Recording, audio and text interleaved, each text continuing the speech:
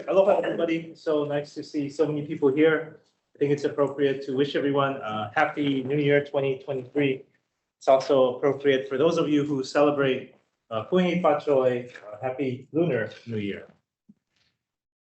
So welcome to today's meeting, the January 23rd, 2023 regular board meeting for the Board of Water Supply. I'd like to go over some virtual meeting regulations required by law. Although I believe today we have all of our board members here in the room who will be attending in the room or will be in the room. So I think I'll dispense with this requirement.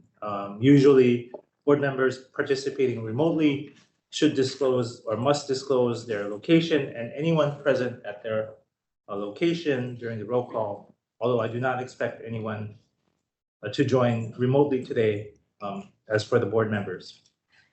The public is allowed to attend the Board of Water Supply Board meeting here at the BWS Public Service Building located at 630 South Beretania Street, Honolulu, Hawaii 96843 via interactive conference technology.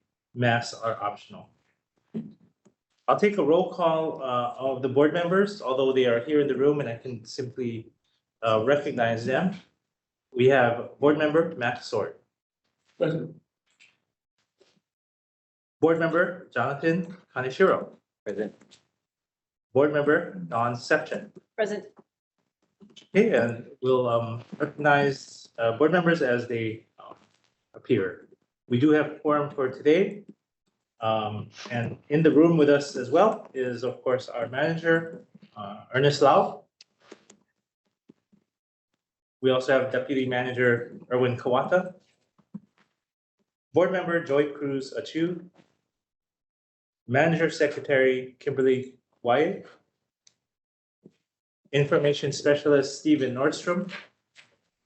And joining us by Zoom today are Jeff Lau and Jessica Wong, both from the City and County Corporation Council Department. We also have Information Specialist Wayne Maria joining us via Zoom. Testimony for today's meeting was taken in several ways. First was written testimony, which we have received, and I'll continue to ask for updates throughout our session here today. In addition, oral testimony will be accepted remotely and in person during the meeting. Pre-registration is encouraged to facilitate as much remote and in-person testimony as reasonably possible during the time allotted. Testifiers should also consider submitting written testimony of their or a written version of their oral testimony for the record. To testify remotely by telephone or video using the Zoom video conferencing platform, please submit your request by email to board@hbws.org or org. Again, that email address is board, B-O-A-R-D, @hbws.org. You can also submit your request online at boardofwatersupply.com/testimony. Zoom registration instructions as well as participant guidelines will be sent to the contact information provided. Once confirmed as registered, testifiers will receive an email containing the links and instructions to join the Zoom session. To testify in person here at 630 South Beretania Street, please pre-register by submitting your request. You can check in with building security and then with testimony staff who are present at the moment in the lobby. Testifiers will be escorted to and from this boardroom today. On-site registration is available for walking rooms. Please note all testifiers will have 2 minutes to state their position. A timekeeper will alert you when you have 1 minute left, and then 30 seconds means to wrap up your comments. When the 2 minutes are up, we respectfully request that you end to allow time for the next testifying. Those of you who are wanting meeting materials or the board packet as defined by HRS section 92-7.5, you may find them at www.boardofwatersupply.com/board board meetings. Today's meeting is being live streamed and recorded. Just FYI,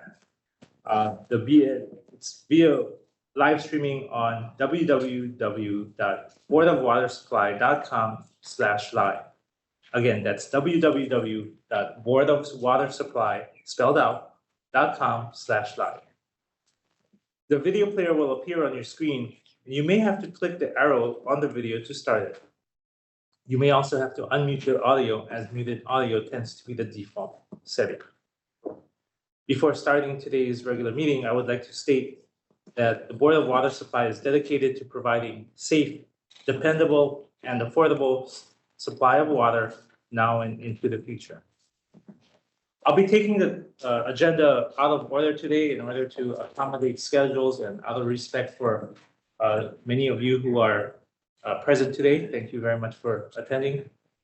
The first item I'd like to take up is item number 2 under the item requiring board action. This is the adoption of resolution number 959/2023. It's a resolution of appreciation for our former colleague, board member Ray Soon, who is here in the room with us today, along with this lovely one. Manager Lau? Thank you, Chair. We are honored to actually have Ray, former board member Rayson here in the room, and his lovely wife, Cheryl, also joining us today. So I just want to express my appreciation. Thank you for coming on. If I could, Chair, would you want me to read the?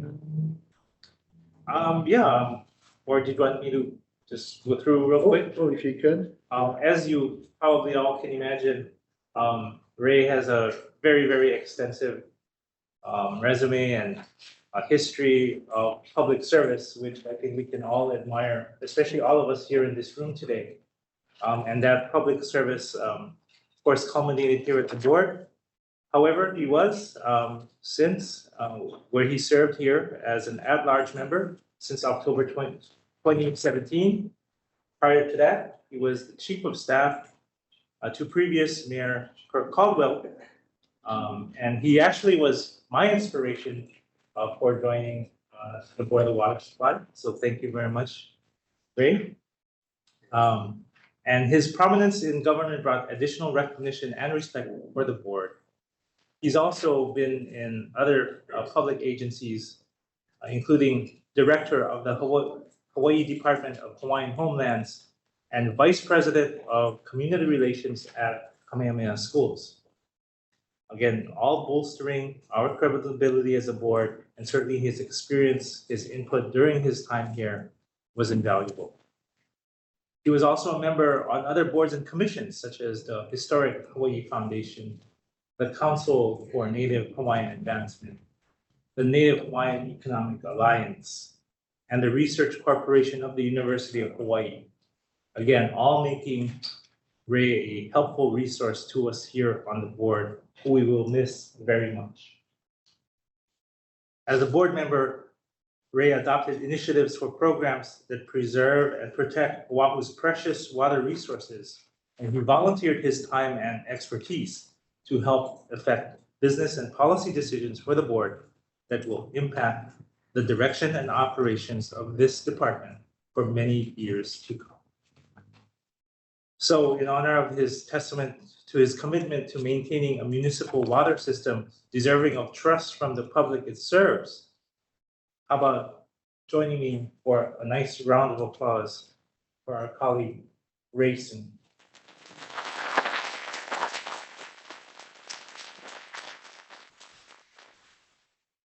Ray, best wishes and aloha. Chair, if I could say a few words. Yeah. Absolutely. And Ray, well, first of all, we should. Yeah. I think you probably can talk to maybe this is Cheryl later.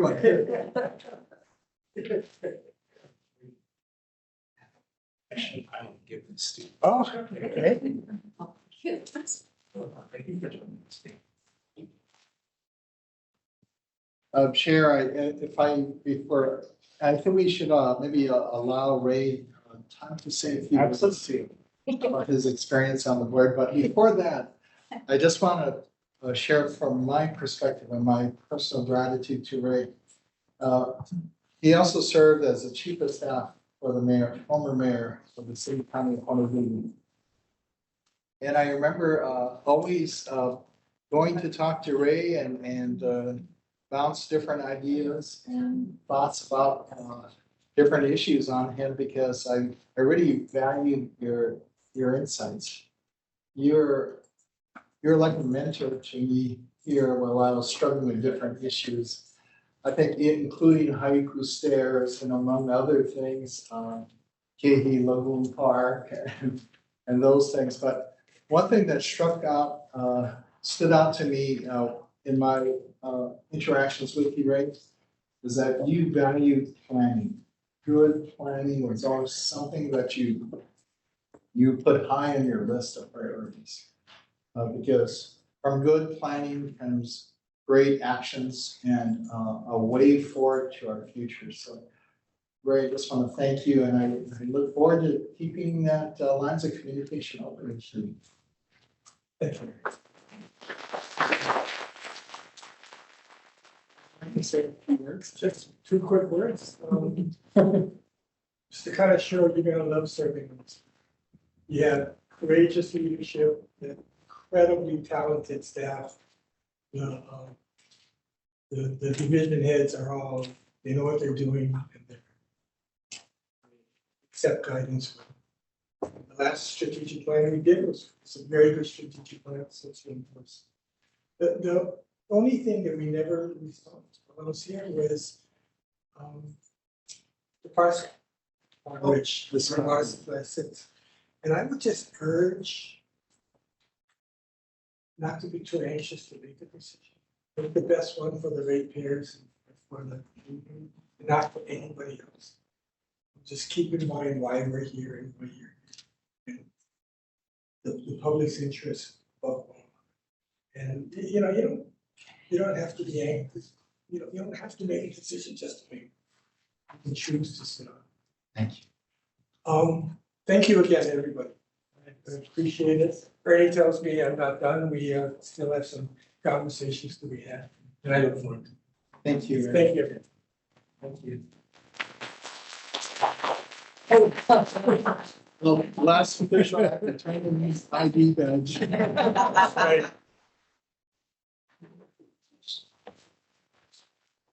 All right, let's best wishes to Ray. Let's make it official. Let's have a motion here So move. for Second. approval of the resolution.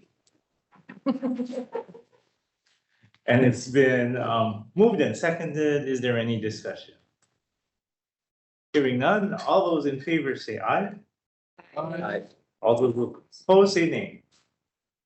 All right, resolution number 959/2023 in appreciation for board member Ray C. Soon is hereby approved. We'll now move to the next item, and this one will be item number 1 for information. And we have today, it is our honor to have the United States Environmental Protection Agency, the EPA, as well as the Hawaii Department of Health to discuss number 1, environmental action levels or EALs. Number 2, the aqueous film forming foam, AFFF, concentrate spill at the Red Hill Bulk Fuel Storage Facility. Number 3, the proposed 2023 consent order. Number 4, the plan to investigate and characterize the nature and extent of the contamination of the groundwater aquifer, how to clean it up. And number 5, how to improve transparency to the public and the BWS. And I know that we're not going to be able to solve all the problems today, but this is a continuation of discussions. And I'd really like to thank again the EPA and the DOH. And at this time, I'd like to recognize from the EPA, Ms. Corinne Lee, or Lee. Ms. Allison Fong, who's an attorney, enforcement attorney with EPA. No, she is in, solid and, yeah. Yes. Yeah. And from the DOH, Joanna Cito and Kathleen Hong. They can all. And you can introduce anyone else. Maybe starting with Allison. Yes. Yeah. Is this the- Yeah. Yes.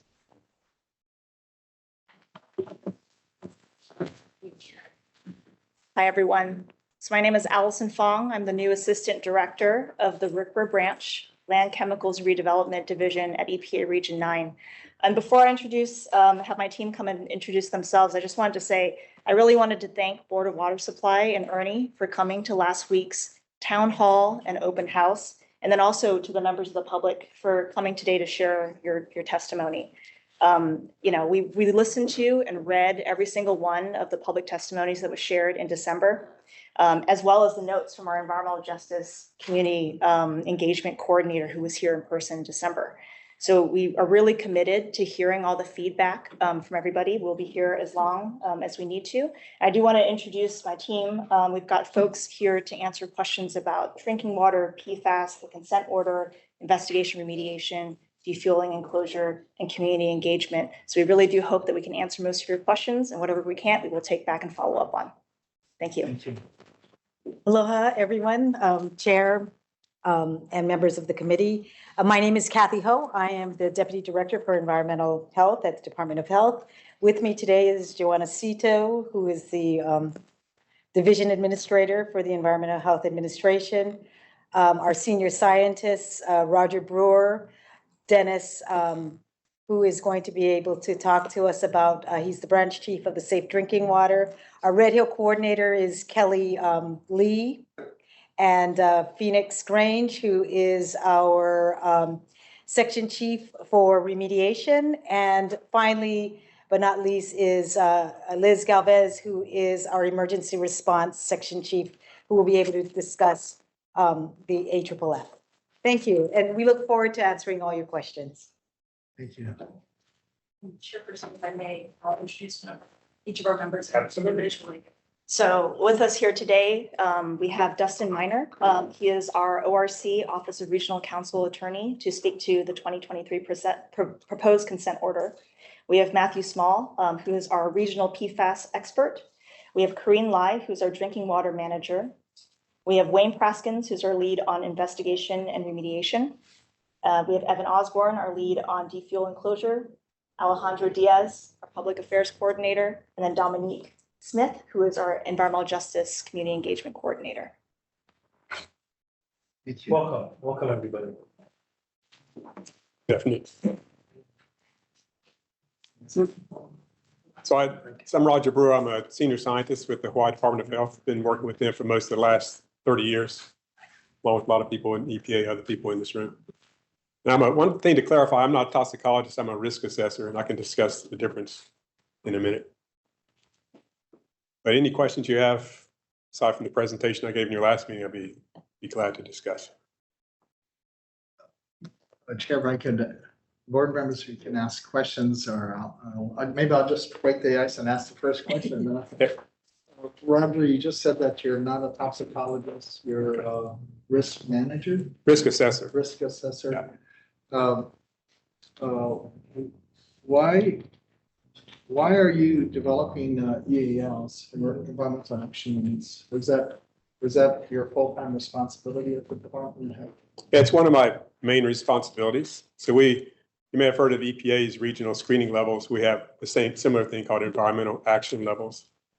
And so I talked to toxicologists, and the toxicologists, they can set a level at a level of exposure on a daily basis they believe wouldn't pose a health risk. And then EPA has various models where I can take their exposure level and determine a tap water, say a drinking water action level or a screening level. Or I can do that for soil or for air. So I take the toxicologist information and use the EPA's models to develop the environmental action levels. And we add on other issues that we're concerned about besides just direct exposure. We call that like leaching of contaminants from soil and getting into groundwater, vapors coming out of the ground. So you also consult with the toxicologists at the Department of Health when you set the EALs, or you just do it independently? Well, I work directly with the state toxicologist, Dr. Diana Felton, now before her it was Dr. Barbara Brooks. Also, I consult on a regular, essentially weekly basis with toxicologists in US EPA with respect to petroleum, also the Center for Disease Control. And there are a lot of states, a lot of the institutional knowledge for dealing with petroleum is actually within the states. So I've been working with toxicologists, especially Massachusetts, Washington State, Texas. I spent 6 years with California EPA and helped develop their environmental screening as they call them there. So I talk to them on a regular basis also. Oh, okay. And then you mentioned the regional screening levels of the EPA. Right. Maybe somebody from the EPA can explain what a regional screening level is? Sure. One hour. Oh, and Rob, you can stay up there too. Okay. Here.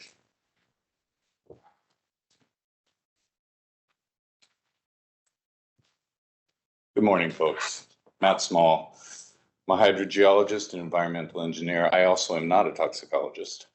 However, I've been working on risk related activities for a long time. I was one of the main folks working on the ASTM standard for risk-based corrective action. I've worked on developing risk-based numbers for petroleum and other compounds throughout my career.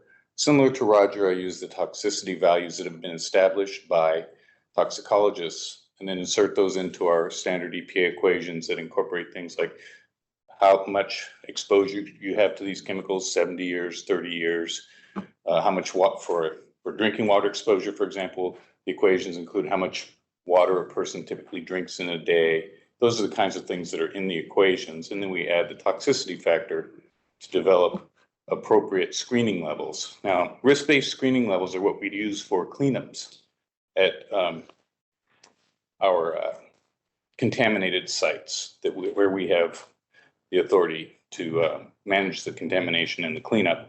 And they're meant to be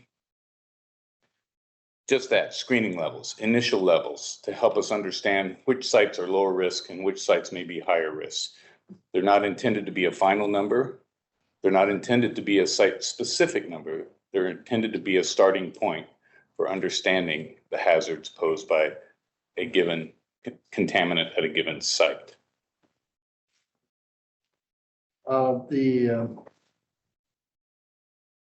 There's something called toxicity factor.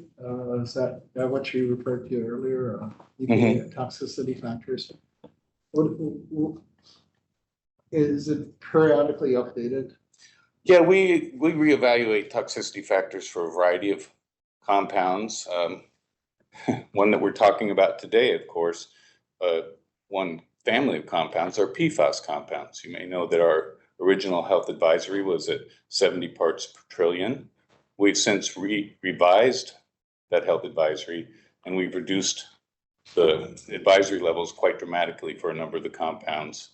And they're in the low part per trillion range now for the typical PFOA or PFOS compounds. So as we reevaluate and we get more information, we adjust the toxicity factors and we adjust the resulting exposure estimates in the same way. And the information you're referring to are those, like, for example, studies, health studies, research papers, research projects that have found health effects at a lower level?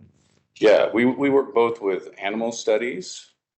We work with human epidemiological studies when we have them available. We obviously prefer human health data if we have it. We also use other data from the literature. And we bring all of that together within our IRIS program, our Integrated Risk Information System program, and pull all of that information together to come up with either interim or final toxicity values that we use to calculate these numbers. So you don't do it lightly, you do it based on science and knowledge of health effects, and you lower those levels as appropriate. Yes. To protect public health. Yes. Okay. On the Roger, did you use the EPA, refer to the EPA toxicity factors when you set the EALs? Already have? Yeah, so there's 6 different references. If you look in our guidance document, we refer to for it. You're talking about toxicity factors for petroleum. Yeah, like using in particular the EPA toxicity factors as one of the source of information Yeah. for sending your recommendation. Right, it's one of the sources we use. What year? What year or version of the toxicity factors did you use for For your which ones? latest? For your latest, as consideration, your latest EALs. I understand it's not the only thing, you look at other things too. Yeah, so the last update of our action levels was in 2017. So when we update our action levels, there are 200 chemicals listed for petroleum, pesticides, heavy metals, explosives, a lot of different compounds. So when we update our action levels, which we'll probably do again this year, then we look at new information published by EPA as well as other states. And we'll review the different toxicity studies and determine which ones we think are most up to date and appropriate for our use. So the, what you used for the current numbers, was it a version going back to 2009? For which compound? TPH. TPH. Yeah. I don't remember the exact dates, but we looked at multiple sources. I think that there was one US EPA, I believe it was from 2009. I know they've updated that recently. Yeah, so you intend to update your EAL Yeah. using the latest version, which came out in October of last year? Yeah, we'll look at that. And I consult on a regular basis with toxicologists in California. They have a really large group of toxicologists that look at these issues on a regular basis. A lot of times EPA will defer to California because they have a larger staff focusing maybe on one subject. So I'll discuss it with them and the other states I mentioned. So there's a chance in the, because looking at the 2009 versus the 2022 version of the toxicity factors for TPH, Yeah. seems to have gone down quite a bit. Yeah, and we'll look and see how they derive those in detail. One thing we do different from EPA for some of the TPH is like there's a chemical benzene you've probably heard of. So we always assess it separately. So at any petroleum release, they're required to test for benzene and assess it separately. One issue in the past with the TPH from EPA, they've included that with TPH instead of assessing it separately. So we have to look at issues like that to determine how we use their toxicity factors. But we don't derive our own toxicity factors for individual compounds. We refer to other published studies. You don't do any studies yourself? We don't do any studies ourselves. You rely on others? Yeah, there are several states too that have, especially the states now, some larger groups of toxicologists. Minnesota, Massachusetts, among others. Okay, so you will be doing an update potentially of TPH files. Oh yeah, we're going to looking again at the toxicity factors, like some of the references you mentioned. Also, Came out in October. we're also doing specific studies on JP5 samples we got from Red Hill to understand the chemical makeup of the jet fuel here, and as it dissolves into water, what the chemistry is. That's taken into consideration developing toxicity factors. With those samples of JP5, does it include all the various military specifications for additives also? It's actually a fuel sample from the tanks, Red On Hill. the tank, so it would include any additives they add to the fuel. Right, so we're looking for the additives also. Yeah, well, there's quite a range of different additives that the military uses. Yeah. Are those additives also of concern, not only just the TPH itself? Definitely. Yeah. What are some of the additives that you're looking at in particular? Yeah, there are different things they put in jet fuel. They put in something to keep bacteria from growing in the fuel because petroleum is kind of food for bacteria, and antioxidants and other chemicals. One thing especially we're looking at Red Hill is they put antifreeze in the jet fuel. It's called fuel system icing inhibitor. And that's something with the antifreeze. Say if I took a layer of this fuel, poured it on water, that's the first thing that comes out of the fuel is the antifreeze, the ethanol, because it's highly soluble.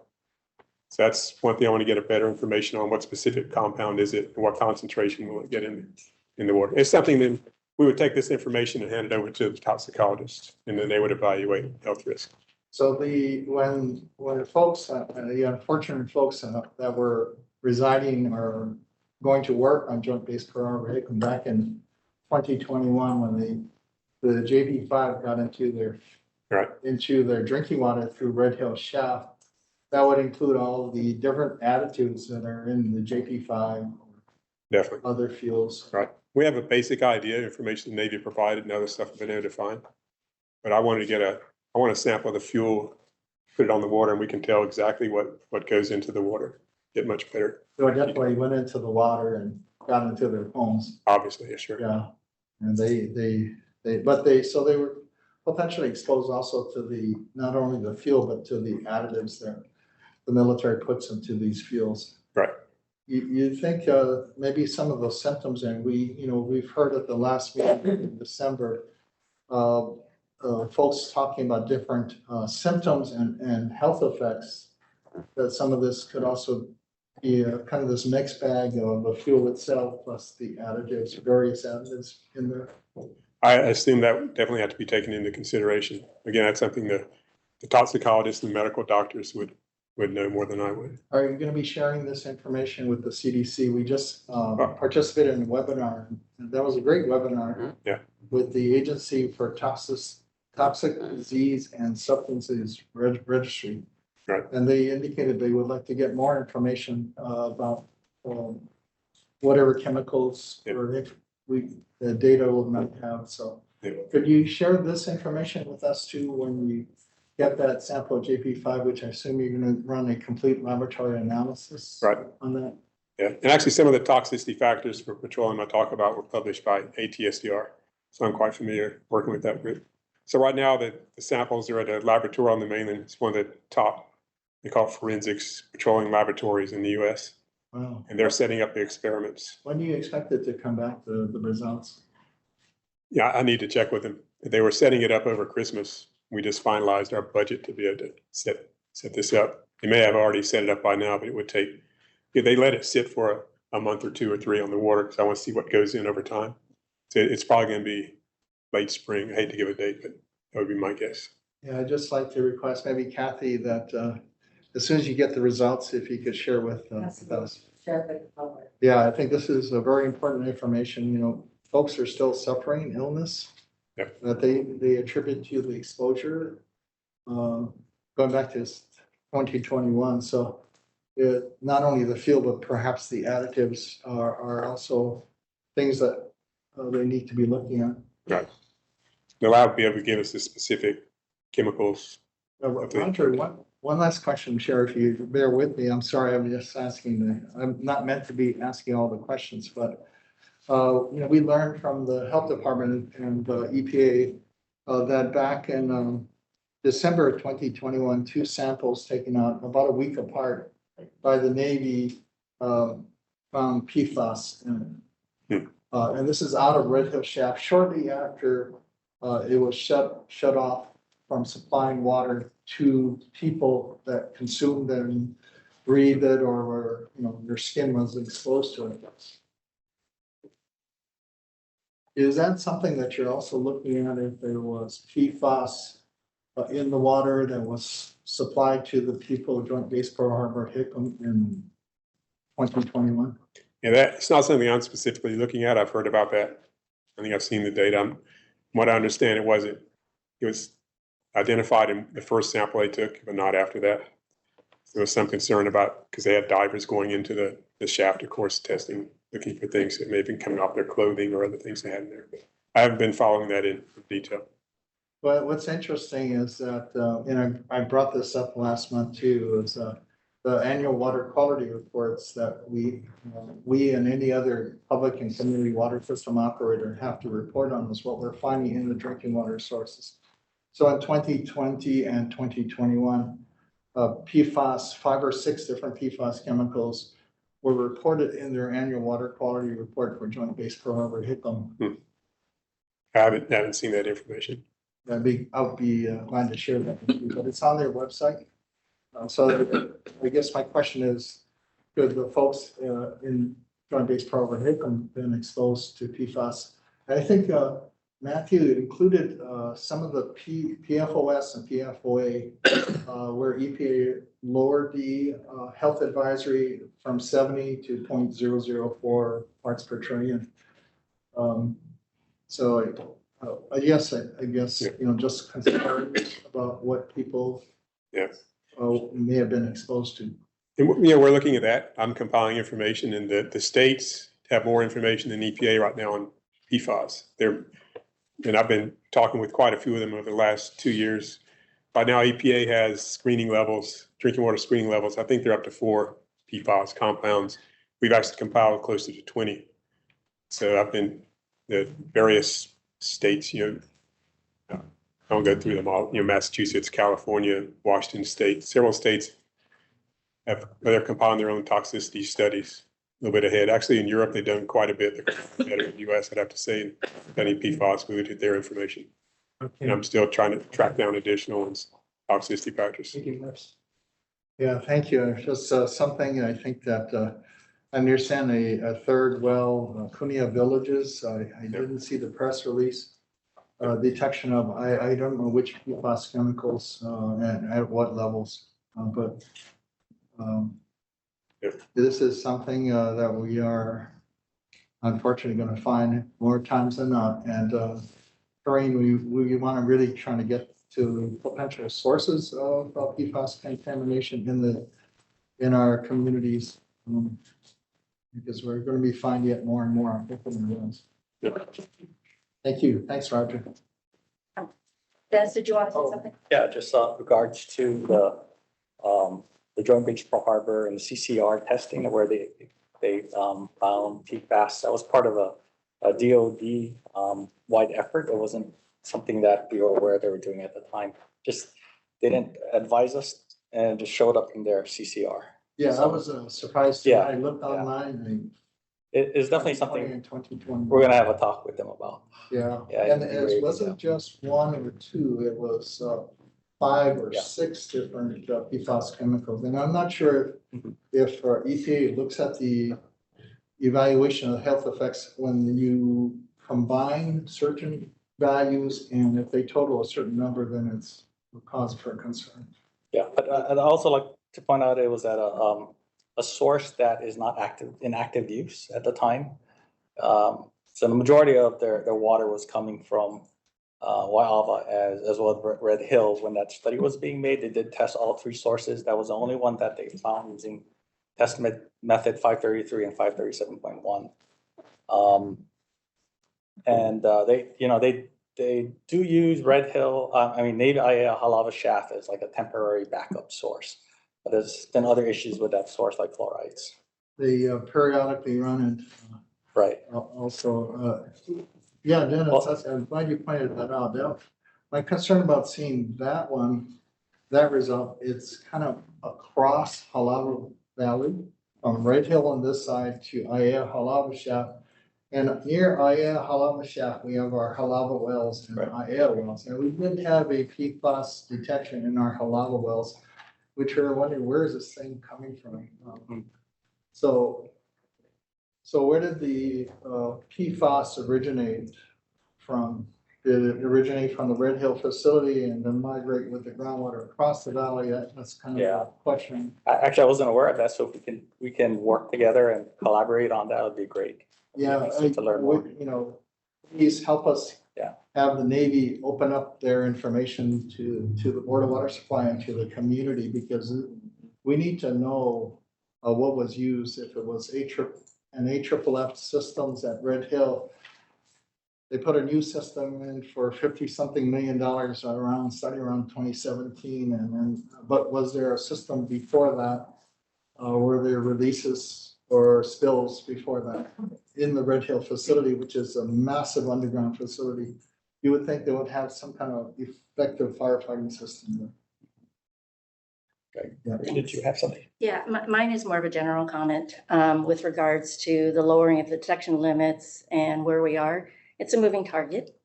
I'm not going to be surprised as over the course of the next few years that we're going to see more detections, as you indicated, Ernie.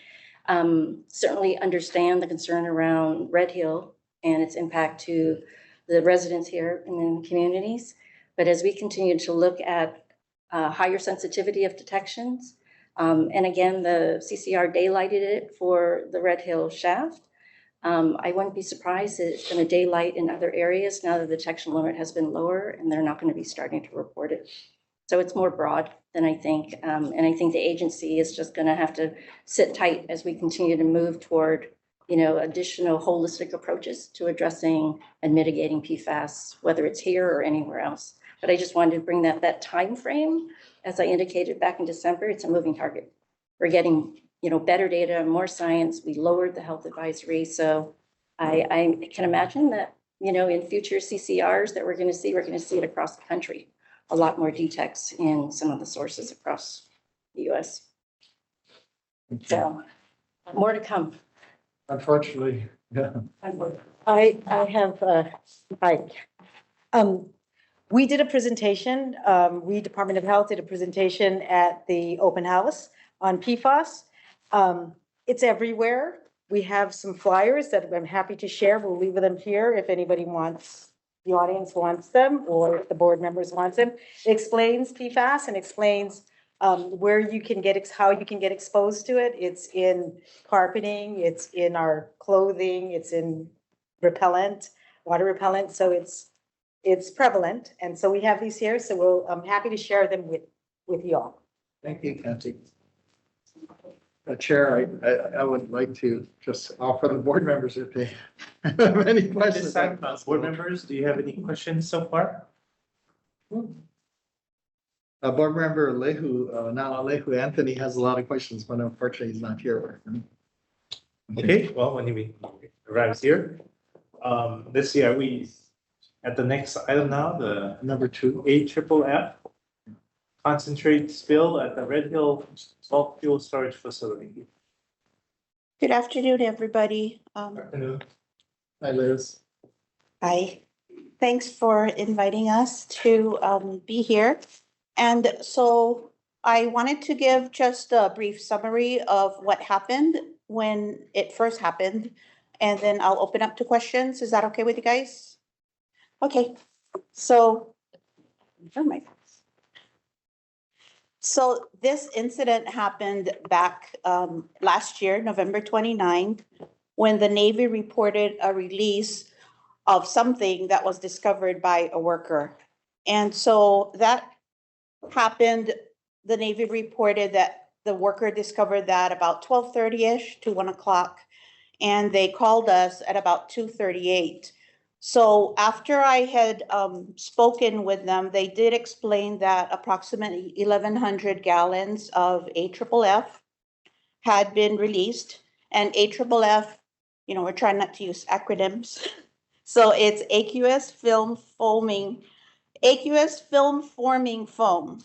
And it was a concentrate that was released at added 6.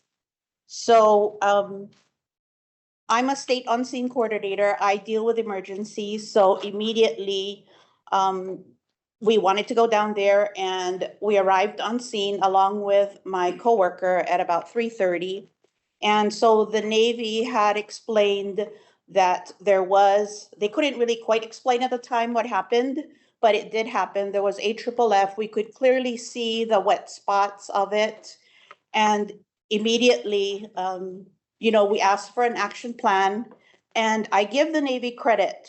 I mean, they, compared to how it was in previous times, they were quick to respond to this. They had an action plan, and that was to quickly dig whatever spilled. I mean, it was on asphalt, it was on concrete, and they took measures to immediately begin doing that. And so there was immediate removal. An excavator was on site, and all these workers came on site, and they were hand digging.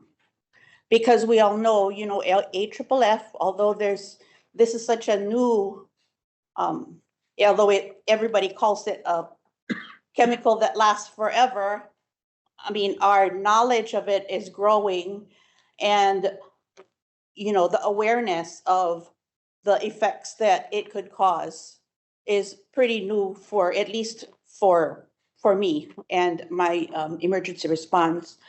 So at the same time, I had called EPA. my counterpart is the EPA on-scene coordinators also. And so we were, texting on the phone, and we both had agreed, what the Navy was doing was the right thing to do, is to immediately dig and remove any impacted areas. And that very night, I had asked for a written response plan, a sampling plan, because we knew that, short of having dug up a lot of things, we needed to see, the extent of contamination, if they need to dig up some more or not. So that was pretty quickly, because I remember that was the 29th, and by the 30th, they had given us a plan, and we were meeting, and it was, this is an emergency response, so they give us a plan overnight. I called my EPA counterpart, who knows what time it was there, and they said, you want the response by tomorrow? Yes, because we're having a meeting by 10 o'clock in the morning. So we would meet back and forth, and by the 30th, I believe we did come to an agreement as to how the Navy should do the sampling, and they submitted that to us, and we gave our approval. So besides the sampling plan and groundwater, we knew that, this was all emergency phase, so the plans could change, and we're in constant discussion. In addition to the sampling plan for the soil and groundwater, they also are doing a waste management and disposal plan. We don't want them to just get rid of the waste, without our knowledge, and as to where they're gonna dispose of it, when, where they're keeping it temporarily for now until they have it all tested and disposed of properly. And in addition, one of the concerns is that inside Adit 6, where it's concrete, we were concerned of the AFFF that may reach further down into the groundwater. So we had requested that they seal the concrete, and they just finished doing that last week. So in addition to that, the Department of Health gave them a notice of interest. We had sent that to the Navy, and we are slowly getting their responses back. And we had also just recently received, not recently, December 27th, received their 30-day written notification that is required by us. So that was pretty much the exterior excavation was happening. That was completed before Christmas. And I know, because being out there, pretty much every day while they're doing the digging, the weather was really a big factor. And when they had excavated a lot of it, they covered it up with tarp, but that's not enough for the rains that are constantly coming, because they'd be doing work and they'd stop the work and cover it up. I mean, so we had a meeting with them, and they requested if we could provide our approval for them to temporarily pave with asphalt. And, we agreed that was the best way to prevent further contamination, if anything. And it would just prevent runoff from happening. So we did that. We're slowly getting lab reports. We're still analyzing them. And we haven't really come to any conclusions at this time, because it's still ongoing. We're asking them to take weekly samples of the groundwater. They also had finished the first round of the soil samples, and that's what's next that we're trying to get our handle on. What else? So as far as work that's being done, right now, no work is being done on site other than the sampling that they're doing.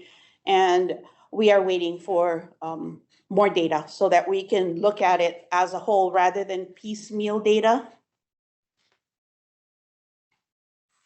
Are there any questions? Thank you.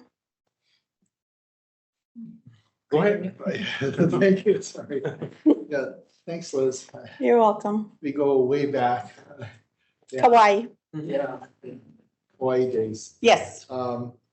Liz, you know, when I went up there, I don't know, we allowed myself, Kathy, and the health director, BWS at the time, to go up there and to actually go look at where the leak occurred, go into the building outside the tunnel, which houses the AFFF concentrate. Building 313, I believe. 313? Yes. With the pumps and. Yes. And the big plastic tank of AFFF concentrate that they pump into the Red Hill tunnels to make foam. I asked that, it looked like at the time that when we went out there, the explanation was that it leaked from air relief valve on top of the 3-inch pipe near the top ceiling of the tunnel and just inside of adit 6. Is that still where you folks think it might have leaked out from that area? Yes, we do. But as we all know, we're still waiting for the final investigation report from the Navy. I know, I'm waiting too, and yeah. Yes, we're all waiting. Yeah, we're all waiting. Also, in the course of discussion later, the Navy kind of shared that they had leaks or drips from inside the tunnel, near the tanks, I assume, in that lower tunnel from the AFFF line, where it leaked at maybe a dozen different places. Were you aware of that? Yes. I was notified and I actually did a site visit to visually see for myself, you know, exactly how much. Yeah. Drips is how I would describe it. I mean, I couldn't even collect it with my hand if I had to, is, you know, my take on it. At the time when you looked at it, was the pump that's in building 313 turned off and not running? I did not see that, but the AFFF should not have been running after the incident. So the pressure in that pipeline would have been a lot lower than it was when it actually spilled 1,300 gallons of the concentrate inside of adit 6. Again, that would be my opinion, but until we get the final report, then I can't say, you know, yes, that's how it was. Yeah, that's kind of the question we have too, to see if the AFFF not only leaked from the air relief valve, because they had about a dozen different locations in that lower tunnel near the bottoms of the tanks where you saw AFFF dripping, concentrate dripping from the AFFF. I guess it's like a 3-inch diameter steel pipe or something. But that when the pump was running and over pressurizing that pipe, could there have been more liquid leaking out of at those dozen or so locations? It's hard to tell this. It's hard to tell, but based on the walk and the walkthrough that I did, based on what was spilled, you could see a spot and the spots were like drops. It wouldn't be, you know, anywhere near. When you went in to look on, is it November 29 or November? I went in on November 30th, just inside of adit 6. Mhm. Did you also go all the way into the lower tunnel to see those 12 or so locations? Not at that time. Not at that time. Yeah, as you know, health and safety is very important. Right. And that's one of the factors, you know, I wanted to limit myself, Your exposure. my exposure. So I didn't want to go, you know, oh, can I see this now? I didn't carry with me the proper PPE. Yeah. And I didn't want somebody taking me down there also, just to protect everybody. Yeah. Thank you. And when the report, finally get your hands on the report and the sample test result for the groundwater and soil. I guess maybe a question for Kathy is that, can you share that with us? You know, we, including the video. oh, the video, Yeah, the the video. infamous video.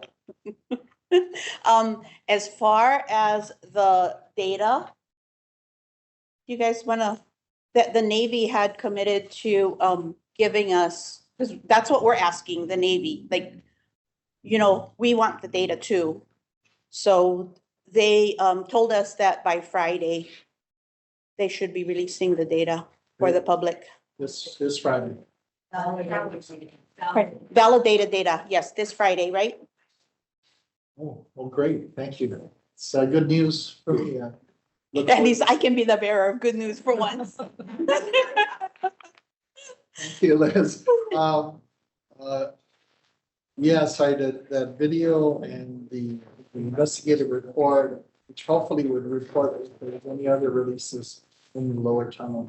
Yes, those were stated in the letter of interest that we had sent the Navy and we're awaiting. I mean, I know we asked for the SDS, we got that. However, even the SDS given as is, there's proprietary information by the company, by the manufacturer, so even that we can't get. So we've asked the Navy, okay, sample the product itself and analyze for everything. That's in the product. Yeah.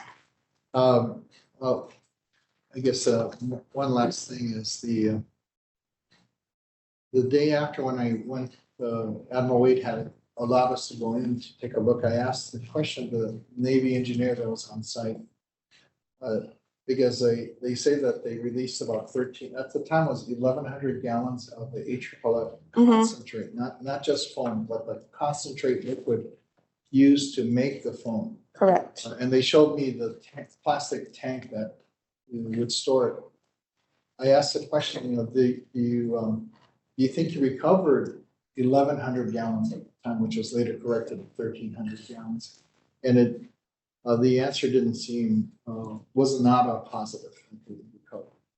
So It is difficult to recover. I mean, once something had spilled, I mean, being in the business for, I hate to say it, 30-something years, you know, when they say how much of an oil spilled, unless there's actual gauges, it's hard to tell, you know, and that doesn't come so quickly. People see spill on land, on water, we ask them, so how much spilled? yeah, so You know, it's difficult. So estimate is what, you know, we work with, because if that's during the emergency response, that's what we got. That's the best that we have to deal with. yeah, it didn't seem like they were able to, even though they got up there within a few hours, recover all 1,300 gallons. Well, it quickly ran, you know, they drew a line when it spilled, and although you think you can recover 1,100, you know, really the hand digging, I saw that was a lot of hard work. Yeah, it wasn't easy digging there. And you must have seen then all the workers that were doing it 24/7. Yeah, I mean, not the same workers, they would take shifts, but the operation was 24/7. and it sounded like it was a few hours before they actually got out there, were able to mobilize all the resources.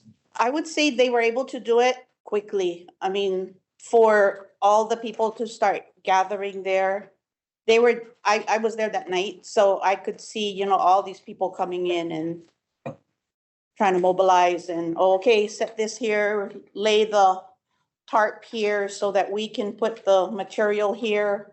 Fill up the dump trucks Yes, yes, with ripped out AC pavement and concrete. yes.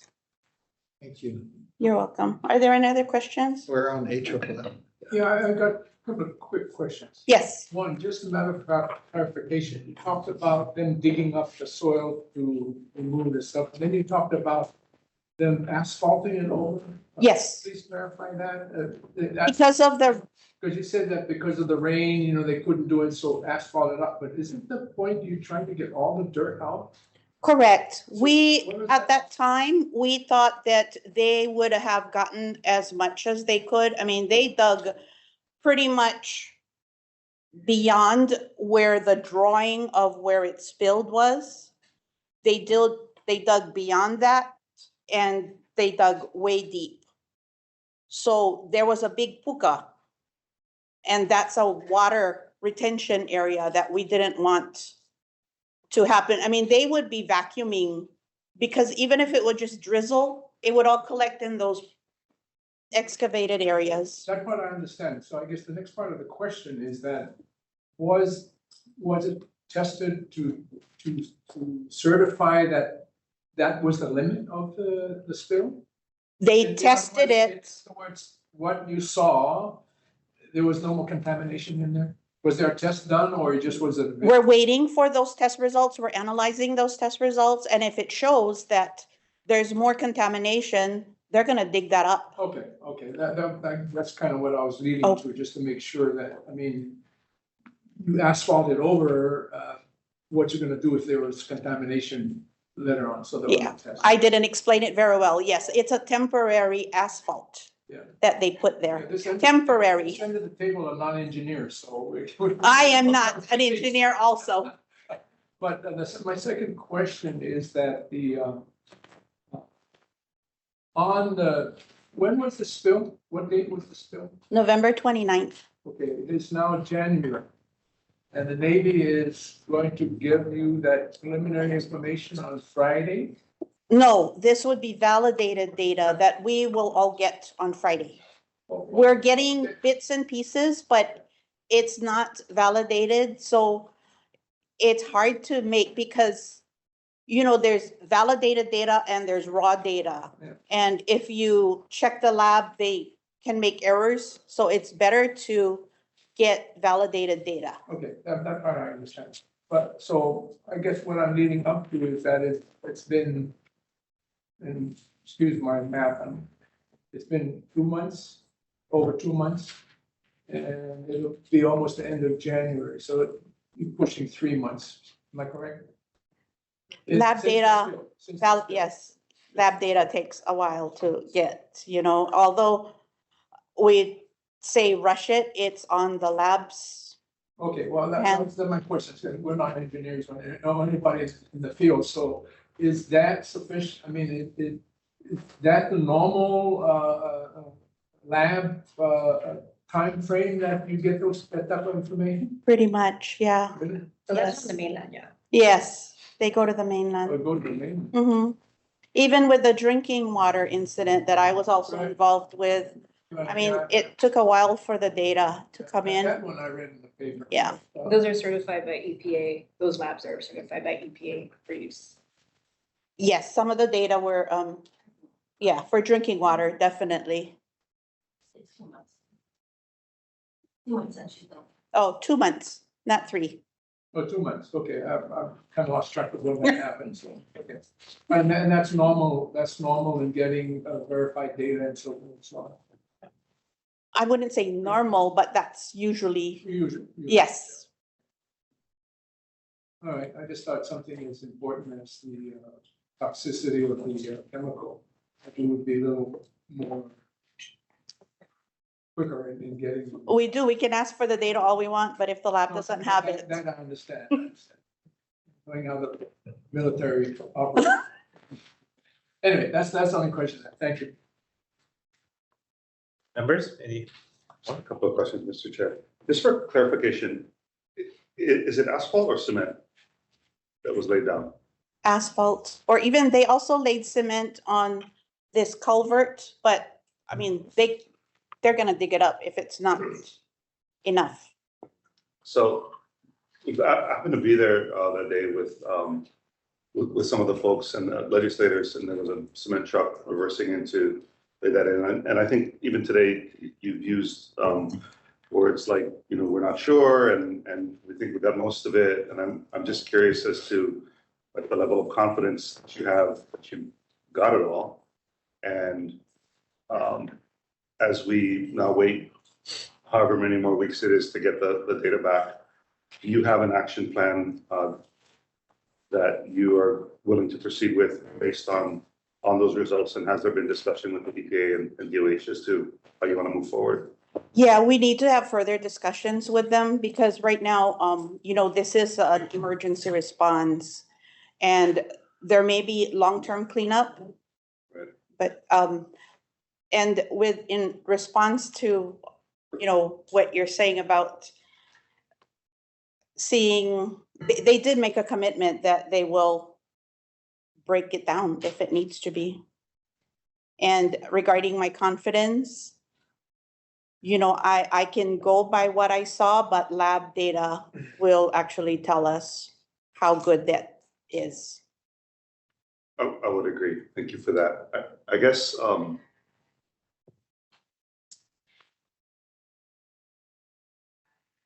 it would be great to understand now that we've had this 2-month break, between the beginning of this next part of the crisis, into now, waiting for the data to come back to really have a better understanding of.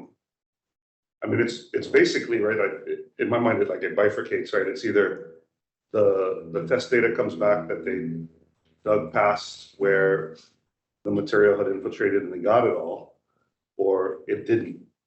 And if it didn't, it would be great to understand what that looks like, then having to go back so that we can take the time now while we have this lull to be able to analyze what that means for us and how it is that we can make sure that we go back in and get the rest of it, if that's possible. I agree with you. And we are, discussing that. Thank you. I have a question, just to get a better visual. Do you know how many cubic yards or just how much they excavated? I wish I had my notebook. They had at one time, there were 120 drums there on site. I think they said 150 cubic yards, so they excavated. Okay, 150 cubes, some engineer then. Do you know how deep that they went? I know in some, just by visual, they dug up to here. Oh, so it's very long then. And then it was long Yeah. because of that swale. And do you know what they did with where they dumped it, or are they just holding it right now? All 100? As I mentioned earlier, we did ask for a waste management and disposal plan. So they have a holding area for all of that. Just being held. Yes.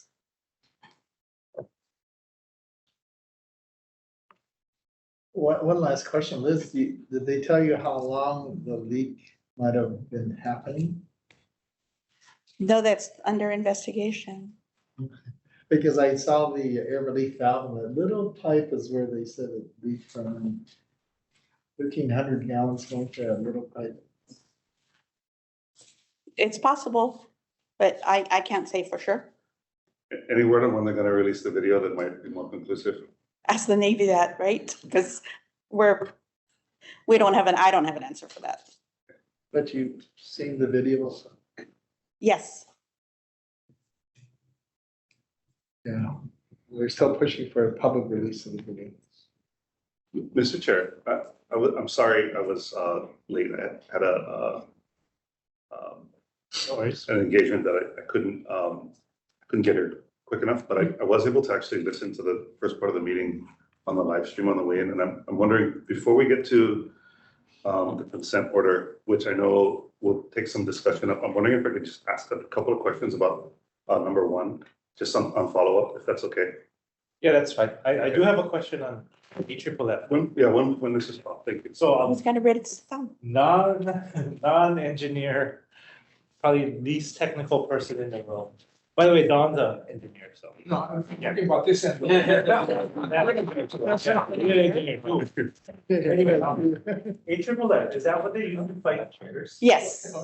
So, can you give me, I'm trying to get a sense on when you fight a fire, and then there's no such thing as a typical fire. When you fight a fire, how much of this AFFF is used as opposed to the release that occurred? You gotta ask a firefighter that. That's a firefighter question, sorry. But there's different formulas. Back in the day, they would use 6%, but because, they thought this 3% is better, so then, and then now there's movement to do, remove the fluorine, the PFAS in the firefighting. But yeah, it's been used for a long time. Mr. Chair, if I could, I was in a discussion with some of the folks over at Army Fort Shafter, and they expressed that they're using a different form of AFFF that doesn't have PFAS in it. And I know that we would have to ask the Navy as to why this particular version was used in this particular sighting, but there are versions of it apparently that do not contain the forever chemicals that are discussion here. So hopefully in the future we can convert. Is this type of AFFF regulated by the EPA? No, it's regulated by OSHA. Okay. So Chair, I saw some OSHA reports and I think because of the military's use, DOD's use of AFFF with PFAS in it, the federal firefighters, I think they're conducting annual blood tests to determine AFFF levels in their federal firefighters bodies in federal firefighters. Okay, that's all the questions I've asked. Thank you. Thanks, Liz. You're welcome. Before we move on to the next item, board member Anthony has questions of the previous presenters. Just a couple of follow-up questions, Roger. You folks, you and I were talking about PPH and other as the regulation changes and there's conversations around other states. And I'm just curious, are there other instances of this kind of this amount of TPH intrusion into drinking water supplies in the country that we can use as an example of what other folks did anywhere else? Not that I'm aware of. Okay. And I've worked in South America quite a bit. And I've talked to my colleagues that have been working in China lately. Okay. And they're actually, for petroleum in specific, they don't have any information. So this is unprecedented. In my experience, yes. Okay. Okay, so I guess the only other question I have is, right, so we had, I'm trying to, I guess, just maybe tee us up for this consent conversation. And I'm struggling, I've only been a board member for a couple of years, and so I'm struggling to understand from the time at the 27,000 gallon spill that kind of really rung the alarm bell that we should be maybe on alert that this could be a problem for us in this drinking water supply. Even a small spill such as the 19,000 gallons that spilled up a year ago could have really kind of drastic effects, and that this is now an unprecedented set of circumstances for the country. I'm curious as to why it is that we weren't more prepared for this kind of spill. We have seemingly unlimited resources with the Navy. We had direction by the Board of Water Supply asking for, certain kinds of information, and we're still now a year into this struggling to just get the information that's necessary to understand the depth and breadth and just how extraordinary this spill is. And so, I mean, do you have any information for us as to what precautions were put into place from the 27,000 gallon spill till we had the release last, I guess, two Novembers ago? Yeah, that I don't have the details on that. There, I think someone more familiar with working directly in Red Hill would. Maybe, How long have you been working the Red Hill? Well, off and on. Crisis? We discussed this back in the 90s when I first started here. Okay. There's always been concern about Red Hill, even within our office, last many years. I've been focusing on the toxicity and screening levels and such since then, but not so much on the mechanics of preventing releases.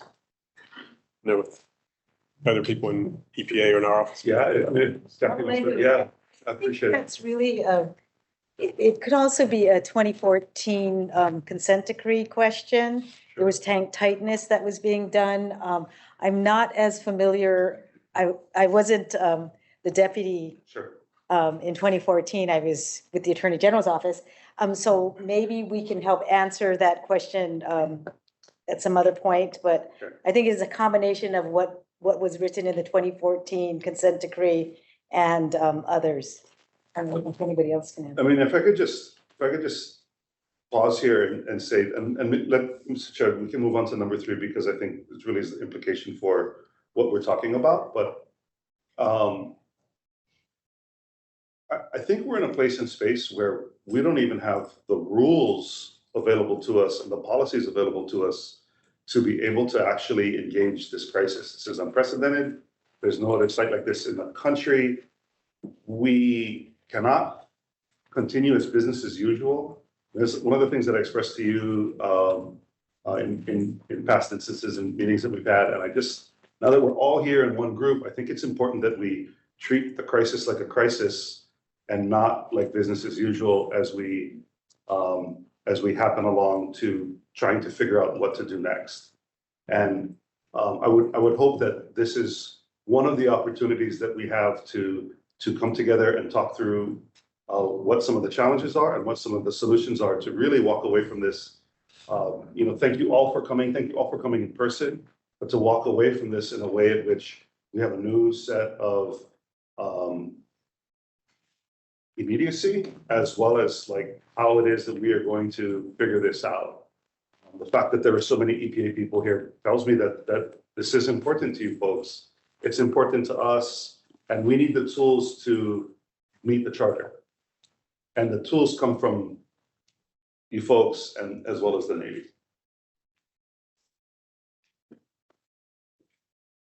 All right, thank you. Good. Thanks. So we'll move on then to item number 3, which is the proposed 2023 consent order. Aloha, excuse me, I'm Dusty Miner, I'm an attorney with EPA, and I'll take your questions on the 2023 proposed consent order, but maybe before, I'll just like to provide a brief sort of summary of sort of how it was developed. I think that might be informative. So at the time we began negotiating the proposed 2023 consent order, Hawaii had already issued their May 2022 superseding emergency order. And we were working closely hand in hand with DOH to work on defueling and closure and continue to do so. And so the order is really designed to sort of put a parallel regulatory structure within that sort of structure to make sure that everything that's done on defueling and closure, and I'll also be talking about the drinking water piece, and Corrine Lee from our program here would be better than me at answering the drinking water questions about the order.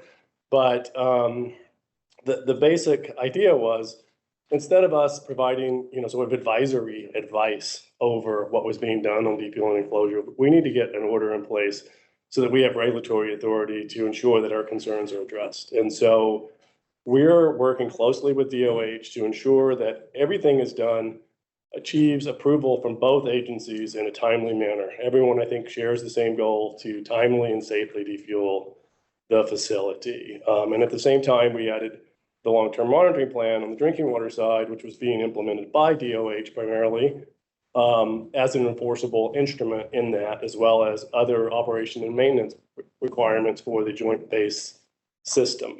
So that was really just what I wanted to sort of start with before taking questions. Thank you. Members? Chair, I have a question for Dustin.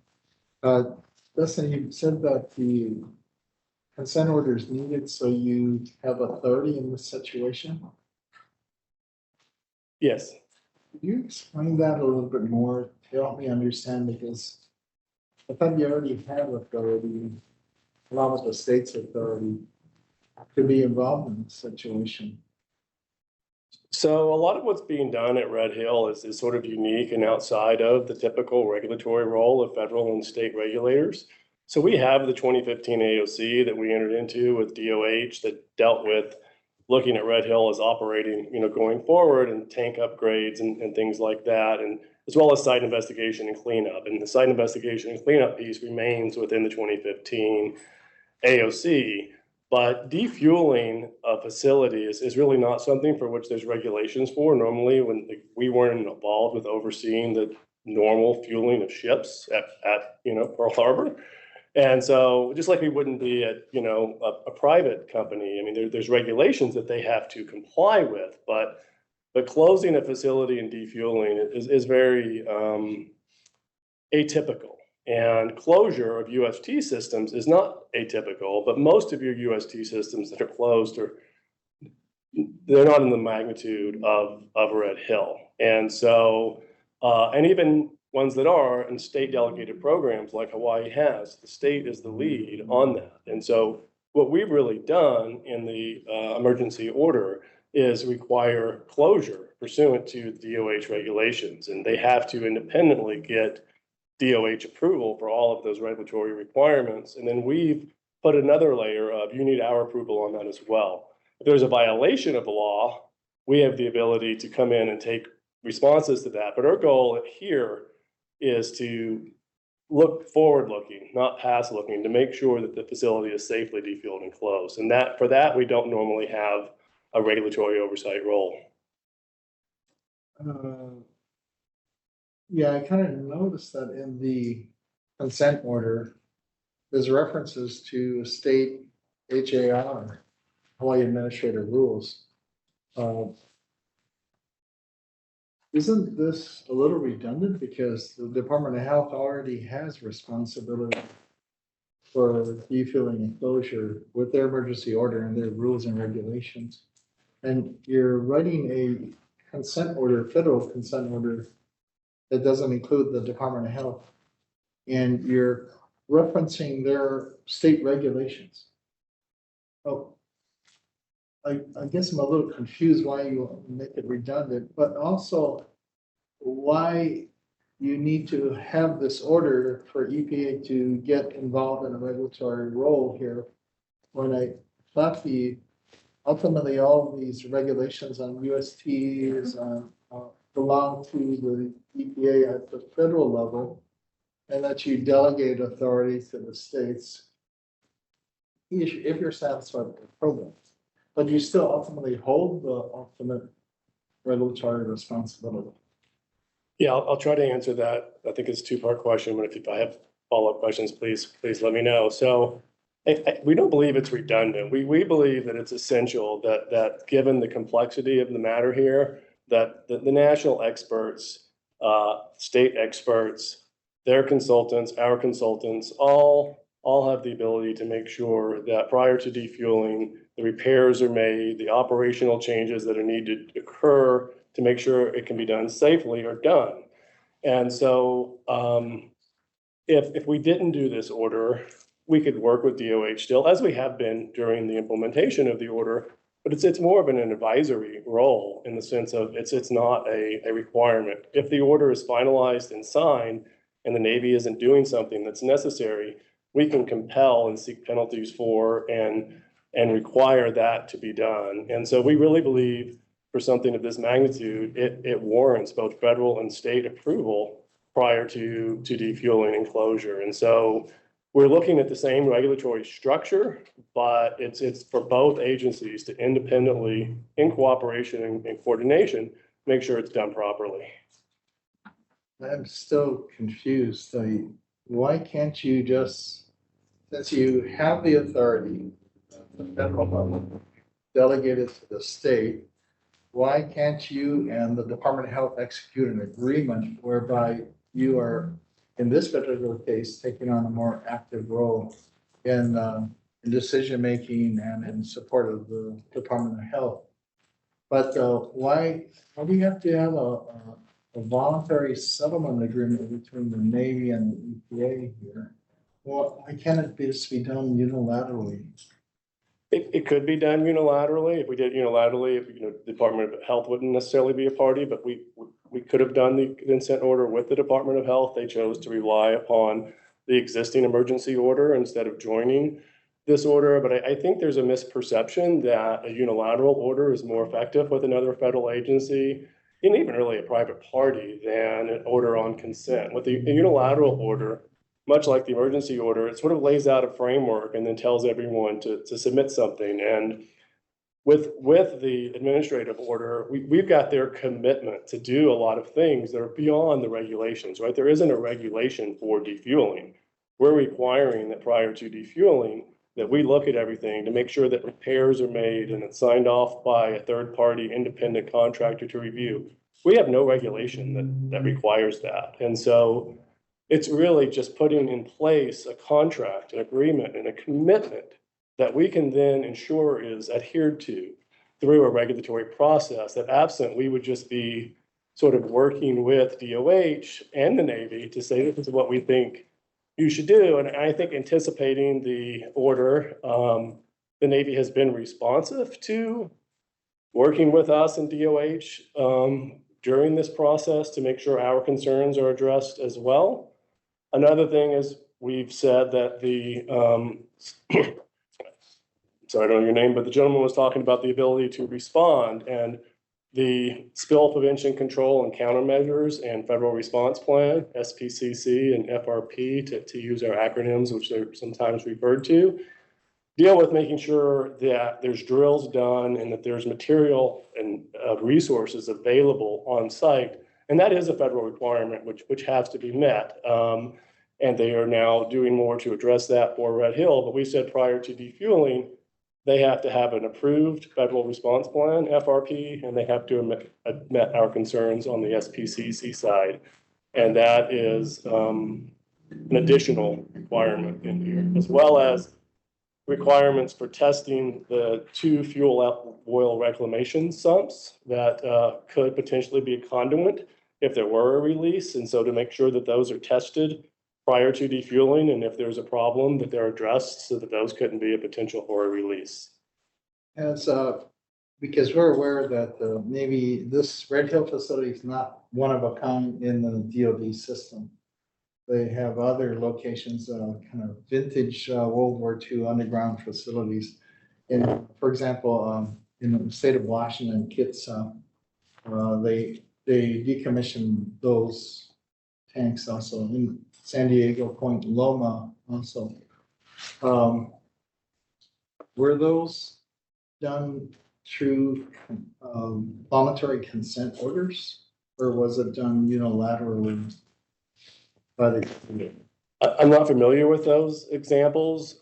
San Diego was in Region 9. It is. I'm just not familiar. So I'm happy to get back to you with response to that. But I would say that they may have been done pursuant to neither. They might have been, as you were just noting, just done pursuant to a normal regulatory structure, which is you have to comply with the statutes and regulations that are in place while you do it. And so what we're doing here is above and beyond that. This is not just don't violate the law and do everything required. This is sort of checking in beforehand so that we don't end up having a problem, to make sure that everything is done in a safe manner. And so it's something, in fact, there are things in here that would be a little bit different in a unilateral order that wouldn't be as strong. And so we really feel this is the best mechanism to help ensure that this safe and timely defueling and closure, as well as a drinking water piece.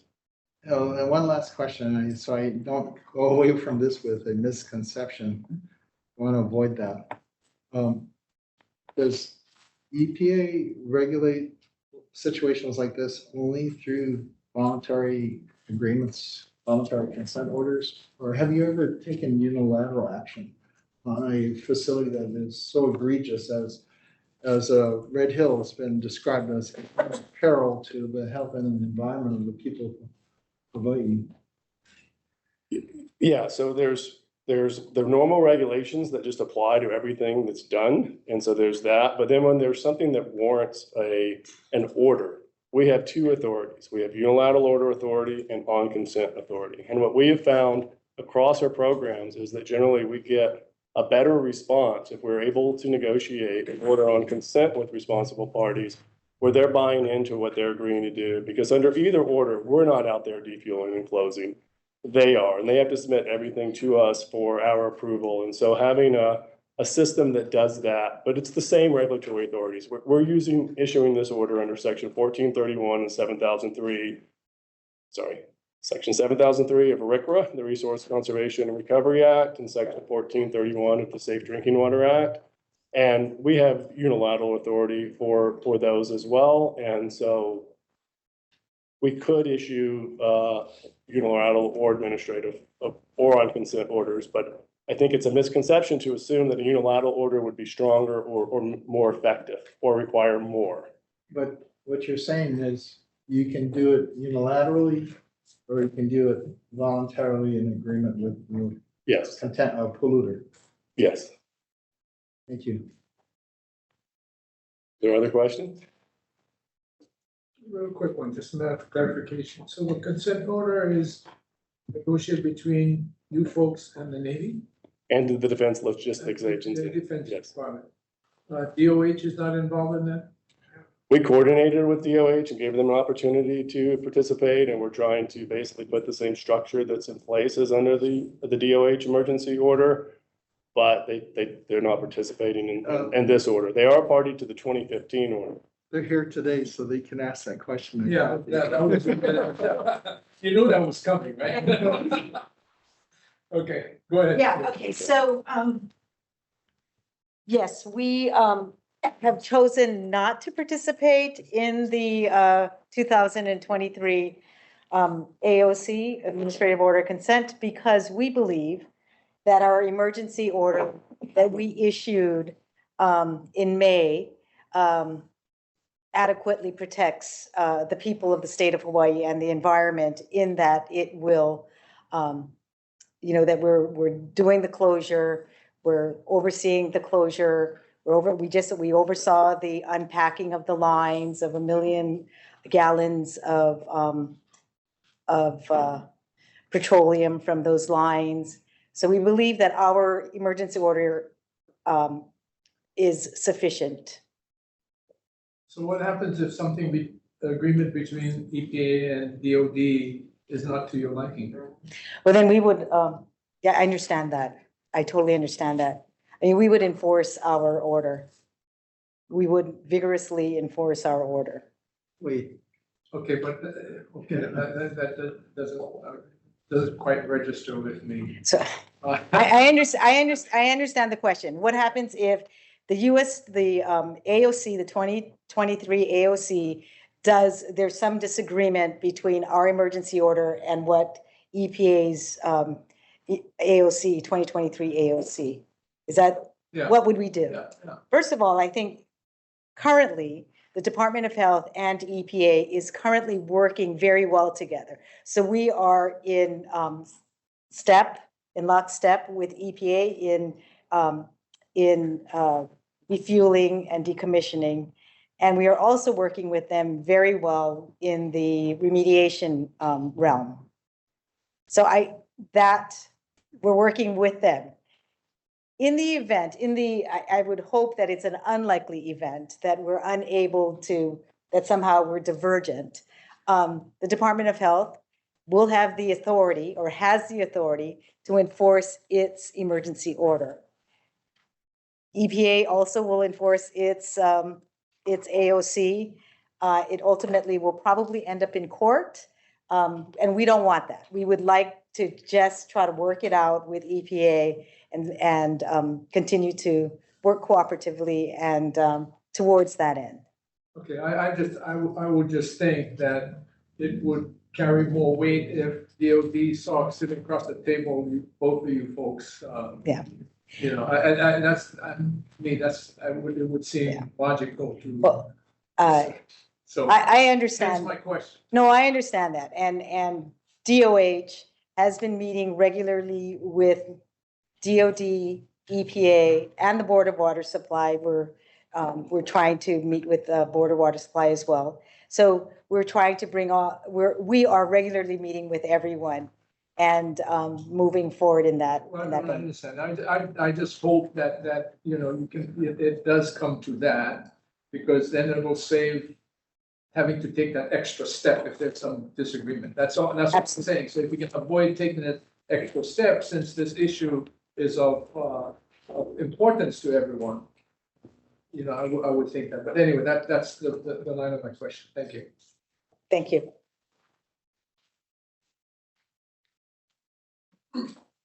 Member, any questions? Maybe just a couple for Dusty.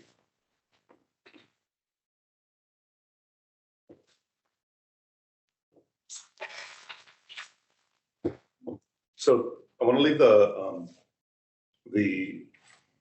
kind of large and unprecedented nature of the defueling task aside for a second. And I know that many people in the room, as well as staff here, have put kind of all the focus on how do we get to safe and expeditious defueling, right? And part of that, from your folks' standpoint, is this AOC. I'm curious, how does the AOC address remediation and testing? So the AOC breaks closure into two phases, phase one closure and phase two closure. And so phase one closure is basically removing the fuel, cleaning the tanks, and then determining the ultimate end use of the tanks, which under Hawaii's regs are removing them, filling them, or another approved method, which would require both EPA and DOH approval in this case. And then also what is commonly referred to under RCRA as corrective action, which is the site investigation and cleanup. And so phase two closure is also included in the order, which is the site investigation and cleanup. But it also acknowledges in the order that the 2015 AOC that we entered into with DOH also includes site investigation and cleanup. And so at the time that we finish phase one closure, so the tanks are cleaned and the final disposition is known, the Navy could ask us if there's still, the 2015 AOC is still in place and the cleanup, site investigation cleanup is occurred pursuant to that document, we could close this order out and then just work with DOH on that document going forward. Since much of the 2015 AOC is now no longer relevant, since we're not doing tank upgrade alternatives and all these other things, we wanted to leave it in this order with the understanding that it could be removed if the 2015 AOC is in place and that decision would be decided after phase one closure. Does that answer your question? I mean, I guess, does that mean that we have to wait for phase one before we can enter to phase two? No, there's lots of work that's going on currently on site investigation and cleanup, and we're working with DOH and the Navy on that. And so that is occurring in parallel. Can you maybe just expand on what is occurring and what are we? I think that would be the 400 month. Oh, Yes.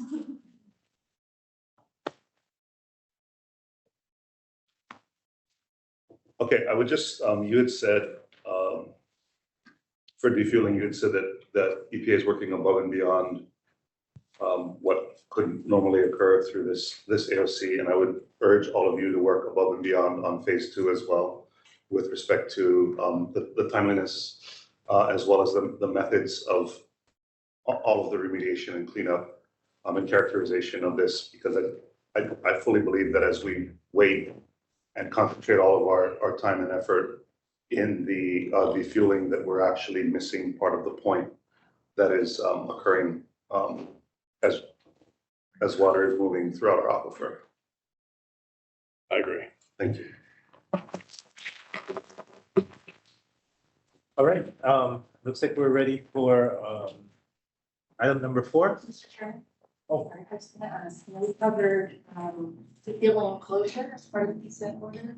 Questions from the drinking water side of the house of the consent order with statement of work. Just to open up before we close the consent. Any further questions on the consent order with respect to The drinking water. Drinking water. Order, just setting an apartment. So Corinne, where does the AFFF spill and past AFFF use at Red Hill fall? That's under discussion. That's Because not it's part of- completely absent from. It's absent from the current consent order. And we're undergoing discussions as to how we fit in and integrate the AFFF release in terms of remediation and mitigation and follow-up effort. I mean, its absence is deafening. Comment? We're in the open public comment period. Please do comment on that piece. But, we are formalizing the LGM, which was an agreement in place. So there wasn't any further, or there wasn't any current enforceable mechanism for long-term monitoring on the water system recovery. So that will lead to the consent order to ensure that when we execute that enforceable provisions. So Also, Corinne, what about, oh, I'm so sorry. Here I am talking. yeah, you should We get should some go up microphones here. so the public can hear it. Thank you for reminding me. Yeah. So, there's the resource is so important to our community, not only to the Navy and the way I've said this on the hearings this past week or last week. That the impact is not only on the Navy's water sources and the Navy's water system, but the broader impact, the more terrible impact is on the water resources as it relates to the people of this community. And to other border water supply wells that are numerous in the direction of where maybe this contaminant plume could be moving. And I guess we'll talk about that in item number 4. But that is not recognized in your consent order at all. It's focused pretty much on getting the Navy's water system, which looks like it was not well operated and maintained, and getting that in order. And it looks at protecting source water protection for its 3 water sources, and that's about it. So I think that's a severe fatal flaw of the document. That unless it's corrected, I cannot support it. So, again, it's an angle that we're looking at in terms of getting the Navy to look at, potential sources of contamination and looking at control measures to control their sources, which, in my understanding, they're all interrelated when you look underneath and, into the groundwater here in Hawaii. So to the extent that they protect their sources, would provide in ensuring that there's no interlinking and ongoing impacts to groundwater in general, as other water purveyors do theirs as well. So you got 2 fundamental contradictions in your document. One is the statement in there that the Navy admits no liability.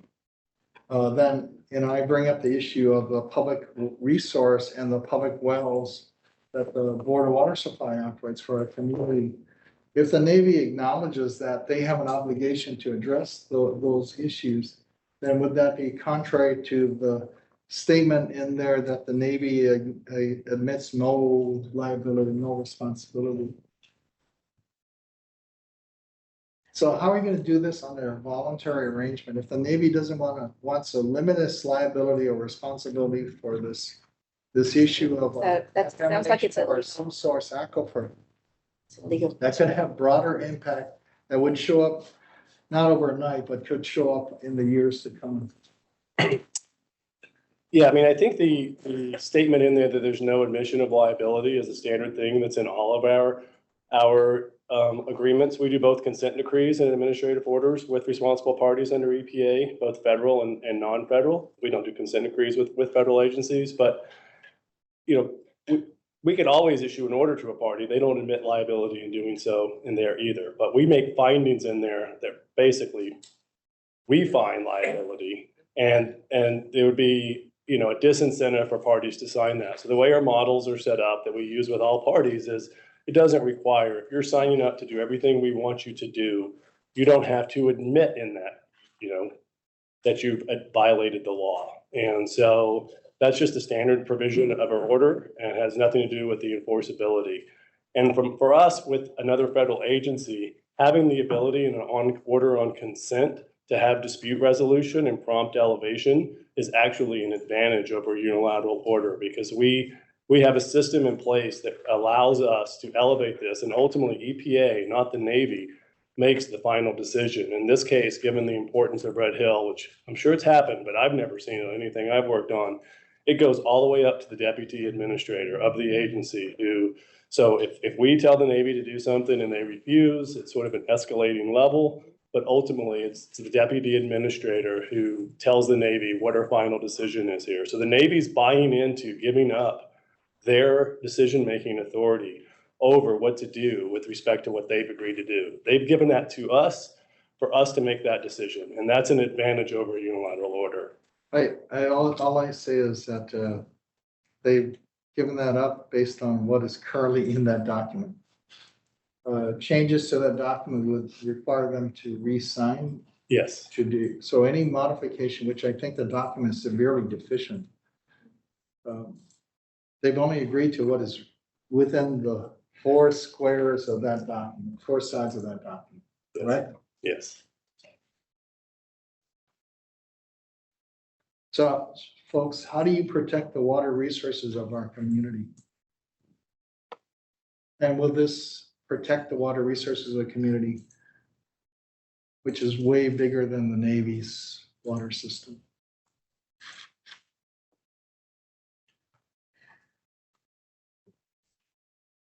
I mean, I think this order is focusing on defueling and closure, as well as the Navy system, drinking water system, which you talked about. And what we believe is the best way to protect the water resources of this community is to have safe and timely defueling. And once the fuel removed, that threat will be removed. There's a cleanup, which we agree needs to be focused on, an investigation that needs to be done.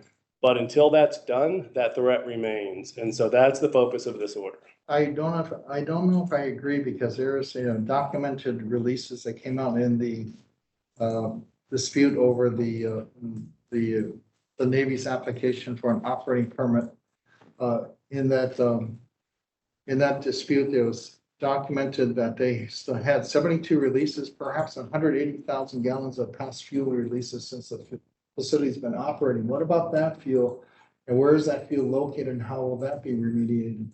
So the threat of 2021 may be just the tip of the iceberg of what we're seeing at Red Hill.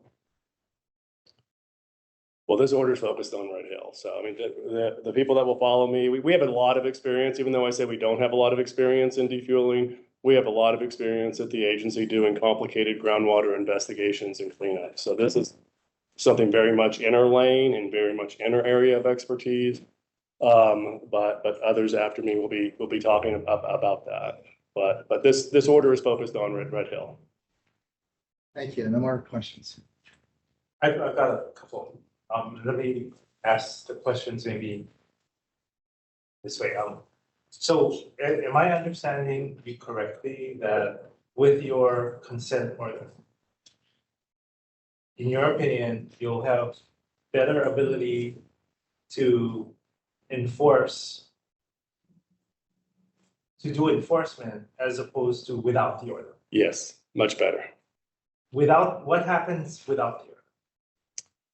Without the order, we kind of remain in the role we're in now, which is advising DOH and advising the Navy of how we think they can safely defuel. And then if there is a release or a problem, we could potentially seek penalties for it. But unfortunately, penalties don't actually clean up the water or prevent it. And so this order is giving us an approval authority to make sure everything that they're proposing to do to defuel, that we look at that independently to make sure that not just relying on their independent third-party contractors, but that we have our own contractors and our own experts looking at everything to make sure that we say it's safe to defuel, as DOH has that. And so there's 2 regulatory structures to look at that are normally defueling for USTs just happens, right? I mean, just like it was happening out there, they were filling ships since World War II.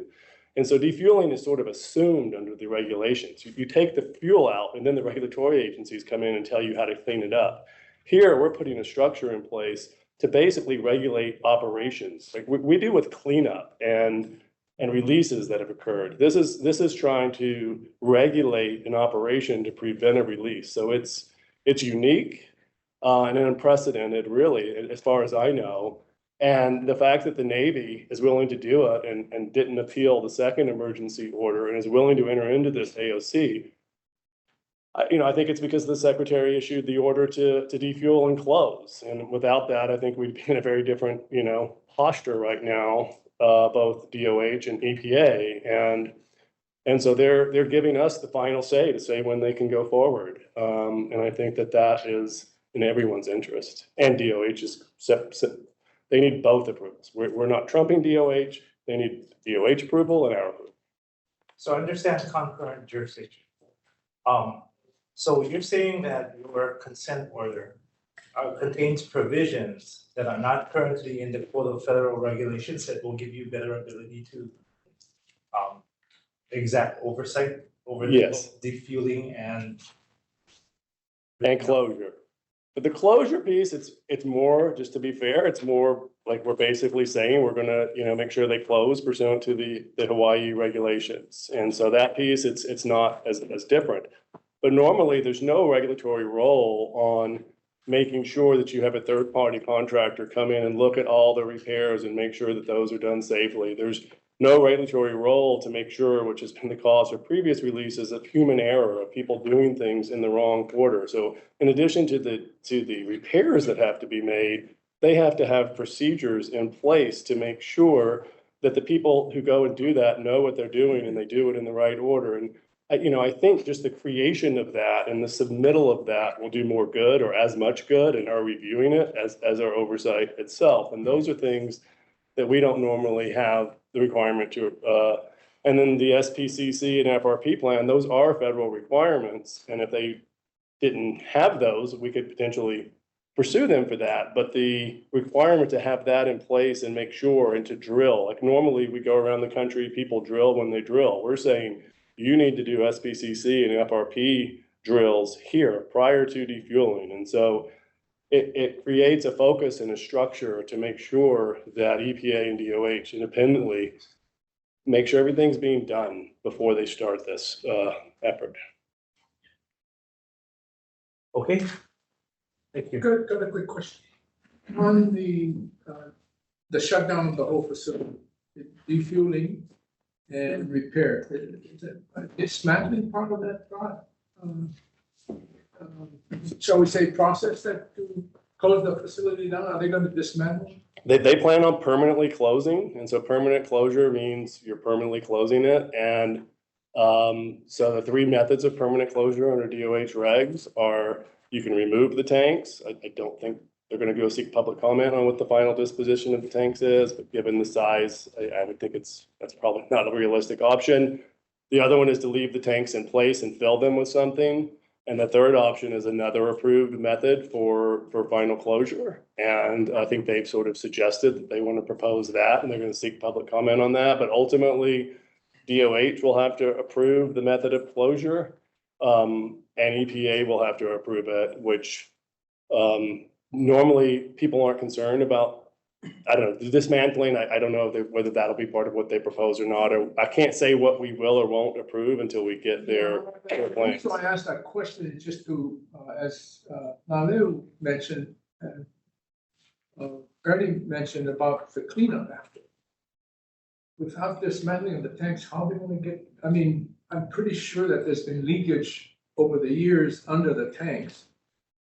The only way you're going to get to it is dismantle it. So, I mean, that is part of the normal process. So the site inspection and cleanup to make sure that you can remove anything that's causing an ongoing release is part of what will be looked at as part of the site investigation and cleanup. So if there was determined there was to be a need to order to clean it or dismantle part of it to get underneath it or come from another direction, we have the regulatory authority. all the tanks I know of that to leak require that. at the bottom. So, I mean, there's got to be a way to determine, for the cleanup later on for all the stuff. Anyway, I'm just curious on that. So hopefully that'll be part of the process is to somehow be able to get under all the tanks and evaluate how much contamination that's been under there. So. Yeah, the people that'll be speaking after me can better answer the questions than the lawyer. So I don't want to. A little something. Anyway, thank you. Just a quick question, Dusty. Similar to what I'd asked Roger, you've been a part of many of these large projects that have interacted in various ways. And could you point to something that is similar to the scale and scope of both the challenge that we have here with these tanks as well as the TPH intrusion into our aquifer? We do a lot. Most of my background is in the federal Superfund program. And So we do a lot of very large scale groundwater cleanups. And, historically, back in the 80s, there were some things when Superfund was created, when you sampled the drinking water to find that someone was drinking contaminated water, and those became sites. But I've never personally worked on a site where contamination got into the drinking water as it did here. And they won't do a Superfund site for fuel, is that right? Did I hear that? Yes, so there's a petroleum exclusion under Superfund, so we're relying on RCRA here, which has parallel sort of cleanup authorities, and the investigation and cleanup is being done, very similar to how it would be at a Superfund site. But we did at the public meeting get a question about whether, we could list a Red Hill, and basically there's a petroleum exclusion under the Superfund statute that doesn't regulate the cleanup of petroleum, and so. Is that an HRS as well, Kathy? No, so in 128D or state fund. No, not as for the Superfund, but whether or not petroleum is seen as a contaminant for HRS.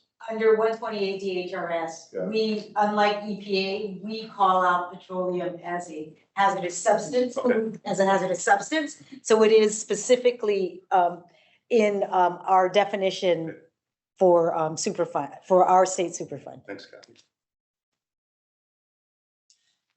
Any other legal questions? Chair, just real quick. Ernie, do we still have shafts shut down, because of potential cross contamination? Yes. Which shaft? Halava shaft, Halava wells and Hayab wells. So what do you need to hear, what do you need in order to reopen that shaft? I think that's a discussion question maybe for item number Okay, 4. sounds good. Thank you. Yeah,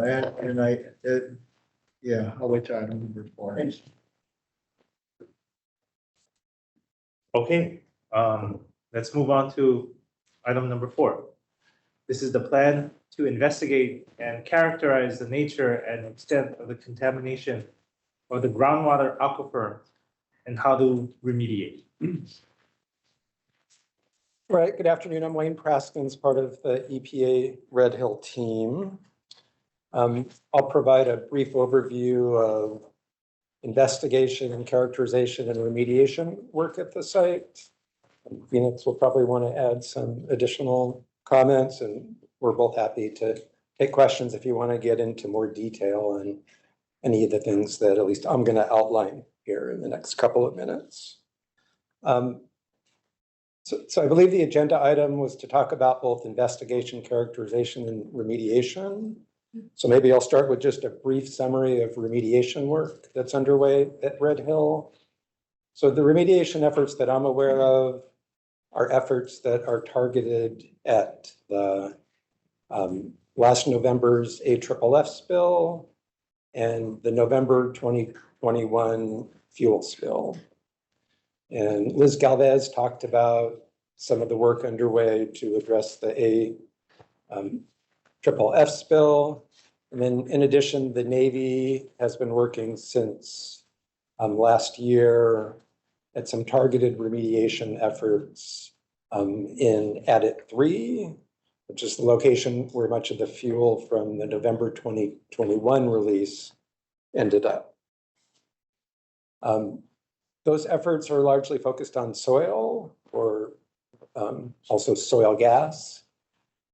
As for groundwater, the effort that I'm aware of that's addressing remediation of groundwater is the efforts that were made by the Navy following the November 2021 release to remove contamination from Red Hill Shaft in the immediate vicinity. So those efforts included several methods of trying to directly remove fuel from the shaft, use of adsorbents and skimming, as well as the pumping of Red Hill Shaft to remove fuel that had made its way into the shaft and again from groundwater in the immediate vicinity of the shaft. The big challenge I see for the site, and I understand there's much interest in, is what additional remediation beyond those targeted efforts will occur at Red Hill. I guess my expectation is one that, a decision about what additional remediation is appropriate at the site won't be made for some time. It will follow the completion of some additional investigation and characterization work that's now underway or planned, which I'll talk about in just a moment. And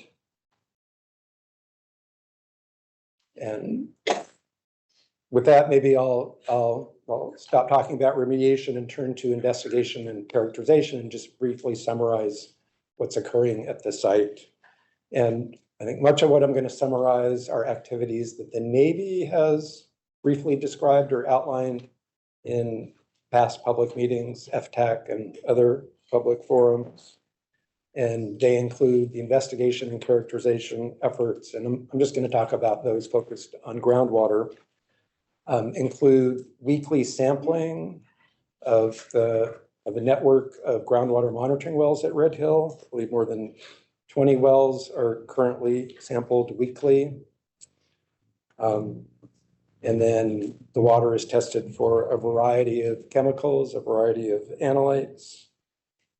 In addition, there's a number of one-time measurements that are either underway or planned to also add to our understanding of what the nature and extent and really movement of the contaminants are in the groundwater. A key effort that's been underway since last year is to expand the current monitoring well network. I believe the Navy plan in total is to add, I believe, 22 monitoring wells over the period that started last year and is expected to continue at least, I believe, to the end of 2023 if they stay on schedule. And the expansion includes a number of wells right around the Red Hill shaft, what the Navy is calling sentinel wells, largely to the north and northwest of the tank area. But I believe they have 1 or 2 wells planned more to the south of the tank area.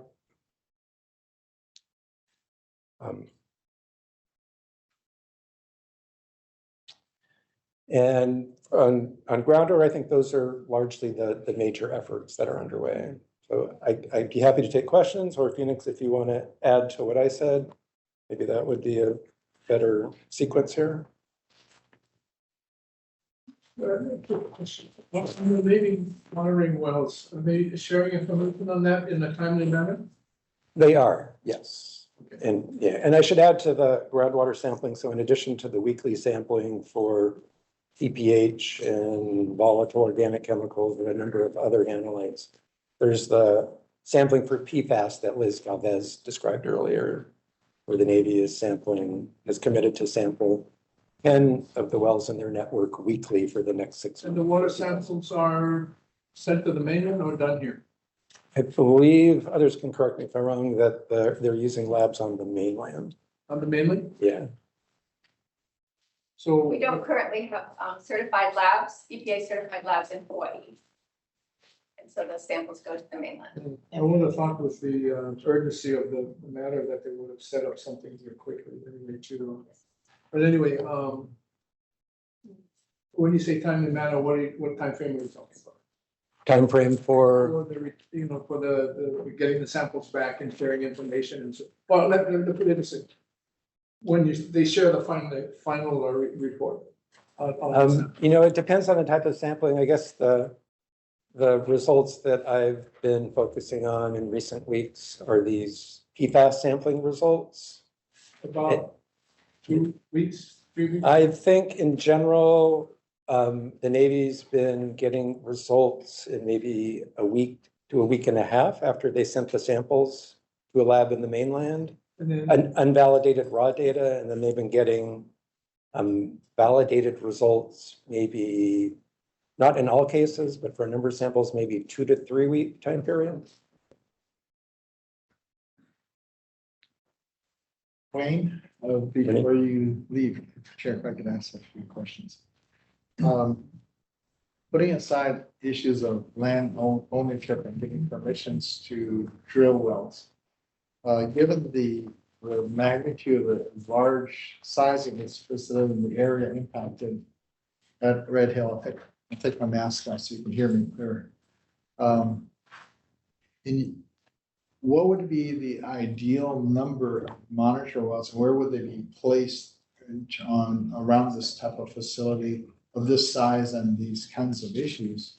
Do you get a much more complete understanding of the impacts on the water resources in the area?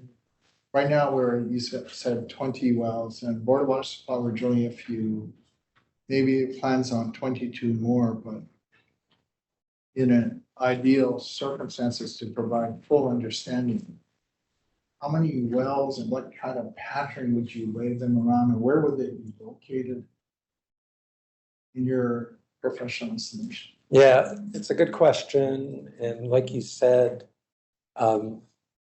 it's hard to say that a sampling effort at any contaminated site is ever complete, right? Really, we aim to do enough testing and sampling so we have enough information to do a couple of things, right? One is to understand the nature and extent and movement of the contaminants so we can make decisions about remediation. The other, as you know, is to assess threats to outlying resource, water supply wells. I feel like the current Navy plan, the 22 additional wells, is a good effort. I think we've made clear to the Navy that we're not signing off on those 22 as the final set of wells. And it could turn out that gives us the information we need, but we've made clear that we want to see the results as those wells are installed and sample. And then we'll make decisions over time whether the currently planned locations are adequate.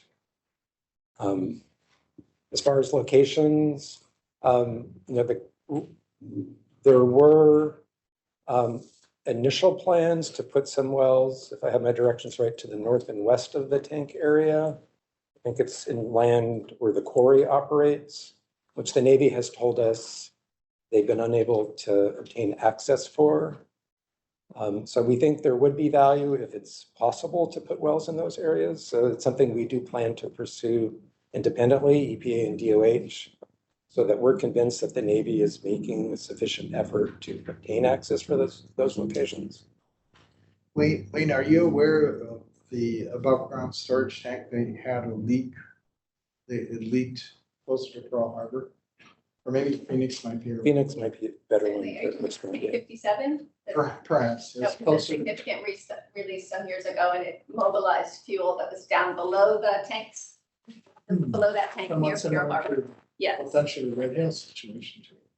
Mobilizing past releases. Yes. How many wells were installed as part of that investigation? Do you characterize that? That was largely an emergency response at the beginning, and I'm not sure. I remember that there were trenches Under the in.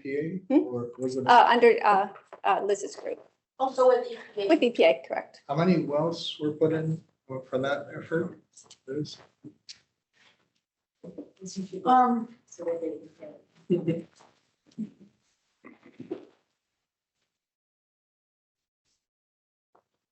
I'm sorry, I do not remember how many wells, because they were digging a lot of trenches at that time.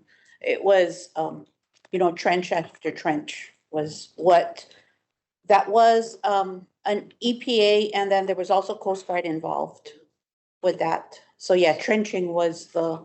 So a very extensive investigation of the site. Yeah, and then afterwards. That was also capture. That was also trying to achieve capture at that point. Yeah. To keep it from going to the harbor.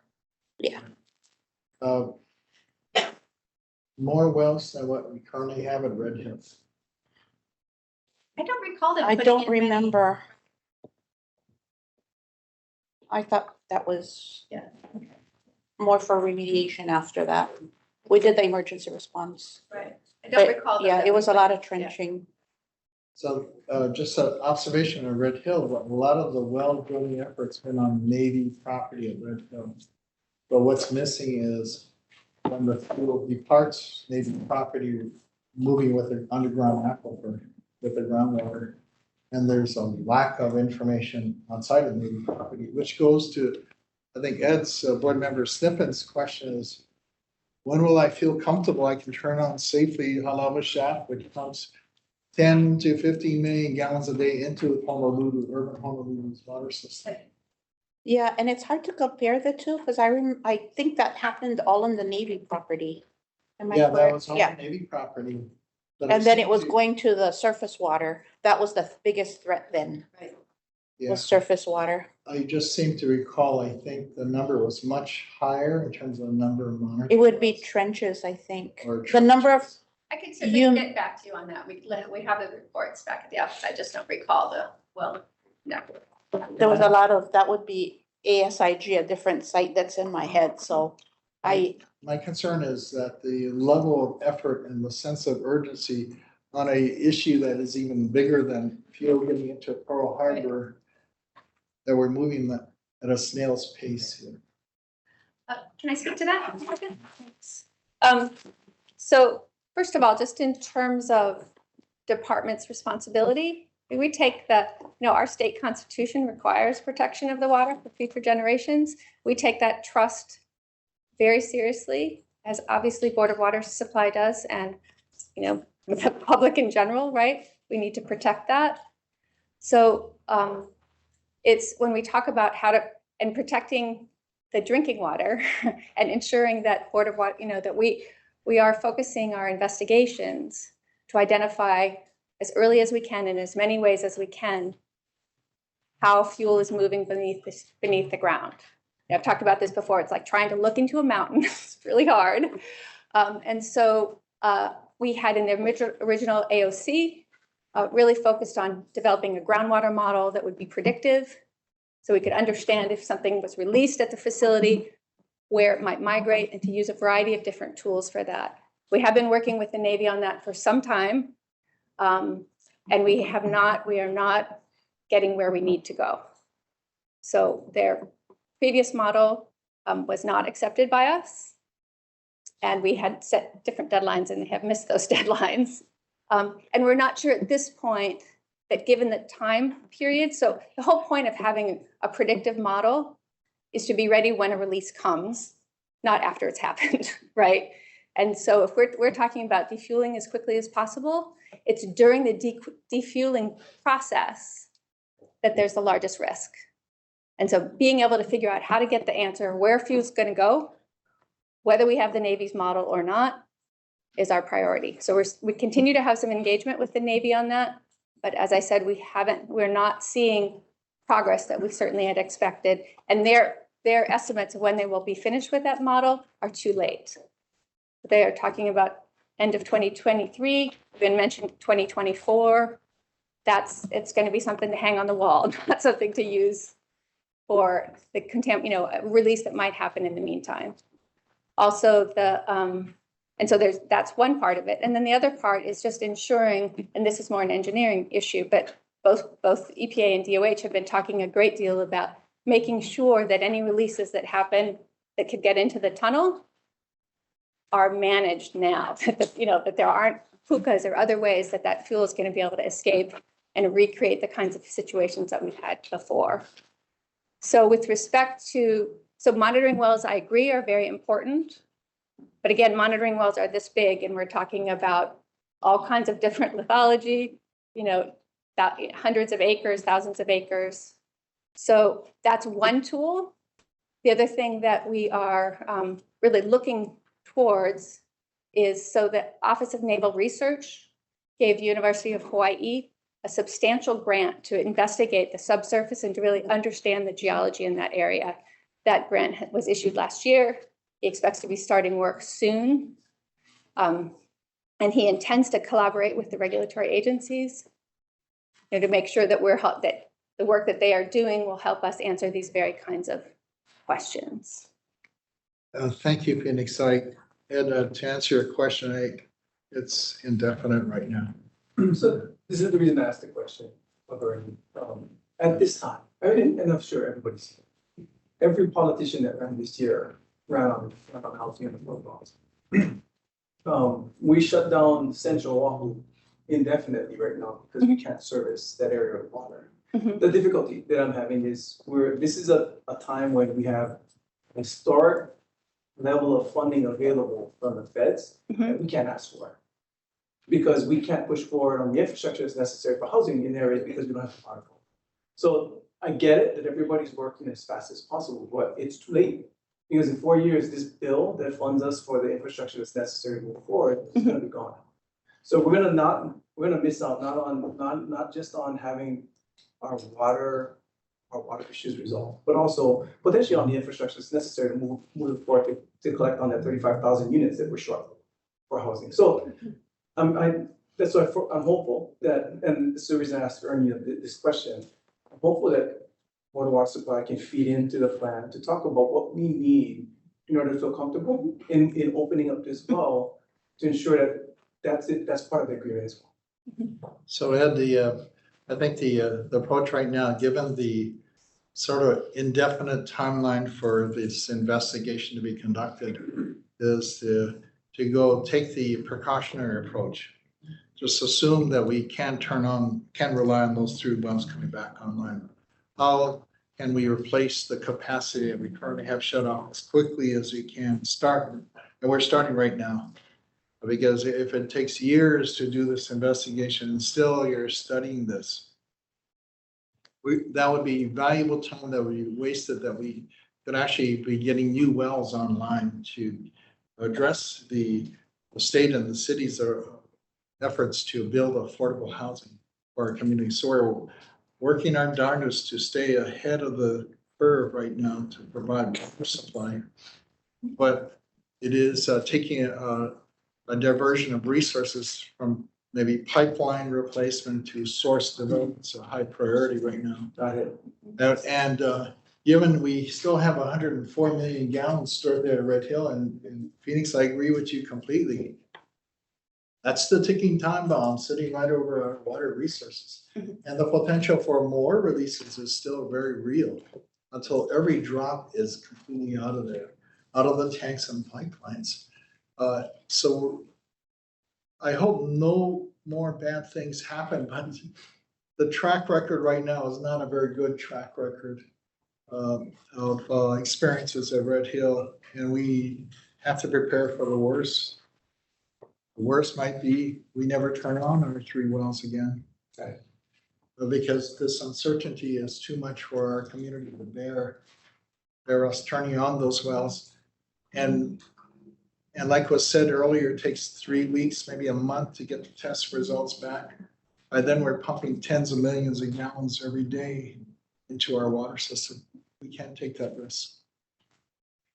If I can comment on what you said. So when I'm talking about the work that we're talking about now is what we can do in the next year, a year and a half, really all hands on deck in terms of tracer studies, borehole studies, additional geologic analysis, et cetera, to get as much information as we can.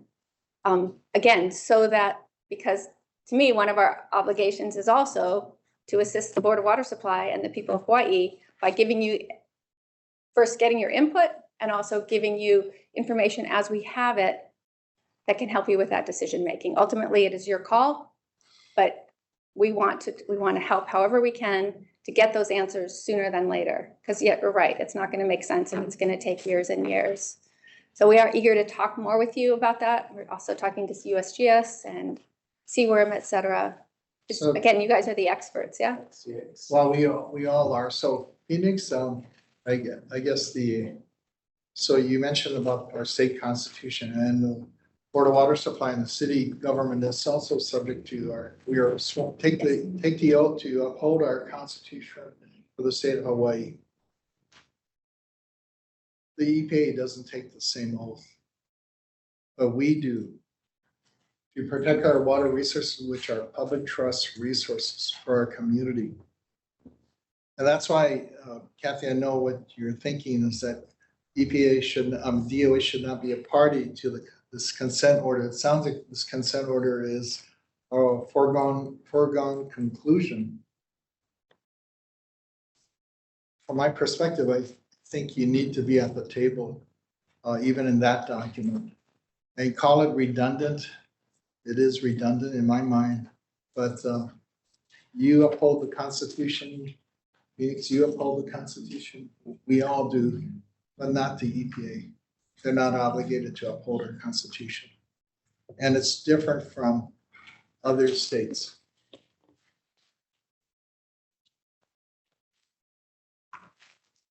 Members, any question? Thanks, Phoenix. Thanks.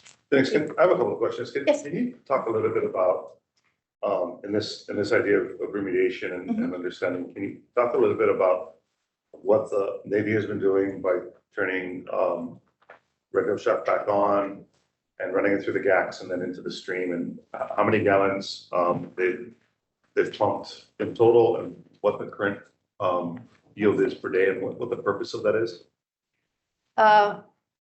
Sure, I'll do my best.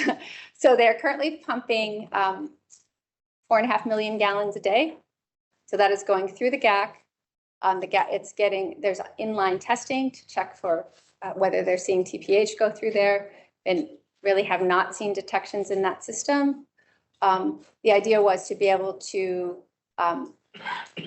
ensure that anything that went into the stream would not be bringing those petroleum contaminants into the system. And we have not to date seen that from that system. Whether continuing that system over the long term makes sense or not, I think we have a real question about, is there a way that that water could be used rather than wasted? Because everything that doesn't have to come out of our drinking water supply, that can be used from water that is clean, but we're not convinced is ready for drinking water. And that call, by the way, is entirely the Safe Drinking Water Program's, venue, where I'm just on the groundwater side. But, that is an important question. The Navy has indicated for some time that they believe the pumping is important for capture. So for capturing, fuel from the fuel farm, et cetera, that if the pump is on, that capture is happening. Our scientists, as we're looking at the data, don't see much of an effect of that. We don't see things moving from the upper tank farm and ending up in the shaft. It happened in November of 2021 in a release 80 feet from the shaft. So it's a very different, so yes, it was capture or was gravity. It's not that effect. So should we be just finding a better use for that, I think is, what we're hearing from stakeholders, what we're hearing certainly from Seaworm, et cetera. So the water's precious, and we want to make sure that we're putting it to good use. So I hear a number of contradictions with just the short statements that you made. So first of all, can you explain to me how the testing works if you're getting instant tests back in line versus the 2 or 3 weeks? And I've heard it's months. Our testing takes months to come back verified. So what are they using to test to I would imagine at the front and the end of the GAC, and to what level does it test? So the inline tests have to do are a fluorescence-based method. So it's measuring fluorescence as the water goes past. So it is effectively a screening method. There's also a requirement under the NPDES permit to collect water samples and have them analyzed. Trying to think of the name of the Discharge monitoring report. the discharge. Yes, if you could explain that would be great. Hi. Right. So the Clean Water Branch regulates the discharge to the stream, a lava stream. And they have a requirement for monthly discharge monitoring report forms, which are available on the most recent is available on the DOH Red Hill and drinking water information webpage. There is also a weekly report that the Navy does, which shows the amount of water discharged per week. It's actually 4.29 as of January 7th per week. They have inline monitoring at the influent into the GAC system. They have monitoring at the lead tank and the lag tank, in addition to the discharge monitoring report data. The inline data is daily, twice, I think, per line, and that is provided essentially immediately. The data that is reported by for the discharge monitoring report form is sent to labs. So those do take a while. So, Phoenix had said that there's, looking at the data, there's not a lot of, petroleum that's been captured Correct. through this method. Correct. Is it holding the plume in place? Do we have any ideas that it has done that? Or, what other purpose would it have besides scrubbing the fuel out of the immediate area? So that is the primary reason why they have this, the GAC system running, is to contain the plume. I don't think we have confirmation that it is working or it is not working. So they are still looking at options of reducing the amount of pumpage from the shaft at this point. And we are waiting for information from them on that. They haven't started yet, right? Yeah. They haven't started that yet. It has started. Oh, it has started. Thank you. So, I guess I'm just confused as to, it's been 13 months, going on 14 months. We don't know if it's working. What are the methods available to us to understand better if it is working? Like where did these thousands of gallons of TPH go? Did we suck them all up in the initial crisis? Did we suck them up through the GACs? Did we suck them up in the with the cloths when the Navy divers were down there? Like where did and if we didn't get it all, then where did it go? And where is it going if it's not being held and scrubbed through the GACs? That one? Sure.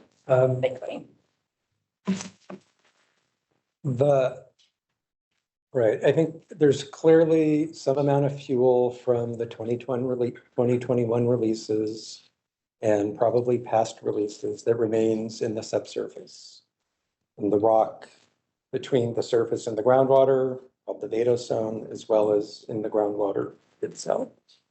So understanding the fate of those contaminants, whether they're moving, how fast they're moving, how fast they may be degrading naturally, which happens with petroleum compounds.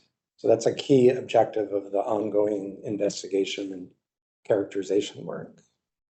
And to answer your question before that about the value of continuing to pump Red Hill Shaft, and like Joanna mentioned, the Navy believes that the current pumping rate is not necessary. And I think the agencies and EPA, and I believe DOH's experts agree that that's likely the case, that the pumping rate could be reduced it would make sense to reduce the pumping rate. The Navy did start a study to provide us with information to support a decision to reduce the pumping rate. The study started in November. They suspended it when the AFFF release happened. What I heard from the Navy earlier this week is they intend to resume that study soon. So that should give us data, and that study is looking at the effects of pumping, not only at the current rate that they've been pumping, the 4 million gallons per day, but lower rates. What's the effect on the groundwater in the vicinity of Red Hill Shaft? So that'll give us a better understanding of how useful continued pumping is at Red Hill Shaft. And we expect will probably give us a good basis for agreeing to a reduction in the pumping rate there. I mean, the back of the envelope points to like 1.4, 1.5 billion gallons of water pumped thus far. It's, you know, you can see the contradiction, right? When it's talking about how do we come up with enough water to build all these homes when the dollars are available, and you know, and then at the other end of it, we're pumping 4.5 million gallons a day out the back of the shaft into the stream, which I'm sure is great for the stream, but we're trying to figure out like what to do here, and I guess like part of what I would offer is that the clock's ticking, and I keep hearing again and again like there's these pauses by the Navy, and the Navy didn't come back in time, and with you know the information that's been asked, the Navy has certainly to our face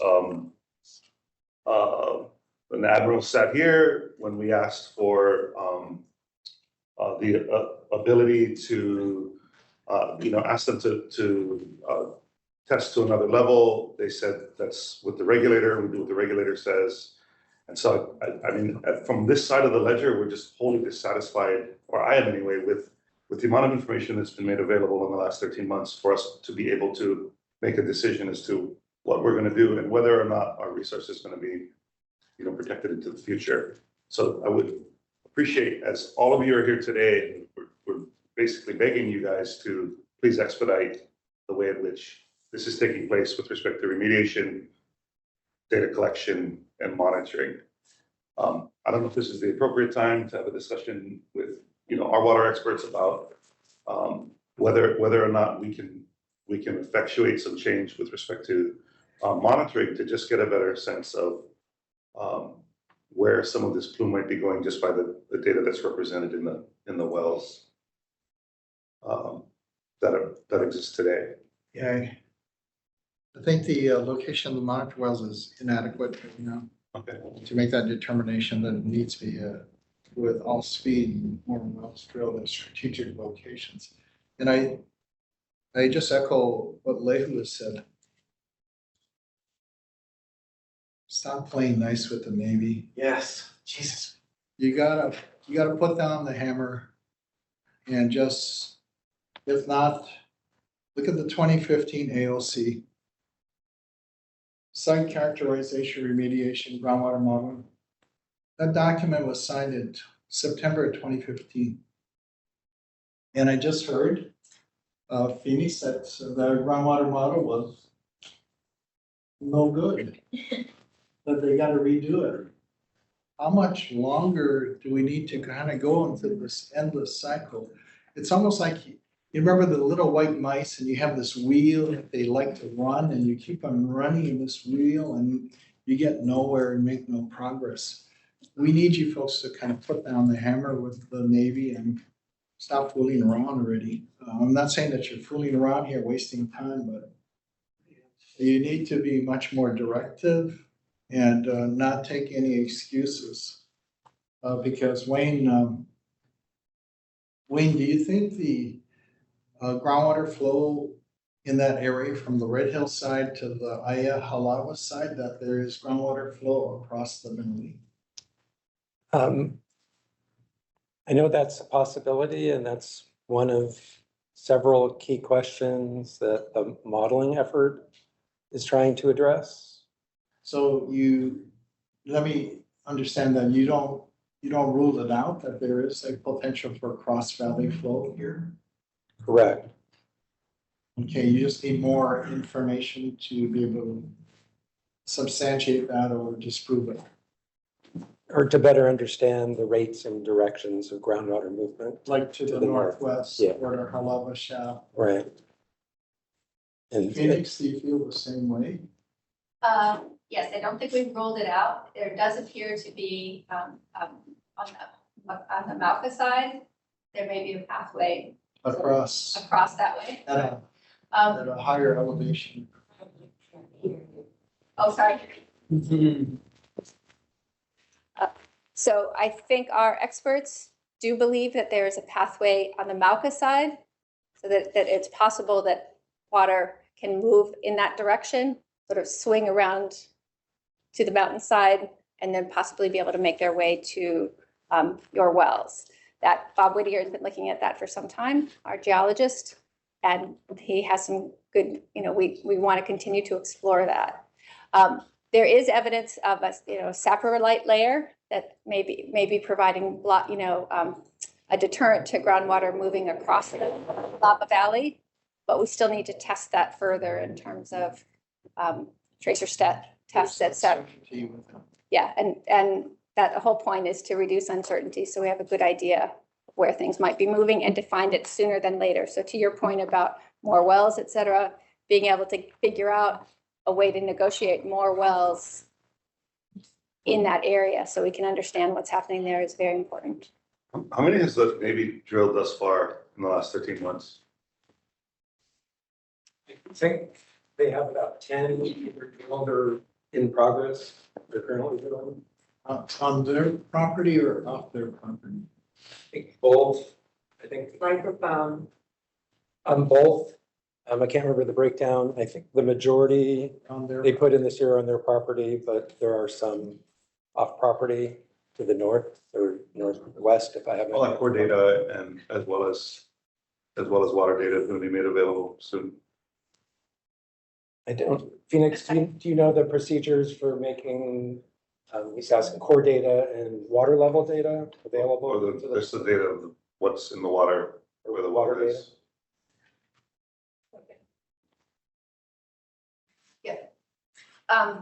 Okay, so you're talking about the water quality data, the test Yeah, I mean, results? I'm just wondering like where all that data is from these new 10 wells that they drilled. So they are all being added into the system and we post the data online when we get it. Yeah, well, there's one other thing I hope we can utilize as a tool that I haven't heard anyone say yet. You said earlier, Phoenix, that you know, you wish there was a way to peer into the mountain to understand the geology and kind of what's going on. We have a 1,100-foot tunnel. That's the shaft at the top of the aquifer that divers have been in and that has been photographed extensively at the point of you know, just weeks after the accident. And I would hope that you would use visual data periodically of that shaft to understand what's happening around the geology as well as in the water with respect to that. I mean, you know, we haven't heard in months, but the last we heard was that there was oil dripping off the ceiling of that shaft into the water. And that's a good indicator as to whether or not we have a problem or not. And I don't know if you can do that through the AOC or whether or not you know, DOH can just ask for it now as part of a monitoring plan. But I would hope that we could put divers back in there, light it, photograph it, and bring those images back to have an understanding of what still may be coming through the veil zone. And I mean, that's, to me, seems like a pretty quick way of understanding whether or not the problem is persisting in one small portion of this very large problem. That's a very good point. And we have, especially after the first filming of that, we spent a great deal of time looking at that, trying to understand what's happening. And then they went back in once more for a shorter visit just to kind of see what was going on. And we didn't see anything new in that. There were some issues with the way that videography on that worked, but you know, that's the issue with respect to that. One of the things that's actually really helpful in terms of thinking about modeling is that the drawings that were done by the engineers when they were building the shaft. So they I don't know how they did it exactly, but they went through the whole tunnel and found out at the Mauka end they weren't getting enough water, and so they put some shotcrete holes down, you know, some holes down, and got 2 million gallons a day out of one of those. So that means water, very cold water coming up from far down deep. So that's really important to know, and it's particularly important when we think about the water quality. So that means, you know, maybe half of the water that's in there is coming from a deep, clean source. So that's really important to know. You know, the focus has been what's coming from the tanks straight down into this facility, and there may be some of that, but again, we don't see it in the chemistry. We don't see that, you know, the contamination like marching down the hill through the wells and ending up in the shaft. There was one in 2021, summer of 2021, after the May release, that happened with TPHO, which is a breakdown product. Even though it was a fresh release, there was some odd behavior where we saw TPHO kind of moving across to the west, and then in a couple different wells in June and July, ended up in the Red Hill shaft in late September. There were significant data delays with that, so we didn't know about the July ones until September, and similarly after that. So something was going on there, but that does not seem to be a pattern as we look at the rest of the data in terms of how things have been migrating. I don't know if that's helpful, but. And so it's not outside of the realm of possibility that you would order more photography of the site in the future as part of the understanding. That makes good sense. We have not specifically within DOH or EPA, to my knowledge, talked about asking for that again now, but you bring up a good point, and it would be interesting to see if we could accomplish that again. The last time that they went out, they didn't have quite so one of the things they had hoped to do was be able to collect water samples and some better photography, et cetera. And it kind of didn't play out as they expected. So that might be a really good approach again that we could look into. Again, all the information that we can get our hands on, I think, is important. I have a quick question. Yes. Sorry, I'm learning as we go, so it seems like the data, the lag to get data might be a constraining factor, moving in the future. So has DOH or EPA kind of looked into setting up a certified lab here to kind of expedite that process? You can get good data and kind of act quicker, or as you get more wells, you get more samples? It's a really great question. And in fact, the Navy has actually funded UH to do that. Well, that's part of the UH. Yeah, well, that's it. Sort of different pots of money have gone to the UH. So the Navy gave them specific money to set up a lab, and they're in the process of that.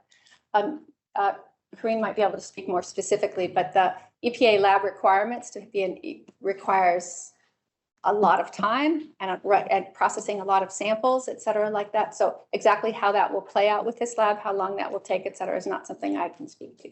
So there's no way to kind of like expedite that certification process or kind of do like a. It's my understanding UH isn't gonna go for EPA certification. Yeah, that's my understanding too. Awesome. So I guess it's the Department of Health pursuing that I don't know why. Coast City lab. That is, I'll let you. We were given some money last year through the legislature to try to stand up a high capacity lab. We're in the process of doing that. You're correct that the University of Hawaii was given a pot of money, but that really to get certification, the different types of certification would take years to do. So I'm not sure that they're going to do it, but DOH was given money and we are pursuing setting up a high capacity testing lab. Is that for TPH or what analytes are you going to be testing? I cannot tell you this, TPH. Okay. What about PFAS or PAH? I think we have some ability for PFAS. I'm not sure, but I can, that can be for another discussion. I'll find out what kind of testing we're already doing. I know we are doing some PFAS testing in wastewater.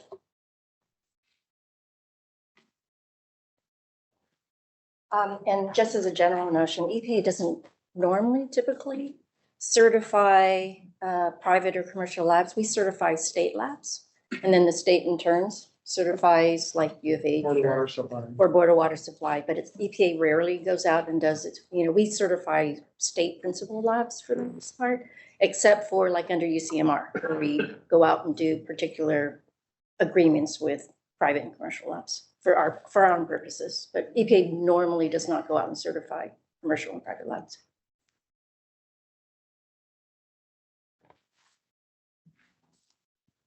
Okay, any more questions on this item?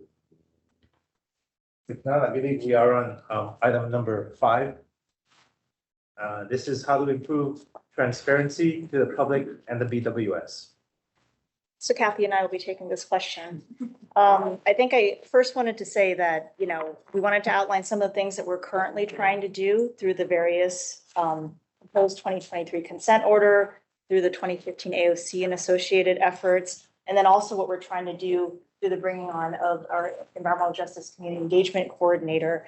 We've learned a lot, I think, from this last week of engagements with the community. Before coming out for the meetings, we did engage in meetings directly with community groups like the Oahu Water Protectors, Sierra Club, and also the Board of Water Supply. And we learned a lot from those engagements. I think we heard that people really, appreciated the two-way communication. We're really looking for commitments with, followed through and deadlines. And we're, looking to learn from that experience and take that back to, how we improve community engagement moving forward. So we do, look for input from both Board of Water Supply, members of the public here today who are giving testimony to inform how we develop that community engagement plan moving forward. I think for the proposed 2023 consent order, and, we're still taking comments before that's finalized. There's two critical ways where we're trying to improve transparency to the public. There's both, making sure that the information and data that's provided to EPA is made available, and, in a format that EPA approves, that is, useful, as well as increased public updates on a quarterly basis. So we're still seeking comments on that draft proposed order, and we'll consider what we hear back.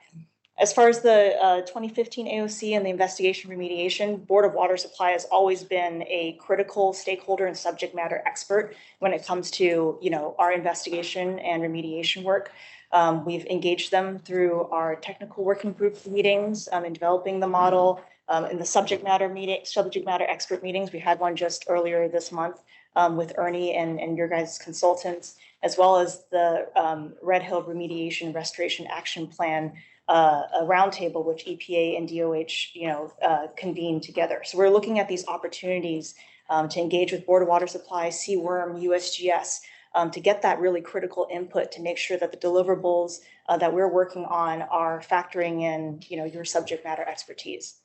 So that, I think in a nutshell are some ways that we've been trying to improve transparency. And we think that the data part is a very important part of it. So we're looking forward to hearing, input from you all on how we can make sure that there's sufficient monitoring well data that is comparable across sources. I think that makes a lot of good sense.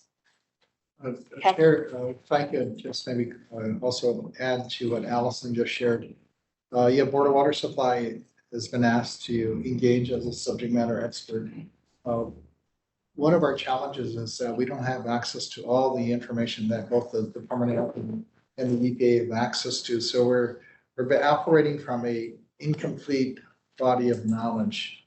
Access for the data that the Navy has provided. In that just a recent meeting, I raised this issue, and it was very clear that the Navy will only do what the regulators tell them to do when it comes to information sharing. So unless they're directed by the EPA and DOH to copy that information to the Board of Water Supply, they won't necessarily do it. Although we're engaging with the Navy directly, trying to pull that information out of them. The other option is for the regulators to receive the information from the Navy and then to pass that information on to the Board of Water Supply. And we've asked for that information to be in the form of electronic format, as opposed to, I think, what is being provided right now. It's a one PDF file with 700 pages in that PDF file, as opposed to something like an Excel spreadsheets. I think you can easily assimilate that information. So looks like there's two options. One, the regulators tell the Navy to provide it also to the Board of Water Supply unredacted and complete, and in an appropriate format that we can easily assimilate and analyze that information, electronic data deliverable, or to that DOH or the EPA provide that data directly as you get it from the Navy directly to us. And we want to engage on the issues of this groundwater investigation. We want to collaborate on that issue with you folks. We've been doing that in the 2015 AOC, but it's been about 4 or 5 years since the last meeting on groundwater modeling was held just recently. So Allison, which choice A or choice B? Yeah, and we would want to work with the DOH, and we welcome the input from Board of Water Supply. I think there's, two different ways to do this. We've seen I've seen some really great improvement in how the data is being shared on the drinking water side. I think on the groundwater side, we're still seeing these many page PDFs. So I think we want to take, a feedback. Absolutely. And I spoke with Ernie last week. We have another meeting as part of transparency. We're going to try to meet with Ernie regularly to talk about the issues. One of the top issues for Board of Water Supply was data and data sharing. We get them in a EDMS form, which we put on the website. I understand it's not the easiest material to go through because it's thousands of pages or hundreds of pages. Ernie has mentioned to me that he wants it in a spreadsheet form directly from the Laboratories. laboratory. I spoke with EPA that night, and we're going to try to get that for all of us. So yes, I understand your issue on the data, and we're working with EPA to try to get it. I extended that you and I could go to speak with the Navy about the data, and maybe we can get the data in the form in which you want it from your words. And our next meeting that EPA and DOH are convening on the roundtable, I think is going to be scheduled for the week of February 23rd. So I think to second what Kathy was saying, to get that in your words and your writing, and specifically what we'd like to get from the Navy would be very helpful. If I could, I'm sorry. Go ahead. Kathy, this is not what Ernie wants. No, I understand. Look, we all have to come together to do much better at this, all of us. Agreed. All of us together in terms of transparency and in terms of clarity. We all have to do better at it. This is not what just Ernie wants. And I would point to like the articulation of the COVID crisis. Right, these huge, massive amounts of data were spun up and brought to the public's viewplane to understand what it is that they're going to do every day. Do they go outside? Do they leave their bubble? Is there a surge happening in their community? It was parsed by zip code. I mean, you know, the amount of data that DOH had to crunch in order to do that was just phenomenal, right? And it was because there was a reflection of how important it was to this community. Look, people are pouring in at these board meetings every week. Last Wednesday, you saw all those people show up on a school night to come to this. The community wants to know what's going on. The community is afraid as well as to what's going on with their drinking water. And so I went on the DOH website with staff and just like, yeah, and not picked any version of anything. Like, look. Raise your hand if you can read the report. If you know what that says, raise your hand. That's a report. Look, we need to come up with methods that aren't just for the head of the Board of Water Supply and the guy with 40 years of understanding and reading these reports. It's like, has to go all the way to Max, who's not the engineer, and me, the filmmaker, to really understand how it is that all this fits together. So the public can look it up and feel secure that everyone here, the feds, the state regulator, the purveyor, is doing their job. Yeah, I think we totally agree. We understand that. And while I spoke of Ernie because Ernie was the one who was asking me. I know he speaks on behalf of the title here says transparency to the public. Right. So we're trying to do. That's what who's expressing. Yes, understood. Here. So good quality data is the first step, because if it's just bad quality data, then whatever we're transparent about is not going to be of the quality in which the people expect. And then the second part is like, how do we articulate it in a way that is actually useful to like regular people? And I would expect that is something that we can do. We have like all of this lifting power in this room. Right. And quarterly meetings, it's not going to cut it. It really is making this information digestible to the regular person in the community to see what's being found in the ground in different locations, what types of chemicals are there, and what is the trend. So I spoke to the Region 9 administrator maybe 6 months ago about this or longer. As the issue is this issue of transparency for the community. EPA has approaches to do that using things like GIS or other ways that can tell the story of what's happening, what's being discovered at Red Hill in a way that the regular person can understand. So, Leo, I sense your frustration, and I'm frustrated too. Seems like we've been having this discussion over and over can, but not making any progress. So I really, let this be the last time we have to bring this up. Let's see some real solutions here and progress in this area. And I'd like to, apologize to you guys. Like, I don't see any of you as the enemy. Right? We're supposed to be working together for the betterment of our community and to be able to serve them drinking water that is clean and dependable and cost effective. And I think everyone here agrees on that.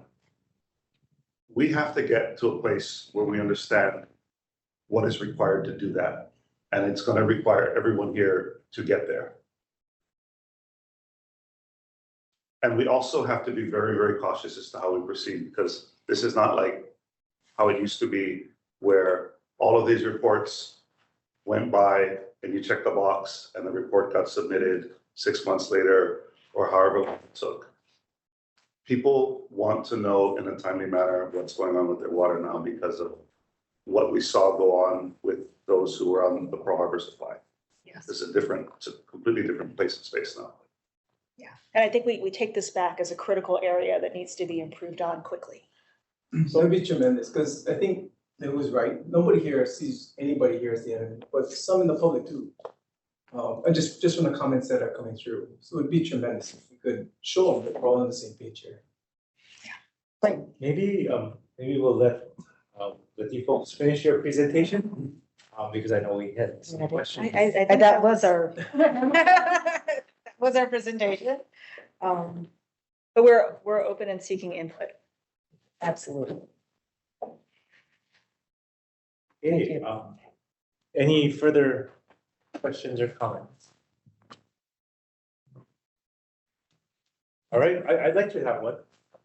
So I know a lot of it has been, we've been making BS. BWS has been making BS, tremendous ads, which I agree with. I'm on board. But I'd like to turn it around.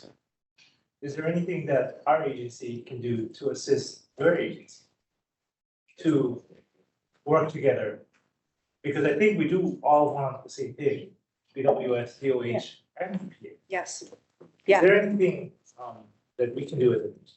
Yeah, I mean, I've spoken to some of you about, we share a common goal, and that is for safe drinking water to the people of Oahu.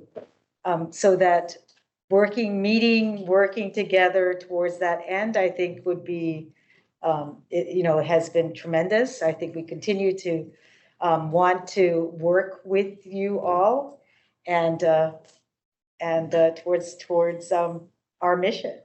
Yeah, we really want to keep that spirit of collaboration with, Board of Water Supply is a key stakeholder and subject matter expert. And, sharing data both ways is going to be so important to, as we heard multiple times today, understanding the regional groundwater flow and also being able to help Board of Water Supply in terms of the information that's needed for you guys to make the decisions about your wells as well. So this is a much broader regional, I think, issue, and it really requires, like many have said today, the collaboration between regulatory agencies, Board of Water Supply, everyone who has the groundwater monitoring data, so we can better understand the problem and how to address it. Okay, that's great. I'm really encouraged by, your commitment to collaborate more, to meet more often and more frequently, and we welcome that and appreciate that. Thank you very much. Thank you. And Kathleen, I guess to your credit, though, I know that in the flushing plans, you guys had like a dashboard, I guess, that you said, okay, this part has been flushed, now it's ready for drink by, and just all about the different portions of the base. So just kind of having that communication aspect in mind, just like easy for the public to understand and read and make sense of the data and stuff. Yeah, and by the way, I recognize that the DOH website is not the most user-friendly. So we're really trying hard to make it more user-friendly for everyone. Thanks.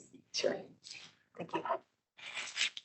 All right, we have had a number of individuals waiting to testify. So I definitely want to get them. As of 4 p.m., we had 17 requests to provide testimony. We have 4 people in person. three people in person, I guess one will be, put in.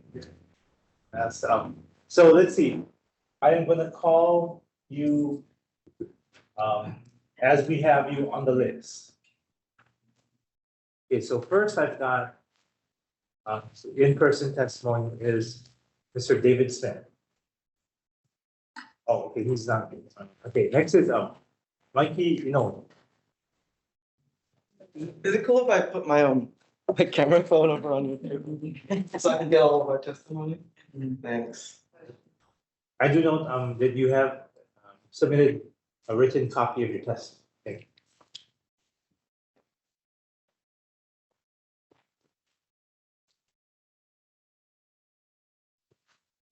Whew, okay. Thanks for having me. Thanks to the Department of Health and the EPA for being here in person. I do want to acknowledge though that the last Board of Water Supply meeting, both agencies pieced right before community and Red Hill affected families could testify. And was kind of hoping there would be an apology for that. Hopefully one is forthcoming. Just to start off with the section on PFAS, it's not really a question I need answered. It's just kind of a question a lot of community members have been asking, which is particularly about Roger Brewer, excuse me, from the Department of Health. You had admitted just today that you are not a toxicologist, right? But you also acknowledged that this Red Hill crisis has no historic precedent. So what I'm wondering is why someone who is by his own admission not a toxicologist granted so much power and influence to set a historic precedent, particularly with acceptable levels of TPHD in our water. Again, more of a rhetorical question. Although I think community would love to hear that answered in some way at some point down the line. It would be great to have a real team of toxicologists on this. I don't know if that's a state or federal level of bringing in an entire team, but like Lehu had mentioned earlier, if we were actually treating this crisis with the urgency that it demands, there would be an on-site EPA certified lab by now, right? I mean, think about, like, I know that like no one sitting here today was taking their job with the expectation that they would be dealing with a crisis of existential proportions, right? So it was never on you in your job description to be that hero, but you have to be now. It's so important that you do. And I've heard, like, Corinne, you had mentioned that, like something about like EPA not traditionally certifying private labs. Like, again, there's no precedent. There's no precedent for anything that is happening right now. This is insane what we are going through. And you guys need to constantly remind yourselves of that. But the entire island is at stake right now. Every single day that there's fuel in those tanks. Every single day that there's AFFF in the upper tank farm, right? So in a sane world, in a world where the US military didn't do this, but some other country or some other military did this, we wouldn't be in a boardroom right now. We would be in an international criminal trial in The Hague. But we're here now because we're dealing with the US military, right? So what I'm wondering, related to the Department of Health. So have y'all seen the video of the AFFF spill? Have any of you seen the video? Yes. Okay. So in the spirit of this new era of transparency from the Department of Health, could you kind of just briefly summarize to us what's in that video?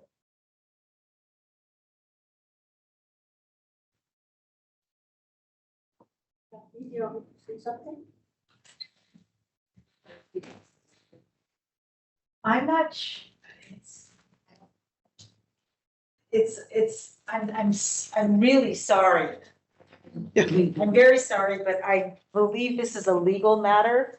So I will, we'll have to have our legal counsel, Yeah. comment on it. Are any of you allowed to say what the legal matter is that would bar you from describing what's in that video? You know, I wish I could tell you, but I Okay. just don't, so. Cool, thank you. Well, so you will consult your legal team though, and then you'll be able to get back to Board of Water Supply and. Sure. Yes, okay, thank you.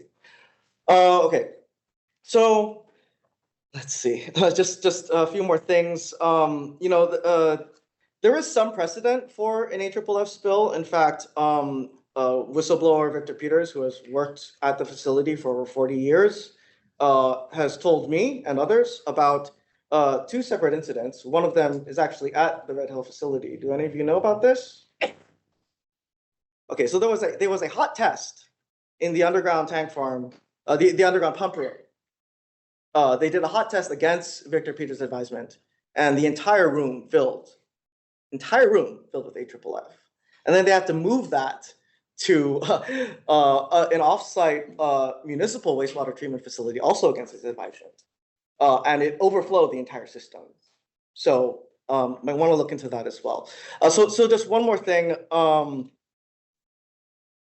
We heard again from, I think, Dustin from the EPA, this rationale for a consent order over any type of unilateral order. And correct me if I'm wrong, but it sounds like the only rationale is that a consent order, as opposed to unilateral order, is more pleasing to the polluter, right? It makes them more likely to comply with the order because it's on terms they already agree with. Or is it just that you don't have regulatory authority that would have teeth that you would otherwise have if it was in a consent order? You can answer that now? Yes, please, yeah.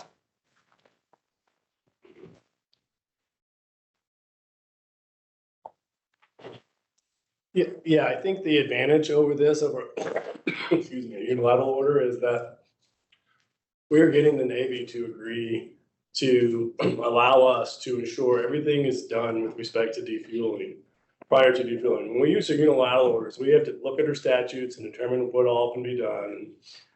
And they could dispute it, right? I mean, we normally don't tell people that they have to have third-party contractors in there and do repairs and do all these things.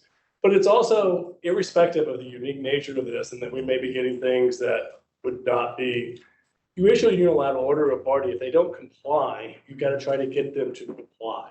And that takes time and delay. And if someone is on board to do what you're saying needs to be done, it's actually done. I mean, we do that all the time with responsible parties. We use UAOs as a last resort. We find that compliance is much greater with our administrative orders on consent and consent decrees than it is with UAOs. Because with UAO, you have someone who's not agreed to do something being told to do it. The biggest advantage, though, of an administrative order on consent is ultimately they're agreeing that in the event of a dispute, that they're not doing what we determine is necessary to comply with the order, that EPA at the highest levels gets to make the final call. And that's a great advantage to trying to get the Navy to do things. Okay, so throughout the entire drafting process, you did this in cooperation with the Navy, right? Like, I mean, or in consultation with the Navy. Yes. Was there ever any any item or demand that you proposed that the Navy said no to that didn't make it into the consent order? You know, I can't go into the exact details of the back and forth on everything, but I think basically what we've asked them to do here and what they're required to do with respect to defueling and closure is to submit the plans that they already are under an obligation to do pursuant to the executive order with DOH to us for our approval. And we did add things that, because the executive emergency order, I'm sorry, the emergency order, we use the EO term in our agency as well for anything else, that go into a level of detail that is greater. And so I am not telling you that we will issue a better order. If we go back to them and they refuse to comply, that there will be a bunch of great things. And yeah, there's no substantive things with respect to defueling and closure that they're not agreeing to do that we feel are necessary to do it safely and timely. Okay, so if that is the case, then I mean, why not try, right? Why not ask them to pay on their own expense for an independent lab certified laboratory, right? EPA certified laboratory, right? Why not ask them to allow Board of Water Supply unlimited and completely transparent and full access to their monitoring wells and to the Red Hill shaft? Have you tried asking them that in the initial drafting of the consent order? So I think our goal is to try to get this order in place prior to defueling so that we can get that risk addressed. And if we had unlimited time, we could go. Those are clearly things we would not order in a UAO. We could not order access for Board of Water Supply or funding of a lab. We have no regulatory authority to require that. And if we get beyond defueling and closure and go back to them, I think we run the risk of this not getting done until after it's defueled. Well, I mean, so there's, last I checked, 335 public comments on your page. And all but one out of those 335 have said that the EPA needs to do way more and that this consent order is woefully inadequate. Board of Water Supply has said very similar. So there's, all community is basically begging you to do more. And so I think the worry that you're expressing that the deal might not get done, it's already in the eyes of the public so woefully inadequate. Why not try to make it better? We definitely intend to review all of those comments and all the information we've been hearing since we've been down here and going back and talking among ourselves to talk about that. So on that note, Mr. Inoue, can I ask you to summarize? Yeah, no, that's it. Yeah, but thank you. Thank you very much for your testimony today. Is there any questions for Mr. Inoue? Thank you, Mike. Thank you. All right. Chair. Oh, yes. Could we ask Mr. Inoue for the date of the spill that he was referring to? From the whistleblower. Oh, gotcha, sorry. So it wasn't a spill, it was a hot test. And I asked him for an exact date and he doesn't have one. But he is positive that this hot test was conducted against his advisement. I will try to get back and contact him for a better ballpark date and I can get back to you. A year, Yeah. or whether he wrote a report. Yeah, Complaint or something. can definitely find out. Also, I'll try to find out where that wastewater facility is, because then they might have some kind of document on it. Thank you.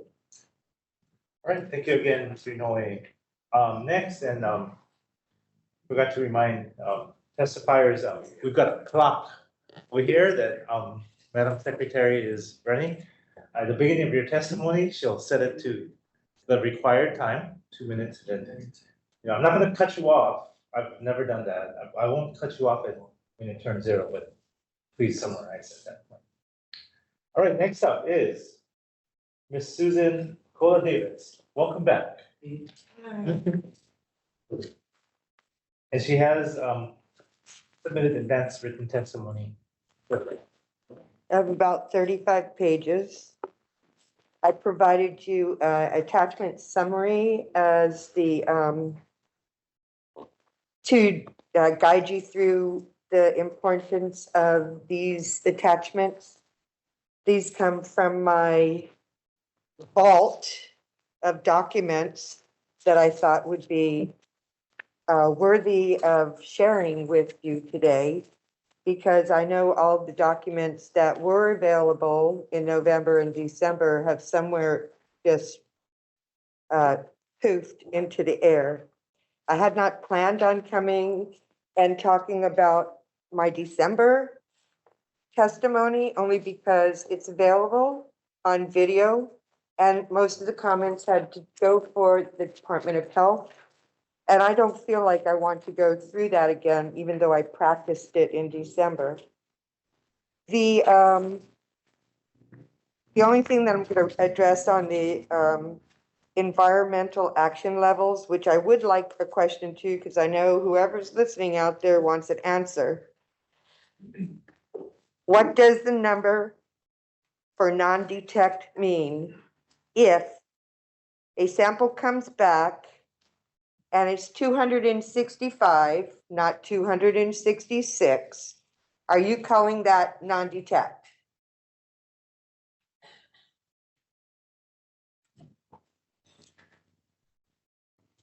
maybe hold that thought. I just want a quick question. So EPA and DOH, do you folks have a copy of the testimonies today? No, oh, yeah. We'll be. Today, 21. December we do. Okay, yeah, we'll make sure we get you all this. We'll provide them copies. Okay, so we don't have an answer of whether it's non-detached. If you find, that doesn't count. Done. If you have a finding of 265 and the EAL is 266, is it determined as non-detect? If you're talking about the drinking water, the reporting limit that we established for the drinking water side is 50. And so at 265, it's going to be reported. It has to be below the method detection limit to be a non-detect. That's not the question. I want to be clear because I know people are on the phone out there waiting to hear the answer. You've taken a sample from one of the Red Hill homes and you set your EAL as 266, Dr. Brewer, and your sample comes out as 265. Are you calling that non-detect?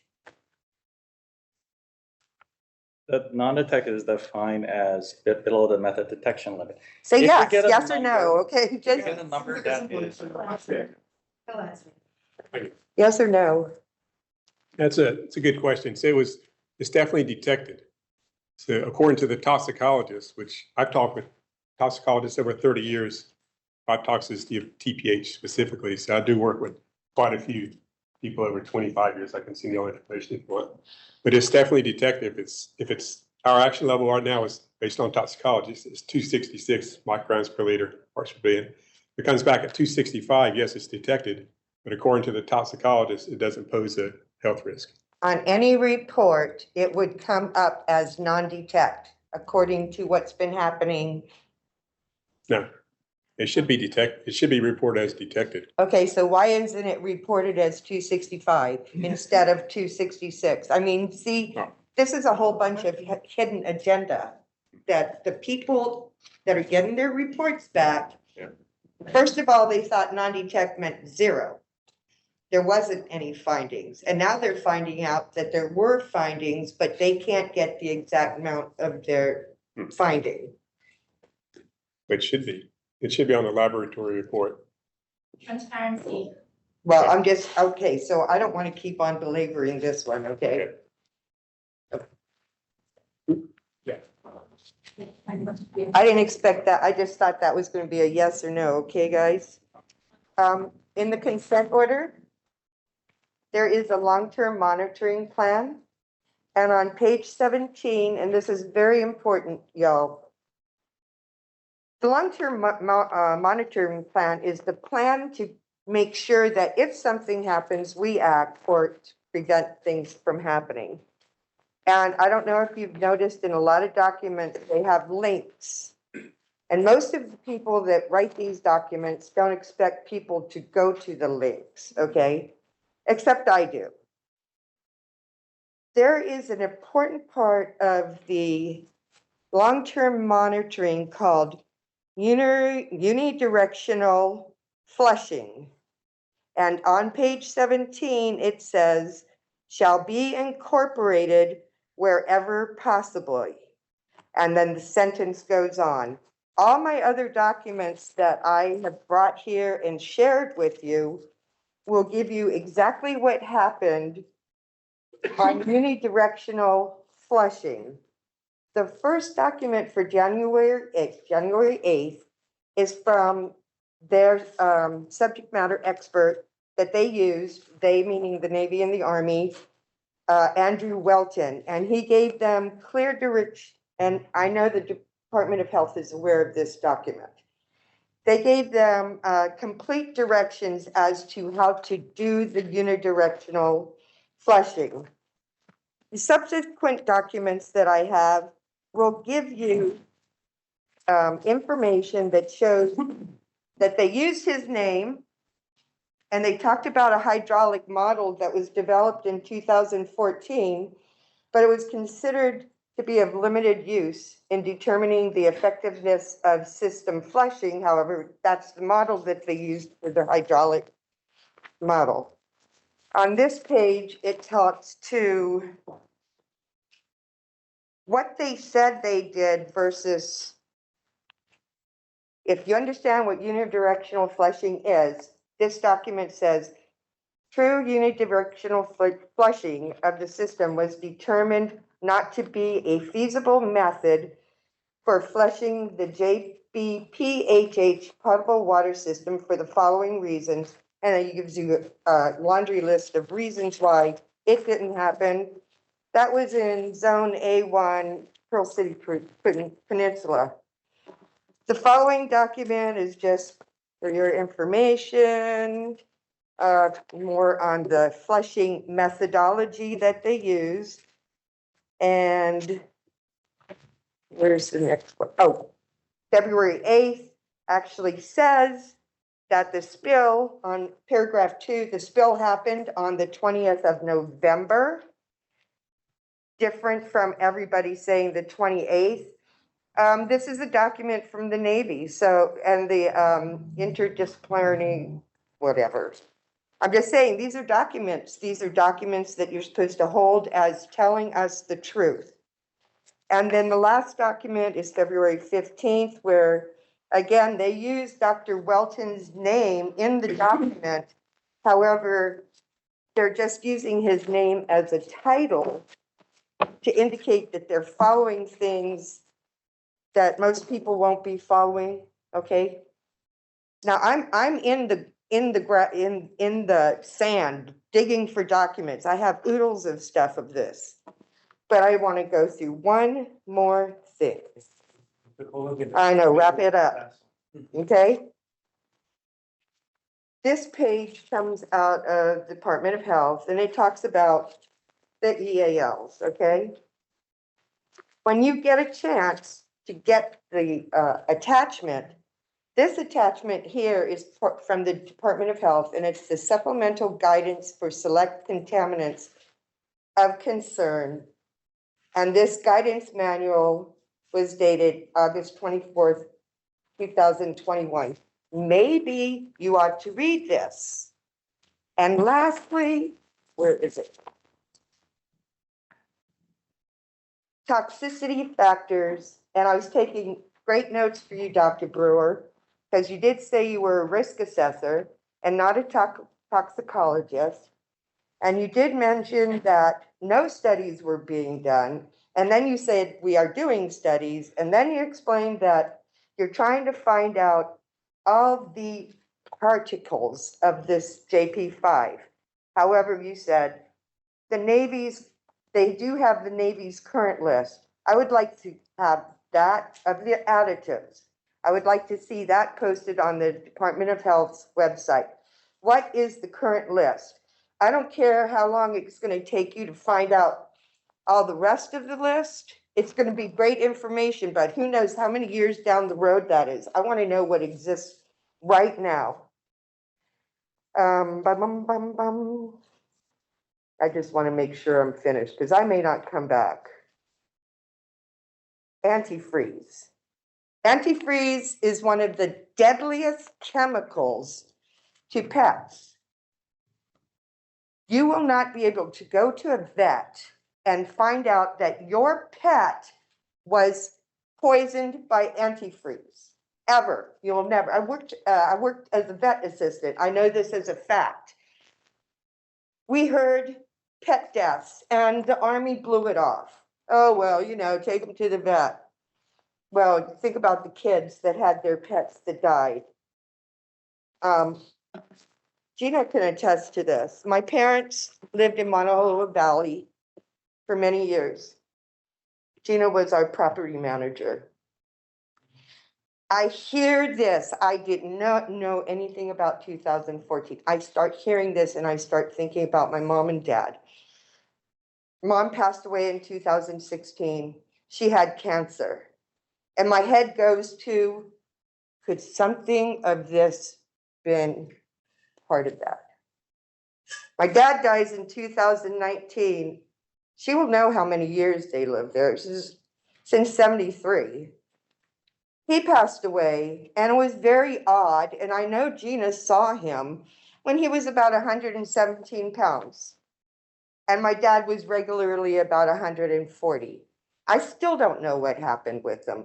I am glad that they both died before COVID, because that would have been just a foobar. But anyhow, that's my personal interest. I have not drank the contaminated water. I'm here to advocate for everyone that did and for everybody to work together. Thank you, Allison.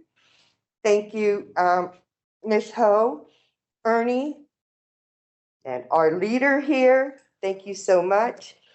And like I said, I hope things get resolved, but it does take everybody. Thank you for listening. Thank you, Ms. Nicola Davis. Last up, in person is Ms. Gina Hara.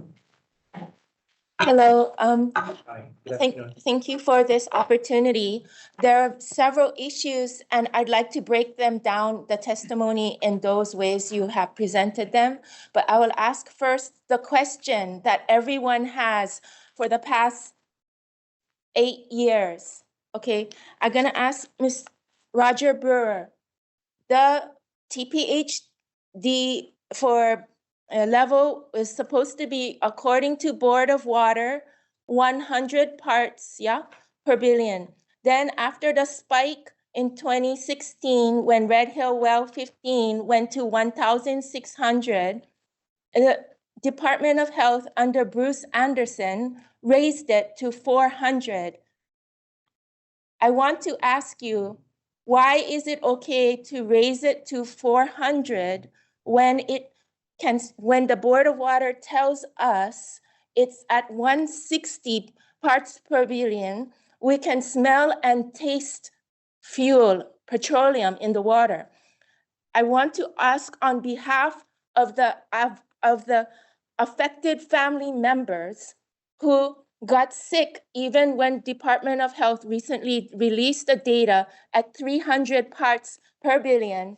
People were already saying they were sick, but this was not considered something to be emergency level, right? So my question now is, since then it go to 200 something, 200 now something. Please tell us why it's okay for it to be in the even 200 level when we can smell and taste it at supposedly 160. It doesn't make sense because we can smell and taste it. Why is there emergency after that level? Please tell me so we can stop testifying about this one issue. I know it was 2 minutes, but this has been testified so many times. I need to hear the answer, please.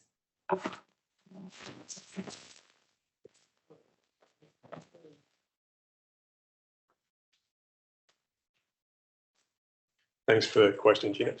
So we actually, I think we discussed this with the Board of Water Supply when we made this change in 2017. I believe I met with you, Rowan. So there's three things you look at when you're testing for petroleum in water, any compound, any contaminant in water. And the first question, I was thinking, what questions would you ask? So first, is it detectable? Is there any detectable petroleum in the water? And that's a laboratory question. We can talk to laboratories. They can detect maybe 1 or 2 drops of TPH or whatever in 100 gallons of water. And then the second is it pose a health risk? Is it toxic? And that's what I focus on, especially what's it above this level. At this level, we're confident it doesn't pose a toxicity issue. The third thing is, what's detectable? Is it toxic? Can I taste or smell it? And that's what you're talking about, this third action level that we look at. In our original action level we used, can you taste or smell it, was 100 parts per billion, which is, it is about a drop in 100 gallons of water, something like that. And this came from a 1980 document published by US EPA, 40 years ago. And I had never looked into the origin of this, and people did look into the origin of it. And it actually was based on studies done in the Soviet Union in the 1940s, 1950s. And we talked about this before. It was published in Russian and Polish. Someone tried to translate it into English. So I went back and looked at the original documents, and there was no mention of 100 parts per billion at this 100 number. So we looked at some additional newer information, published studies in California on taste and odor thresholds. When can I taste petroleum in water? Which is important because ideally we'd want to be able to, I didn't know it's there before it starts making us sick. But based on the new information we saw, a more rational taste and odor threshold was 500 micrograms per parts per billion. That's when you can start tasting it and smelling it. Most people could. The problem we had at Red Hill was a lot of people were getting sick and they couldn't taste it or smell it as they were getting sick very quickly. And what went through that system initially was making people sick was way higher than that. I'm quite confident. That's from what I not was looking in the true. They web. could taste it. Yes. Right, I'm sure that they could taste it, but what they were smelling it and tasting it had to be much higher than that. Because we've got the data for the well itself. When they shut down the well, we collected samples immediately. I know what was in the well that was going through the system. It was creating sheens and people could taste and smell it. So that's why we raised that. We had to raise the taste and odor threshold some. And the problem is it may not be high enough. That's the concern. Why would you raise it? Because, well, the 100 number had no basis to it. So we reviewed some American-based studies based in California. And based on those reviews, it's more likely it would be 500. The 100 number was a mistranslation of some documents in Polish and Russian in the Soviet Union. Why did you change it from 400 to 300, then to 200? Well, so now we have two levels. You can taste, we're saying we can start tasting it and smelling it at 500, right? And that's based on these California studies.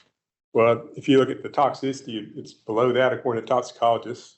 It becomes a health risk of about 266. That's what the toxicologists say. So that number takes precedence because it's lower. And that's why the number is now 266.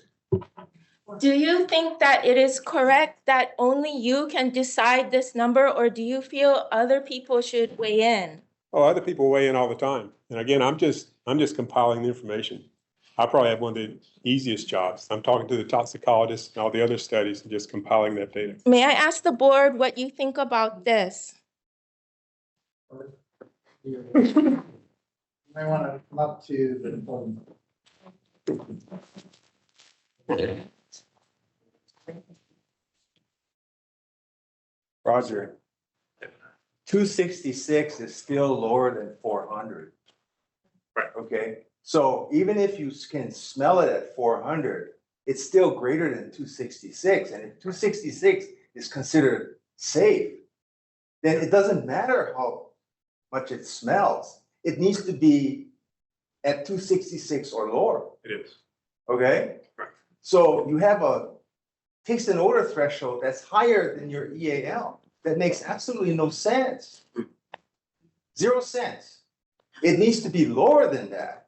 So if you can smell it at 100, all right, that's why we recommend it to you. It doesn't matter what the EAL is. Even if you can smell it, nobody's gonna want to drink smelly water. Nobody. It doesn't matter whether it's safe or not. It's just aesthetically unpleasing. We wrote to you this. 4 letters we wrote to you this. It's just intuition. So with that, I didn't set the taste odor threshold. It's just based on information, documents I reviewed that's been out there. I haven't seen any alternatives for it. So the taste odor threshold based on the information, the data we have is at least 500 micrograms per liter, 500 parts per billion or even higher. So that's a number. So since we have the EPA here, maybe I can ask the EPA, Corinne or Allison, for TPH, what is the TPHD? I guess it is. What is the taste and odor threshold?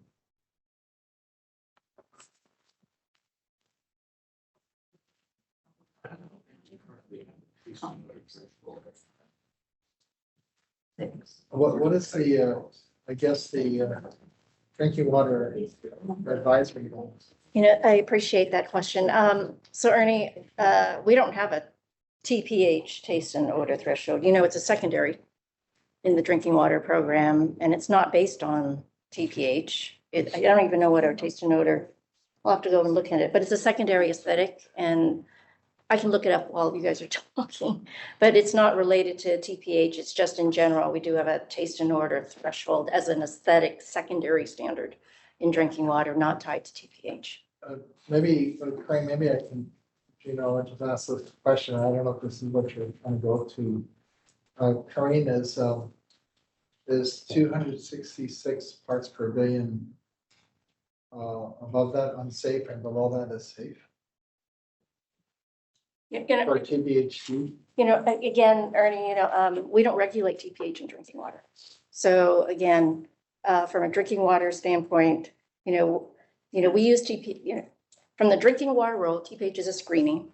We look at the components of hydrocarbons that we regulate, which is BTEX. And if that's what we look at. We don't look at the hundreds of compounds that look into TPH. So I can't actually speak to whether it's safe or not safe from a drinking water standpoint at TPH at 266, because for us, it's a screening mechanism. And then we do a deeper dive into those 4 parameters that we regulate in the drinking water program.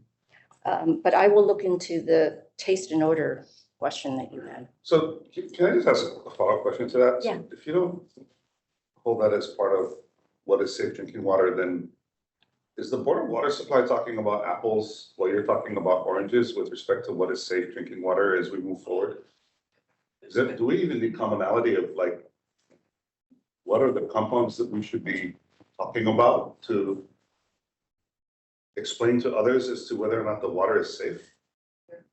So that's a fair question to ask, Board Member Anthony. We are, for the drinking water program, we based our information on science and health assessments. Our health events goes to those constituents that are most prevalent in drinking water. You're not expected to see TPH in drinking water. So we don't have toxicity assessments for, the broad range of TPH in drinking water. It's focused on BTEX again. So is it apples and oranges? We use it as a screening tool. There's something there. It shouldn't be in the drinking water. Let's go down and drill into the constituents that we regulate where we know what the toxic health effects are, which is the BTEX and Matt, what about the toxicity factors? How does that change? Maybe Matt might be. So let me jump in. This is Matt Small, Dr. Small. He and I have been working together for 25 years on this. So that's a big problem. As she said, just testing for BTEX. There's no BTEX in JP5 fuel. Something that came up 25 years ago. We put together a work group in the US. I was a youngster just getting started then. There was a few people from EPA, but a lot of the state regulators, a lot of the consultants, people from the Navy, it was led by the Air Force, saying, wait a minute, you can't just look at BTEX or naphthalene. There's hundreds of other stuff in this fuel, other compounds in this fuel. And a lot of people since then, starting in 1997, the Total Petroleum Hydrocarbon Criteria Working Group, they assess the toxicity of all this other stuff, and that's the TPH. Since then, there's been 5 other entities, including California, Massachusetts, Washington, Center for Disease Control. They looked at the toxicity of all these other components, TPH. So that's one thing we focus on here. And it's actually great that we're talking about that. Should it be 100 parts per billion or 200 parts per billion or 500 or whatever? That we've been fighting this for 25 years. You have to look at more than just BTEX. And this Red Hill ended that debate. That's one of the useful things that came out of this. You can't just focus on these. So, should it be 100? Should it be 266 or 400? I'm more than happy to be in that discussion with anyone. If I think we should have a discussion with affected family members. It should be very detailed as to when their symptoms came up. Many of them talk about being sick 1 year even before the big spill. So, and we can see those numbers correlating with them. So I don't want to be cut off on my testimony. I have per each one, I have other things to ask. Should we move on? I just say, Gina, that's a great point. And that's something, so again, I'm not just the only person looking at this. It's easy to do the math. I talked to the toxicologists, I talked to EPA, I look at their tap order, their model, and do the math, come up with the number. There's a whole group of toxicologists and medical doctors. Roger, I think we should let So sorry, I know I'm supposed to have 2 minutes, but I represent 75 groups of people, and we are daily going over this issue every day. I have the second question. How many people in here have not watched Dark Waters? How many people have not watched Dark Waters? Okay. I think that as a regulatory agency representatives, I want to ask, would it be possible for you to watch Dark Waters, which summarizes the AFF PFAS situation when 70,000 people got poisoned by DuPont? Is $3.99 on Netflix? No, Amazon Prime. This shows just like how their Department of Health raised their EAL levels. So I just gonna mention that. I will watch that movie. Okay, thank you. And then I want to mention for AFF, just to help board understand, it is illegal in Europe, AFF for firefighting. Japan has a 65 PFAS chemicals already banned. Okay, so I don't know why, I wanna ask 3 things of EPA to help and the Department of Health and Board of Water to be behind this as a solution. I think we need accounting of every single AFFF and PFAS from DOD entering our Oahu. Secondly, what is missing? What is missing should be identified and accounted for. Thirdly, how is it going to leave the island? There should be a plan. If it's not no plan to leave, it should still be documented as no plan left to leave. It needs a timeline. The one thing that we learned over the past 8 years is without a commitment to the timeline, all suggestions will go into outer space, and we'll keep having these meetings. Okay, then now, next item. I want to suggest, this is to help all of this, the regulators. One, we need a detailed meeting presented by the engineers of the defuel plan. We need to go over blow by blow, minute by minute, step by step, what is going on in their planning. Even if it's alternative plans are being considered, I request on behalf of the community, we need to know if these engineers are anal retentive enough. We need to hear this for ourselves. We have the right to hear this because we will live as with the results of this surgery. We need to know, like when you ask your surgeon, what are our options? And community should be involved directly with our own engineers commenting on the defuel plan. I think a Board of Water has the right to ask this. Department of Health has the right to ask this. EPA has the right to ask this. It will only help the Navy make sure they are on the right track. Because they are not thinking of aquifer, they are only thinking of independent contractor, who to give it to, and nobody going to take responsibility. I want to mention that. I'm sorry I'm going over, but I gotta say this. I will summarize that every single leak is because they were doing a safety kind of thing, okay? And they make a mistake. Secondly, another time is they don't know they had a leak. This is the other problem. They don't know they had a leak. It took an injunction hearing of 13 hours to find out 19,000 gallons was missing because Department of Health got sued by Sierra Club. So this I'm talking about. If we don't have a meeting going over the past mistakes and then a meeting with the current plan and how the past mistakes is not going to be the same thing going forward, we're going to have one mistake. So I'm in property management. I see a lot of mistakes. I'm telling you, this is critical. So that's why I'm going over. I don't mean to be rude. And I know a lot of people behind me, but I have a lot of people that couldn't come today. I represent, just let you know, I'm not trying to over. Now, finally, the last thing I want to say is, and this is like kind of unfair for us to have to testify in 2 minutes with so many topics. I feel, to be honest, the remediation plan that you want, I just want to say it because all these people are here. Actually, there is no remediation plan that the Navy is going to come up with. It will be something that Hawaii is going to have to request. They cannot come up with this plan because I've been researching this. Okay, so it's going to be probably microorganism based remediation that is indigenous microbes that is attenuated with the chemicals that it eats. Why? Because in Asia, they are using this Korean natural farming that you can harvest the microbes from the area of the spill or the AFF, combine it with the indigenous, then they don't fight each other. So when you use the slurry, it goes in the soil and it eats. It works for anaerobic as well as aerobic. So the EPA engineers, or I mean the soil engineer that I talked to before, they all thought it was a good idea.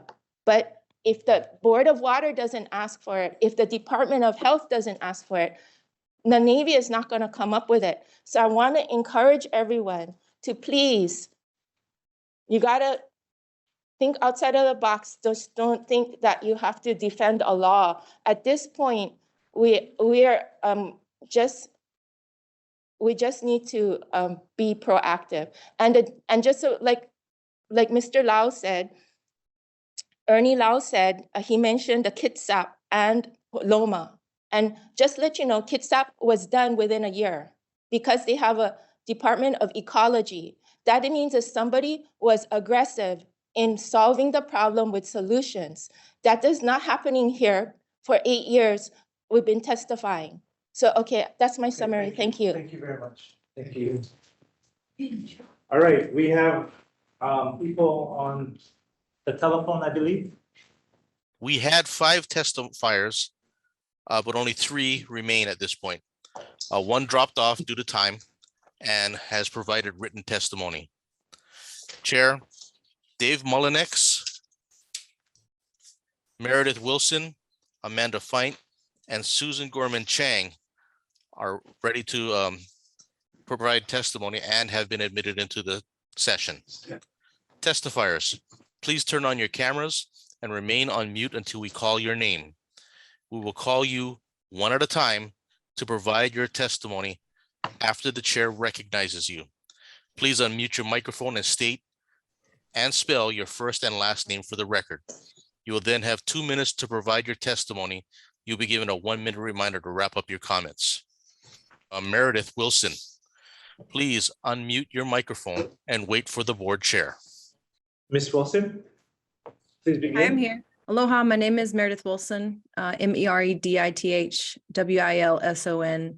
And I lived on Joint Base Pearl Harbor Hickam for 5 years. And I used to say I'm an affected community member, but now I really say that I'm an altered community member because I really think of my life in 2 major stages. There was pre-Red Hill and now, sadly, what I am post-poisoning. I always think of who I was before and who I am now. And I'd love to get my time back. I'd love to get my health back and my memories back. When I say Hawaii, I don't think of paradise. I think of what was left at the end. And we're left with no choice but to continue showing up and pressing for simply what anyone would want if someone had done this to them and their families. And after all this time, after 14 months, it's still hard. I just want to put that out there. I have 4 main questions. So I guess if you want to respond to the question right after, that can work. Or if you want to wait to the end, that's fine. A lot of it has already been answered within the 3 hours plus that we've been here. So I kind of had to adjust my written statement. So you can neglect that if you want later. But thank you to Ernie for stealing my question about the additives in the JP5. Sorry about that. No, we can ask that 1,000,000 times because that is what we have been asking since day one. There's no way that we can know if our water is safe. There's no way we can know the toxic health effects.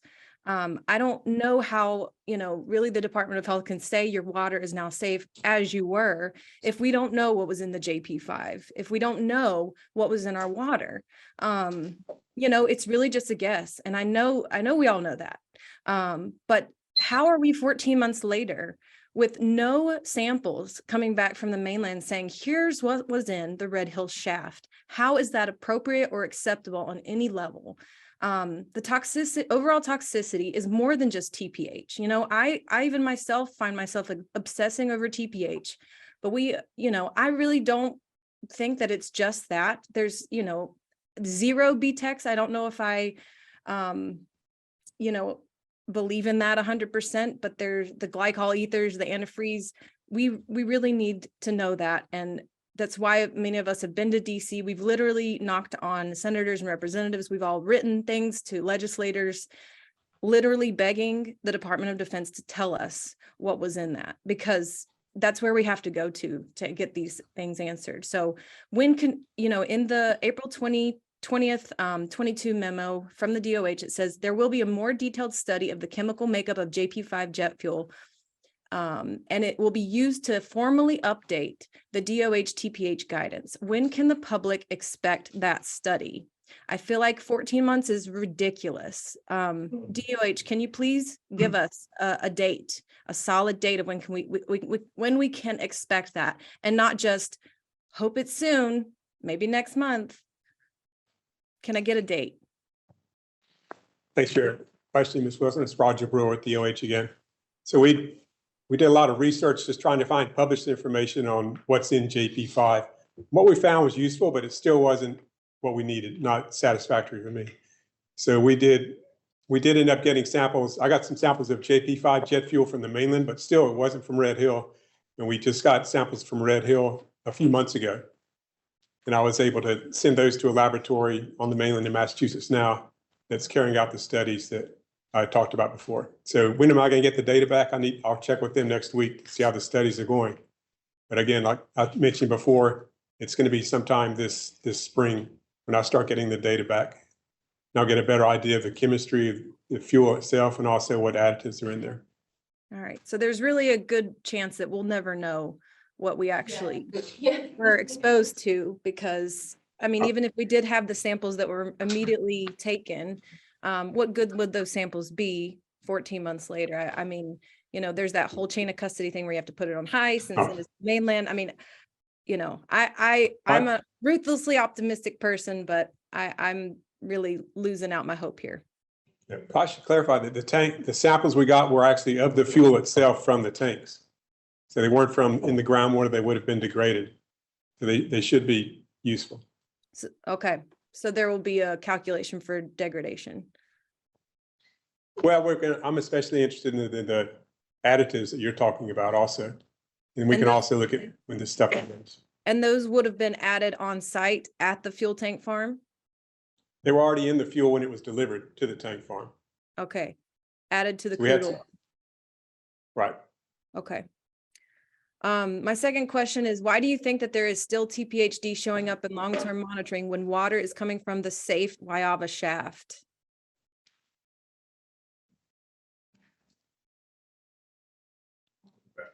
I don't know if anyone can answer some of these questions, and if not, maybe we can. Okay, maybe we can all just kind of ponder on that. My personal thought is, I mean, I think Erwin Kawada might have a couple of thoughts on that, but definitely makes me think that those houses in the JBPH system still need to be remediated. Excuse me, this is Corinne with EPA, who's been overseeing, overseeing kind of the LTM data results. Thank you. With ongoing sampling of homes and residences and businesses for the past 9 months. And early on, there was, I think, only one TPH exceedance. There might be some detections, but I'm only familiar with one TPH exceedance in one zone through the amount of sampling that's been done over the last 9 months. So if there's something more that we should chat about, there was over at least 80, there was over 100 parts per billion TPHD exceedances since it started. So I'm not talking about over 266 parts per billion. I'm talking about this any TPHD in general. So you're talking detections? Yes. Any detections of TPHD? And again, without having to go through all like 400 samples, where I've seen a lot of them are in that odd place of kind of below the reporting limit, but above detection. A lot of them are what we call J flagged. So we would need to kind of screen those out and drill down into that a little bit more, but I can work with DOH on that. Okay, that'd be great if I could somehow follow up with somebody from that. So, because that was I'd got those numbers from residences on spreadsheets directly. And the last question is for DOH, and I'll be done. I am really concerned that about the Superfund or the CERCLA petroleum exclusion, considering that the Navy will not be, in charge of paying for the cleanup. So potentially, is there any kind of exclusion or any kind of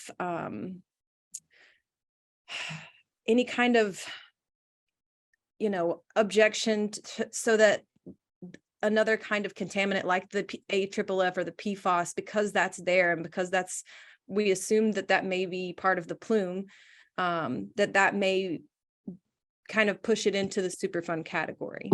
Oh, this is Dustin Miner from EPA. I think that's more of an EPA question than DOH, but I welcome DOH to add to it if they like. So the Navy is paying for the cleanup under the orders. And so even a Superfund site or goal is to get the responsible parties to pay for the work. And so we don't use fund money unless the parties are unable to do it. So whether it's a Superfund site or not, for a federal facility, the Navy pays. So that determines which authority we're using, CERCLA versus RCRA, but not who pays. And the standards really won't be different on a RCRA corrective action at a private site or a federal site from a CERCLA site. You do a similar investigation, site assessment, and remediation. The Superfund is really a backstop to provide federal funding where you don't have liable parties. So if someone new would be moving to the area, would they know that Red Hill would be a contaminated site? If it's closed under a RCRA process? That's a good question. We do have a list of Superfund sites that are on the web and easy to follow, although Joint Base Pearl Harbor Hickam is on that list. It's just the Red Hill facility is excluded because of the petroleum exclusion. So most I'd be people more concerned don't. about Red Hill. Yeah, I think there's a lot of information on the different websites of the different agencies about the contamination, but it wouldn't show up on Superfund list. Okay. All right. That's all I had. Thank you to BWS and to all the groups and individuals that continue to show up. Don't stop. Thank you guys so much for all your help, and appreciate every one of you in the room, no matter what you do. Members, I wanted to ask you, do you want to continue this, or should we, a lot of the questions I think can be directly answered by either DOH or EPA. Do we want to have it open on the spot like this and continue? I've been wondering that for some time, and I think it's just because this is the only open venue that people have access to. There's not regular DOH meetings, and EPA had their one meeting, and they blew out the time on it, and so I don't think there's anywhere else that these guys get to go.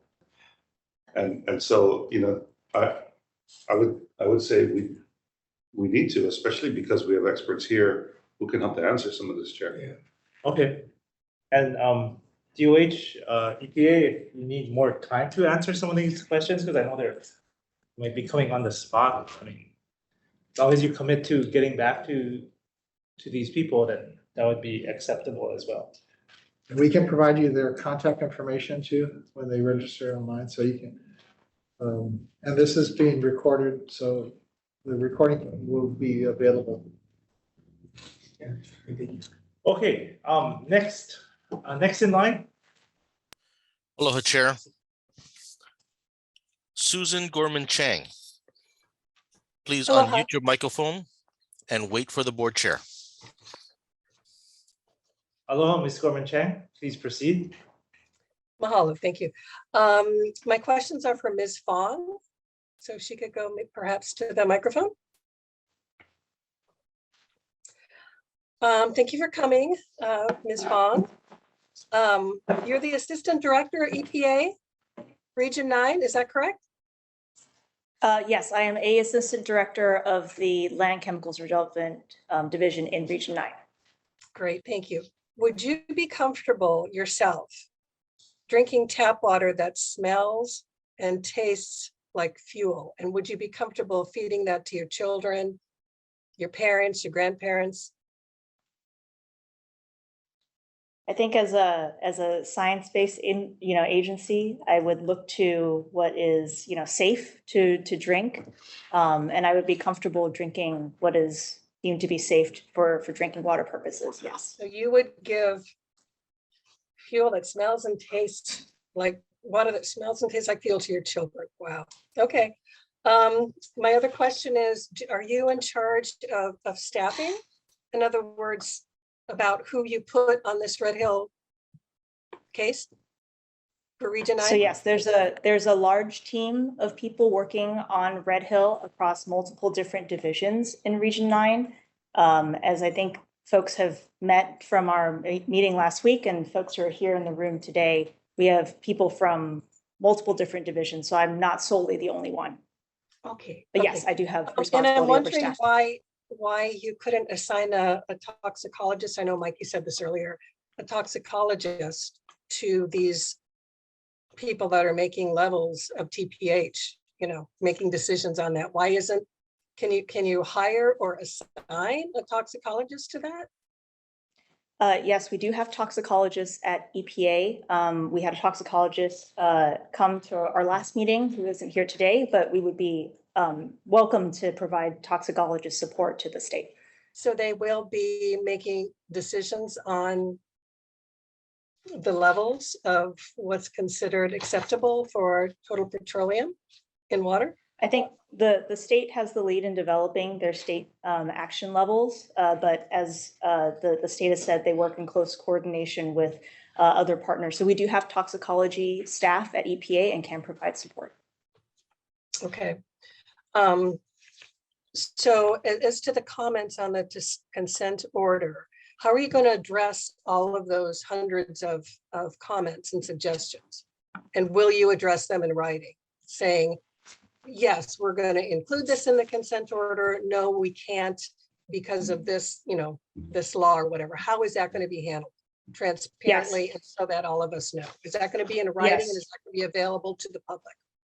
So the comment period does end on February 6th. EPA will review the comments and meet with DOD to determine what changes need to be made to the consent order, and will be responding to the comments in writing. To the public? I believe those responses to comments are publicly available, correct? Okay. And then this is a question, maybe it's for Dustin. Since he was unaware of the San Diego and the Washington State underground tanks that were drained, I'm just wondering what was the starting point for the consent order? Because it doesn't seem like there's a lot of knowledge about underground tanks and defueling and whatnot. So I'm just curious, what was the starting point for you all if you didn't, interview people about the San Diego and the Washington State ones?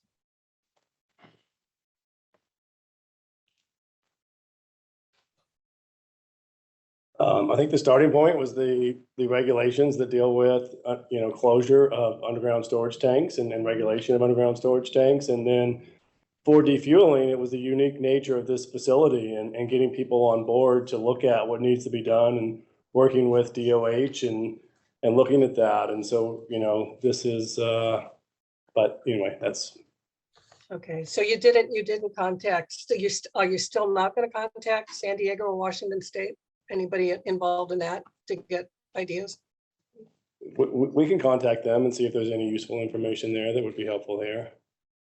Okay, and if you did, would you change the consent order to add some of those suggestions? It depends on what we found. If we found something that we felt warranted changing the consent order, we would seek to change it, yes. Okay, and thank you, mahalo. My last question is for Kathy Ho.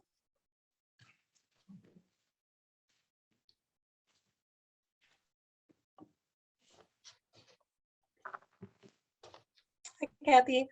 Hi. Hi, yeah, I just had a question. When you, I think much earlier, hours ago, you said, you know, PFAs, they're everywhere, they're in everything. Was that to make us feel better or worse? What was your It was, intention in saying no, that? it was What just your simply, intention? it was simply a fact, that's all, just a fact that it was used historically for many different purposes. And I was just stating a fact, that's all. So does it have any bearing on how we should hold the Navy accountable for PFAs in our water? Yeah, I mean, in this instance, it's because of the AFFF line, AFFF release. So yes, of course, we're going to hold the Navy accountable for the remediation. Okay, thank you. Oh, can you, was that your last? I'm done. Okay, Yeah, mahalo. thank you. Thank you very much, Ms. Gorman Chang. Thank you. Aloha, Chair.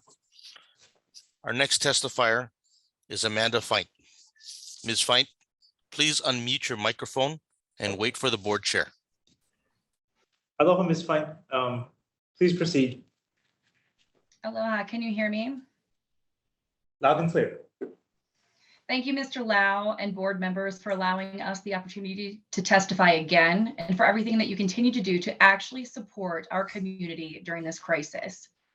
As a mother of two small children who at the age of 1 and 3 years old were poisoned by jet fuel in our drinking water, I'd like to start by highlighting the actual truth, and that is the complete lack of transparency, respect, and empathy the EPA and DOH officials have shown towards the Red Hill impacted families and concerned members of the local community. After 14 months, thanks for finally showing up to hear us say, shame on you for signing off and completely dismissing the families who came to last month's BWS meeting in order to share their story and get their questions answered by you. And since you have not reviewed our testimonies from last month, I'd like to repeat. I do not appreciate you using my children as your test dummies or guinea pigs in this science fair project you have going on. With the number of ongoing medical symptoms, particularly in innocent children, your EALs are clearly not sufficient to ensure the health and safety of this community. I've heard a lot tonight about your priorities associated with defueling. And while I agree that's important, I'd ask that you first start by prioritizing the threat your current EALs still pose to human health.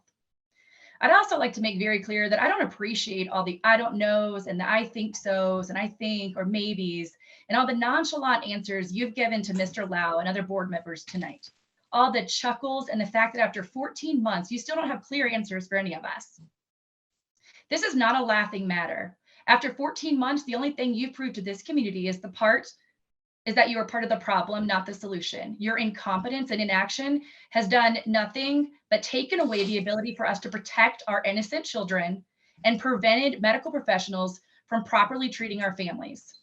As Susan has stated, we, the impacted families, demand a complete list of contaminants, including your jet fuel additives and cleanup chemicals mentioned this evening, immediately.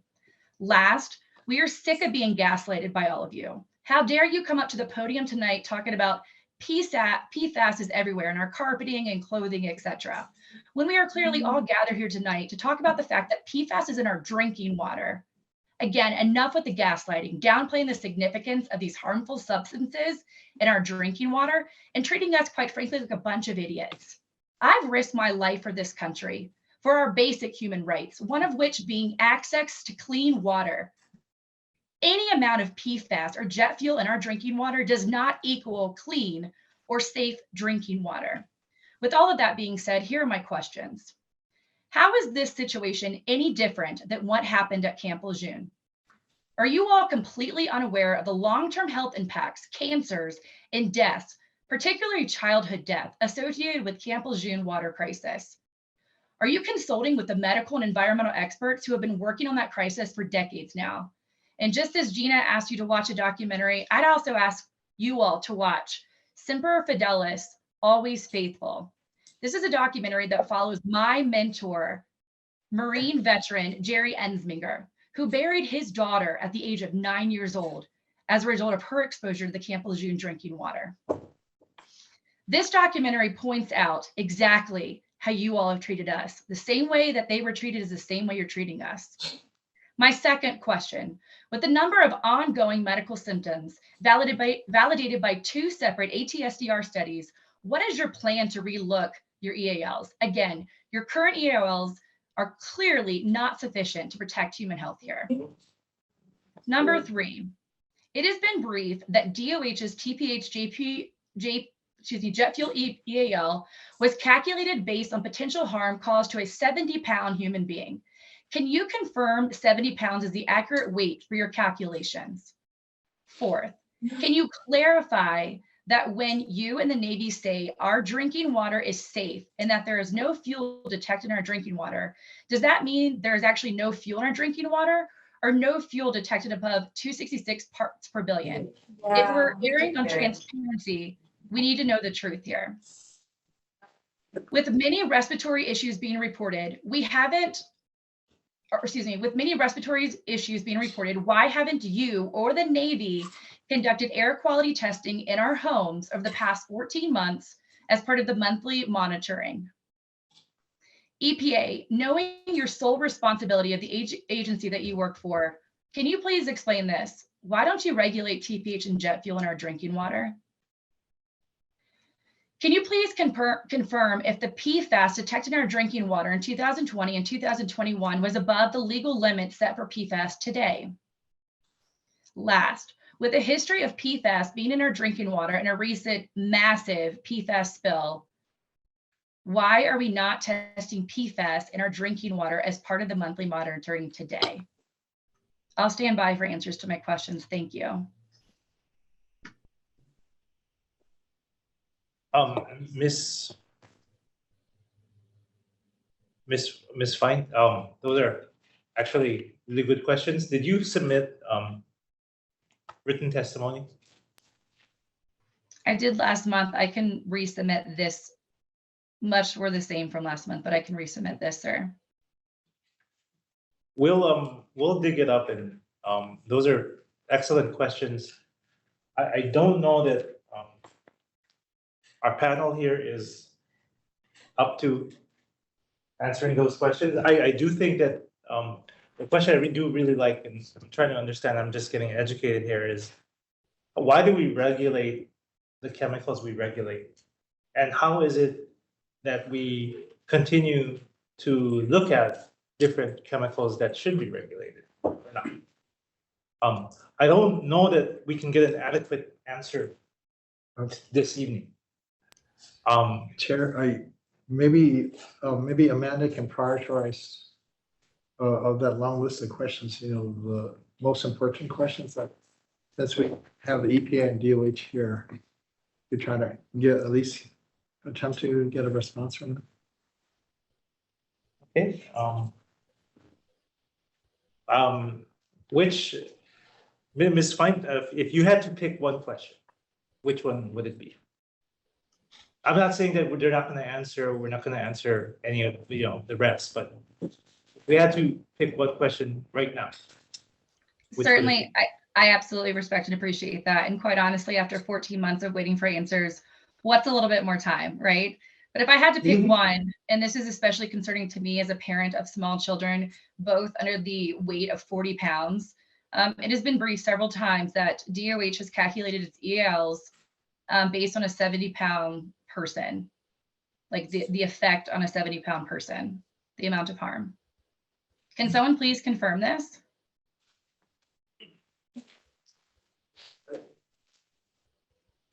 Hi, and thanks again for the question. And actually, the EALs are based on the risk to children, young children.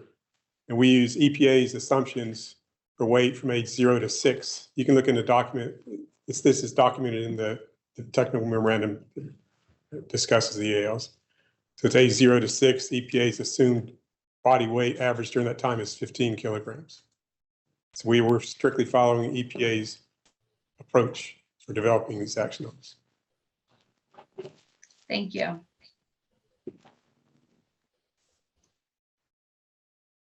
Okay, let's see, we've got, how many more do we have in the queue?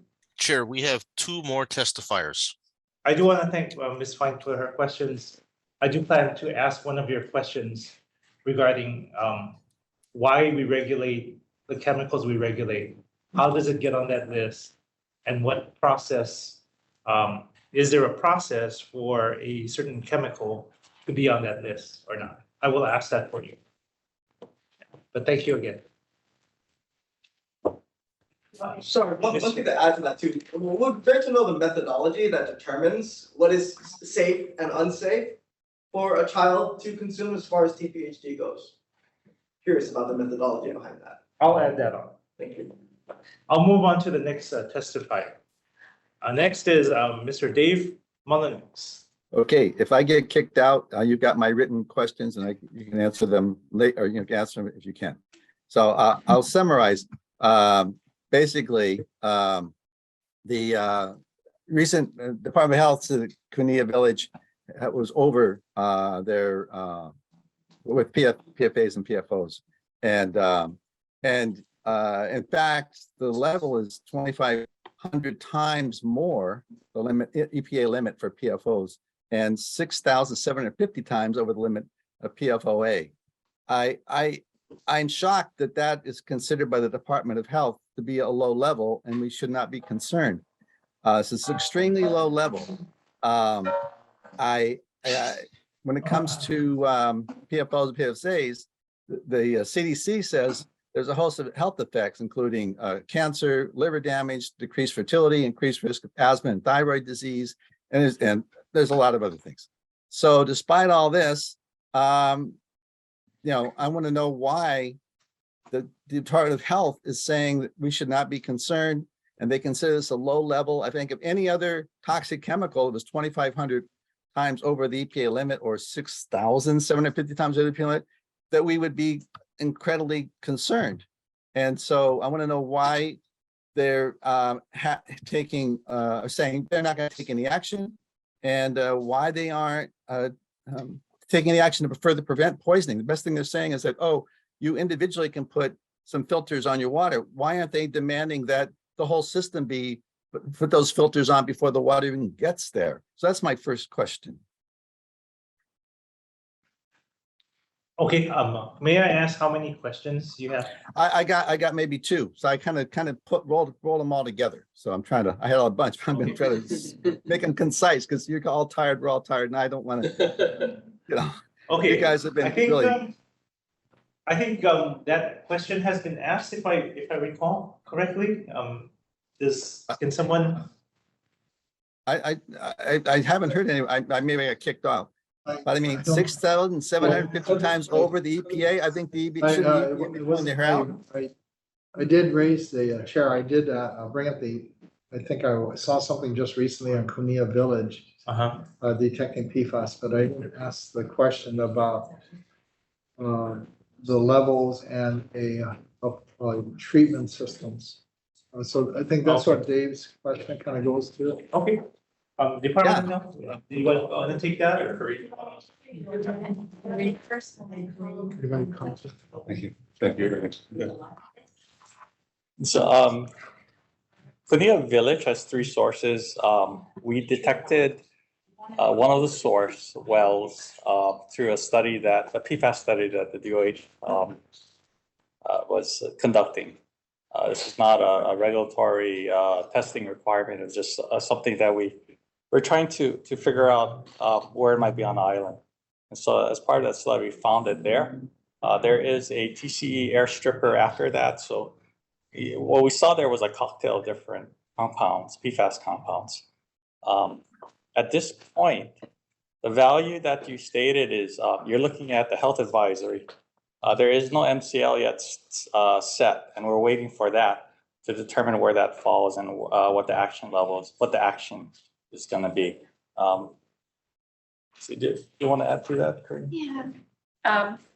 So I don't know the range of PFO and PFOS results, but as you indicated, it's much higher than what I assume is this very, very low health advisory, which is very near zero, as far as we can tell.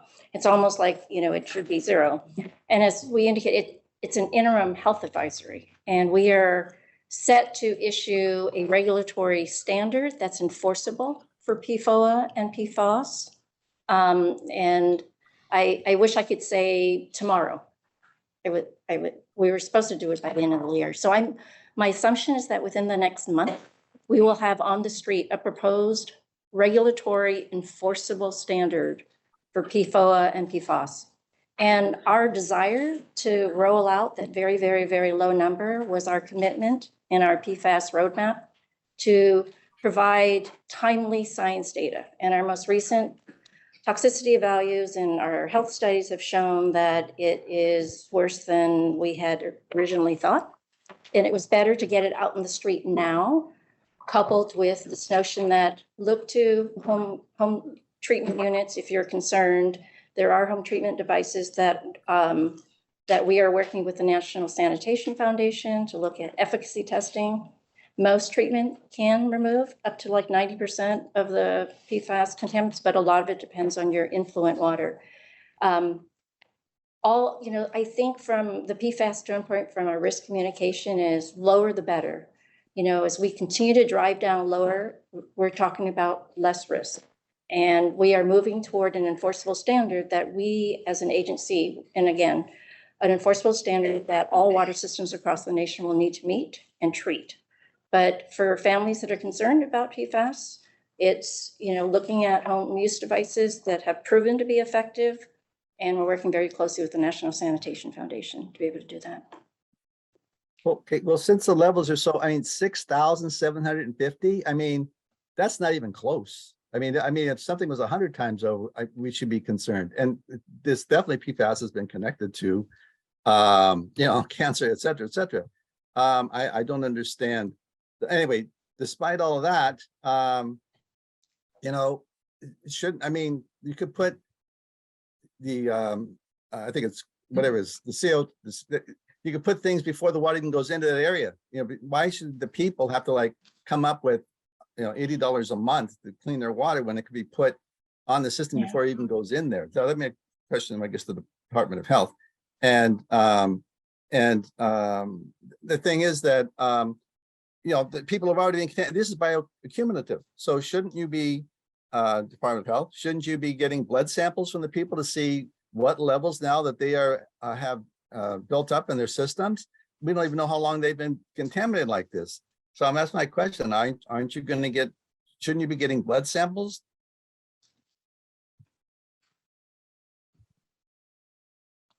That was a question for blood samples.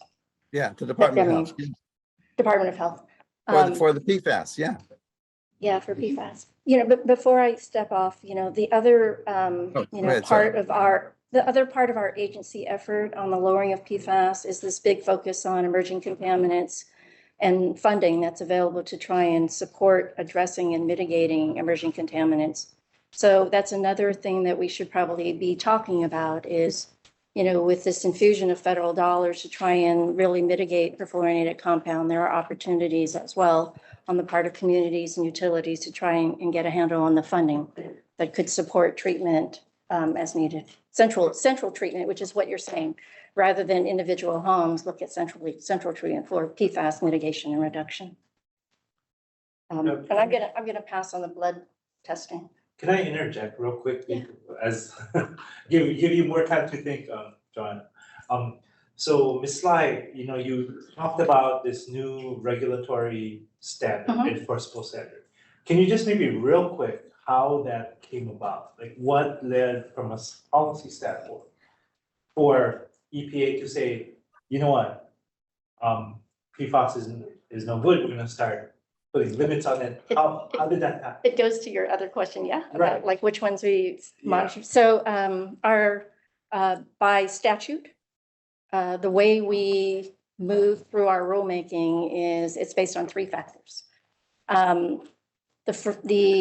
We have health data that indicates that there are certain, when exposed, causes adverse impacts.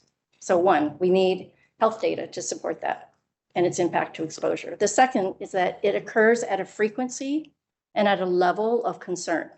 And that's where we do the monitoring across the entire nation. asking water utilities to sample, because it doesn't make sense for 2, 3, or 4 utilities to find it, or a small percentage, and then put out a national regulatory requirement that all systems monitor. And I said there's 3, but the third one is really kind of in the back pocket. If the administrator determines that it's in the best interest for a reduction in public health protection, that the administrator could make a decision to move forward on regulating it. So PFAS was a contaminant that was monitored for in 2012, 13, 2013, 2014, 2015. And it showed up in a number of communities across the nation. And then I talked about the health studies, and I forget, it was Matt or maybe Roger Brewer got up and said there were we now have 400 human epidemiological studies that indicated causes much more adverse impacts than originally intended. So that, coupled with the frequency and occurrence at low levels across the nation, checks the box in terms of why we are moving forward with the determination to regulate that chemical. And that would apply to any chemical, but for this one, it's PFOA and PFOS. It occurs at a frequency of concern, and we have enough health data to justify moving forward. And then when we set the standard, we take considerations like cost and feasibility and analyticals. So our MCL, our standard, is going to be higher, which is normally the case, than the health advisory, which is near 0. And that's not unusual. We have a number of, we have a third of the contaminants that we regulate that are carcinogenic.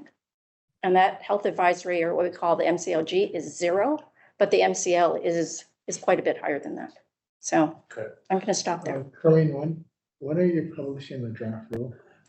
I'm going to say it was supposed to be by December 31st. So within the next month, I'm hoping we'll be out in the street. It's with OMB. It's going through its second round of comment and review with the Office of Management and Budget. So it's an agency kind of process, not a congressional. It's an agency process that follows the statutory language in our Safe Drinking Water Act. Okay, thank you. Excellent. Sure. So I just quick here that to summarize that that Massachusetts they closed down their wells. It's at 20 parts per trillion, and ours is at 50, I think it is. And I think it was Minnesota. They have a health advisory at 15 parts per trillion. So it's 6,750 times over. I think that we should be warning the people in that community that that's how high it is. And maybe DOH and EPA doesn't think that's a big deal. But if people don't realize it's over 6,000 times higher than it should be, then they need to know that. That is just standard. And so I would hope that they would notify people, even though they don't think it's a big deal. I think to me, 6,000, over 6,000 is a big deal. Thank you so much. Mr. Mullenix, did you still want your answer on the blood? Yeah, that would be great. Yes. I mean, once again, I think if people are getting poisoned, then we should know, they need to know how badly they're being poisoned. So I am Please, sorry, go I ahead. don't have that answer. I will go back to our state toxicologist and ask that question so that we can get back to you, Mr. Mullenix. Okay, thank you. Thank you. Try.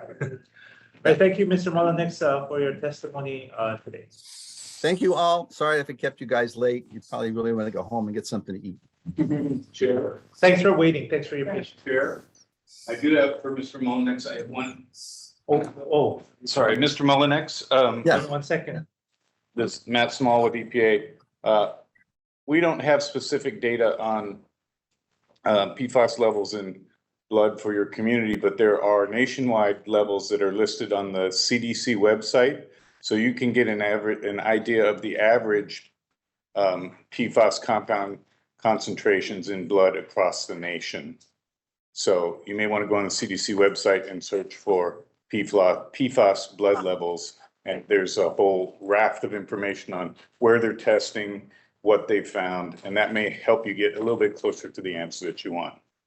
Hope that helps. Well, actually, I think the Department of Health would need to do that and then let the community know that those are the levels. I don't need to know this. the people in the community need to know this, and the Department of Health should find out. They should be doing a study. Right now that they know that 6,000, over 6,000 more intense than it should be, they should be like, oh my God, we've got to find out how badly people have been poisoned. Okay, anyway, thank you so much. Thanks again. Aloha, Chair. Okay. It is time for our final Zoom testifier. Jamie Simic, please unmute your microphone and wait for the chair. Aloha, Ms. Sinek. Thank you for your patience today. Please proceed. Aloha, thank you once again to the board and Ernie Lau. First, I would like to say on the testing real quick, I have asked for blood testing since December 2nd, 2021, when I took a shower covered in jet fuel, and I have been denied. I'll get into that. First, I want to say to everyone in the room that we have been brought together through unprecedented circumstances while being forced to live out a B horror movie, all the while being gaslit medically, professionally, and in our personal lives to believe that the poison that we can see, smell, and feel and taste is not really there. I don't know about you, but for me, enough is enough. Jamie Simic, the squeaky wheel and Red Hill warrior that will not give up until I know the truth and find out the truth, not just for myself or my children that I held for the past 2 weeks in my arms as they projectile vomited and lost their bowels and their bladder with blood pouring out of their noses. I am a mother of these two little amazing Red Hill warriors that were born on this water line. And I've been a proud, dedicated military spouse for 16 years on that island that I love with all of my heart. I would first like to say I'm incredibly honored and saddened to be standing arm in arm with everybody that is fighting for the truth. We're building an amazing army over the past year with the help of God that is fighting relentlessly, and we are being blocked and gaslit at every turn. It's been almost a year since I stood in a little town hall pleading for the Navy, the DOH, and the EPA, and any and all medical professionals to do the right thing, warning that if we proceeded on this path, there was going to be hundreds more Exhibit A's like me, because the EAL levels that we all keep discussing are way too high and people are falling ill at a rapid pace. I know, because as you said in 2012, 2013, 2014, when my children were born, we all fell ill. And going through their medical records tonight, you can see the symptoms. What I was put through while in Tripler because of a DOH letter saying not to test is unacceptable. I have asked since then for testing. We know that that testing now exists. When is that going to become the standard across Hawaii for anybody that presents at a doctor's office in order to get treatment for the contamination? I wish I could stand here and tell you that the symptoms were fleeting and that we were all better and that it's been an easy road to treatment since we've left the island, that we did not want to leave, but it hasn't. When will the DOH and the CDC and the EPA stand arm in arm, putting out advisories and help for those that they know exist because they have studied Camp Lejeune for decades now? Stand here asking for the same things that I asked for a year ago. One being the truth. Without the truth of what exactly was in the water, soil, and air, we will never be able to physically or emotionally heal. When will we get the truth regarding these EL levels? Because I remember when they were 50 parts per billion and it was too high then. But I trusted the elected officials that took an oath to protect and do no harm when they swore into their jobs. 2, transparency. We deserve to know every single spill that has occurred over the years and the subsequent chemicals that were released into the soil, water, and air. My children's blood tests have come back in May with lead in their blood. It was confirmed in their school's high levels. I asked at a Board of Water Supply meeting for those results. I still have not seen them. We deserve to see every OSHA report, maintenance, EPA, and DOH report, as well as how many of these spills were actually reported to the Board of Water Supply in the communities and what time frames they were reported in. This is especially important because in March 2022, a report written by Christina Jedra, the Civil Beat, for the Navy states they shouldn't have to share any more Red Hill documents. I don't know about you, but for me, that's just unacceptable. Or a way to build trust, which is what we all need in order to be team players and help correct this issue. Everyone on the island, and especially the Navy water lines, safety should be the main thing that we are all focused on. We should feel safe turning on our water. We should feel safe to take our children to school and that it's a safe environment to learn. We should feel safe to go to our healthcare providers. Sorry, pain. And discuss the symptoms without the fear of judgment or retaliation. We should feel safe to lay our heads down at night and not fear if tomorrow will be a good day or a bad day physically. Finally, the continuum of medical care. Where is the care to start with? Yes, we know some are getting adequate care. However, most of us can't even get the lab draws done. DOH couldn't even answer tonight what labs are available, let alone acknowledgement that we were impacted by these horrific toxins, not just for a couple days, not just for a couple weeks, but for years, a little bit. And this also happens from the contamination. They have trouble sleeping. Where are these magical medical tents, the ones that were promised in November 2020? We set up a clinic and we can't even call in. Most of us don't even qualify for said clinic. What about the civilians in DOD? There still has been no forward progress as has been promised with reports being released, testing, and care. We were promised these symptoms were fleeting. They're not. These consequences last for a lifetime. Well, my family and hundreds of others are now rising together in order to fight for the truth. This has been an issue that has been swept under the rug for years, and that is time for us to clean out that rug and start healing what has been damaged, not just to our bodies, not just to our minds and our spirits, but to the island and to its natural resources. Without that aquifer, there is no life on Oahu. And that's why I fight. That's why everybody fights. When are those that are in charge going to stand up and tell the truth and have the courage to truly change course and make the impact in all of our lives and in Hawaii that they keep promising for the past 14 months? I guess I'll end this with just a simple question. What lessons have been learned by the DOH and the EPA through this crisis?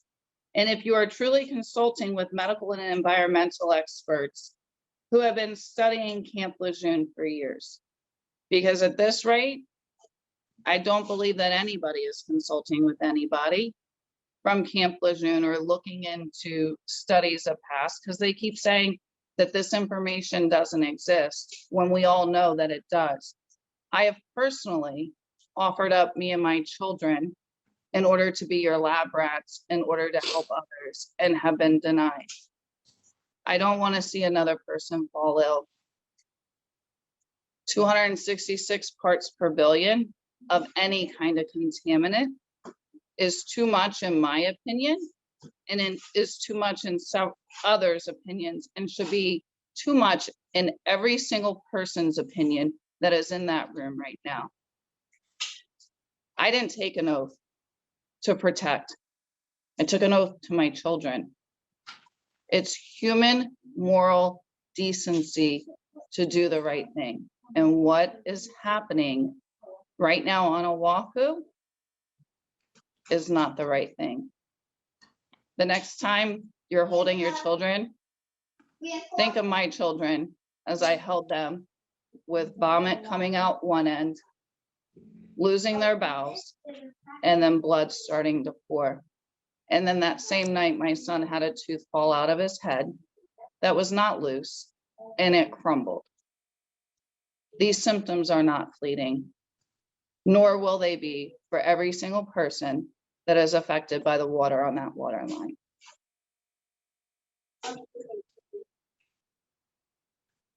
Thank you. Thank you, Ms. Sinek, for your testimony, and thank you for your patience today. Thank you. Take care, Jamie. Thank you, Ernie. Keep soldiering. Keep you in our prayers. I keep Oahu every day in my prayers, all day. Mahalo. Mahalo. All right, Madam Secretary, do we have any other testifiers today? No, Chair, we just have the 14 written testimony. Okay, let the record reflect that there are no further testifiers, and all written testimonies have been received. At this time, I want to give one final opportunity to members, if you have any more questions or anything else to add. Thank you for coming. Appreciate it. Thank you for coming, everybody. Yeah. Okay, hearing none, I'm going to conclude this item. I want to thank at this time, each and every one of you from EPA, from DOH. We really appreciate it. I know it wasn't easy, so we really, really appreciate it. I know it's 7 p.m. Really appreciate your time today. And to the extent that we as an agency, BWS, can bring all the relevant agencies together and the community together to help move towards a solution. I'm really happy and proud on behalf of the entire board to be part of it. All right, let's stand in short recess, and then as soon as we can resume with our regular agenda. It's very late, and really appreciate you guys staying after hours to make this happen. I do want to announce, given the time, I'm going to be tabling a couple of the items tonight. I'll be tabling the approval of the minutes of the regular meeting held on December 12th, 2022. That's item number 1. Requiring board action, we can take that next time. Also, the approval of the minutes of the executive session will also be deferred to the next meeting. A couple of these, the information is available. They're part of your packets. You can review them. So you can still review them, but we won't be having presentations on item number 4 for information, recruitment status. Item number 5 on the ground.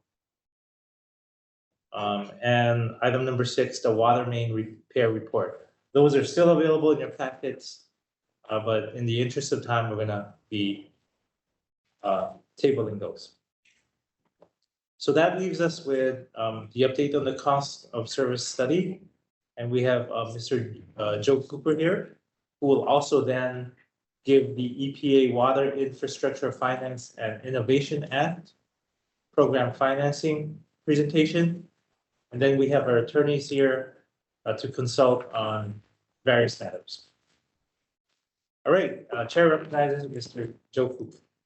Good afternoon, Chair Andia, board members, or good evening. That's a hard act to follow. I'm going to update you on the cost of service study, and actually, hopefully this doesn't drag on too long, but this is a new topic for most of you. I know Chair Andia was with us 5 years ago when we did our last cost of service study and rate making process. And so we will be, I want to give you the background of what we do and how we do that, where we are, and we'll be asking for some input as we go forward. Again, this is the objectives of tonight are to provide an overview of the cost of service study and the rate making process. I'll review the external drivers, which are the revenue requirements and the cost of service allocations. We'll work with the long-range financial plan, which gives us some direction going forward. We'll discuss the water demand trends that we're monitoring, and then we'll seek your input on potential rate increase scenarios. There won't be any decisions to make tonight. Again, this is information. We are going through this process, and this will all be food for thought. The cost of service is something prescribed by a process with the American Water Works Association. We start with defining the revenue requirement, which is basically how much it costs us to provide water, both our operating costs and our capital costs. We then divide those costs into cost of service, and I'll explain a little bit more about cost of service. And after defining what the cost of service to provide each different classification is, we go and design a rate structure that will provide us with the revenue requirements allocated appropriately or equitably to those customers. So again, there's 4 major drivers to the revenue requirement. That's the operation and maintenance costs. Those are the costs that we incur every day to keep the water running.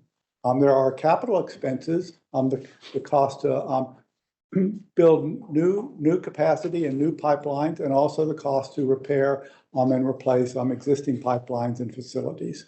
That can either be a cash basis, money we pay directly out of cash, which is sometimes called PAYGO, or it can be from debt we issue either through SRF, state revolving fund loans, municipal bonds, or perhaps some WIFIA loans, which we'll get to in a little bit. We also need to maintain a certain number of reserves and working capital. This is to help maintain our bond ratings and also to deal with unexpected issues that come up, whether those be natural disasters, man-made disasters, COVID or medical issues that come up on a nationwide basis can also affect our working capital reserves. And finally, we'll look at trends and risk. Again, we have to prepare for the unknown, such as even sea level rise. This chart compares the impact of inflation on our purchasing power. And if we go back to 2019, which was when we did our last rate study, and start at 0, the yellow bars represent the rate increases or the revenue increases that we projected or that we built into our rate model. So the first year we had 0%. The following 2 years, we each had 2%. The following years after that, we had 4% each, for a total of about a little over 12% over the last 5 years. However, inflation has probably driven the costs up to about 20%. So in real purchasing power terms, our rate or our revenue has dropped by about a little over 7% over the last 5 years. And then we compound it with, yes, the response to Red Hill. And I know that this has been the focus of, the last 4 hours, 5 hours.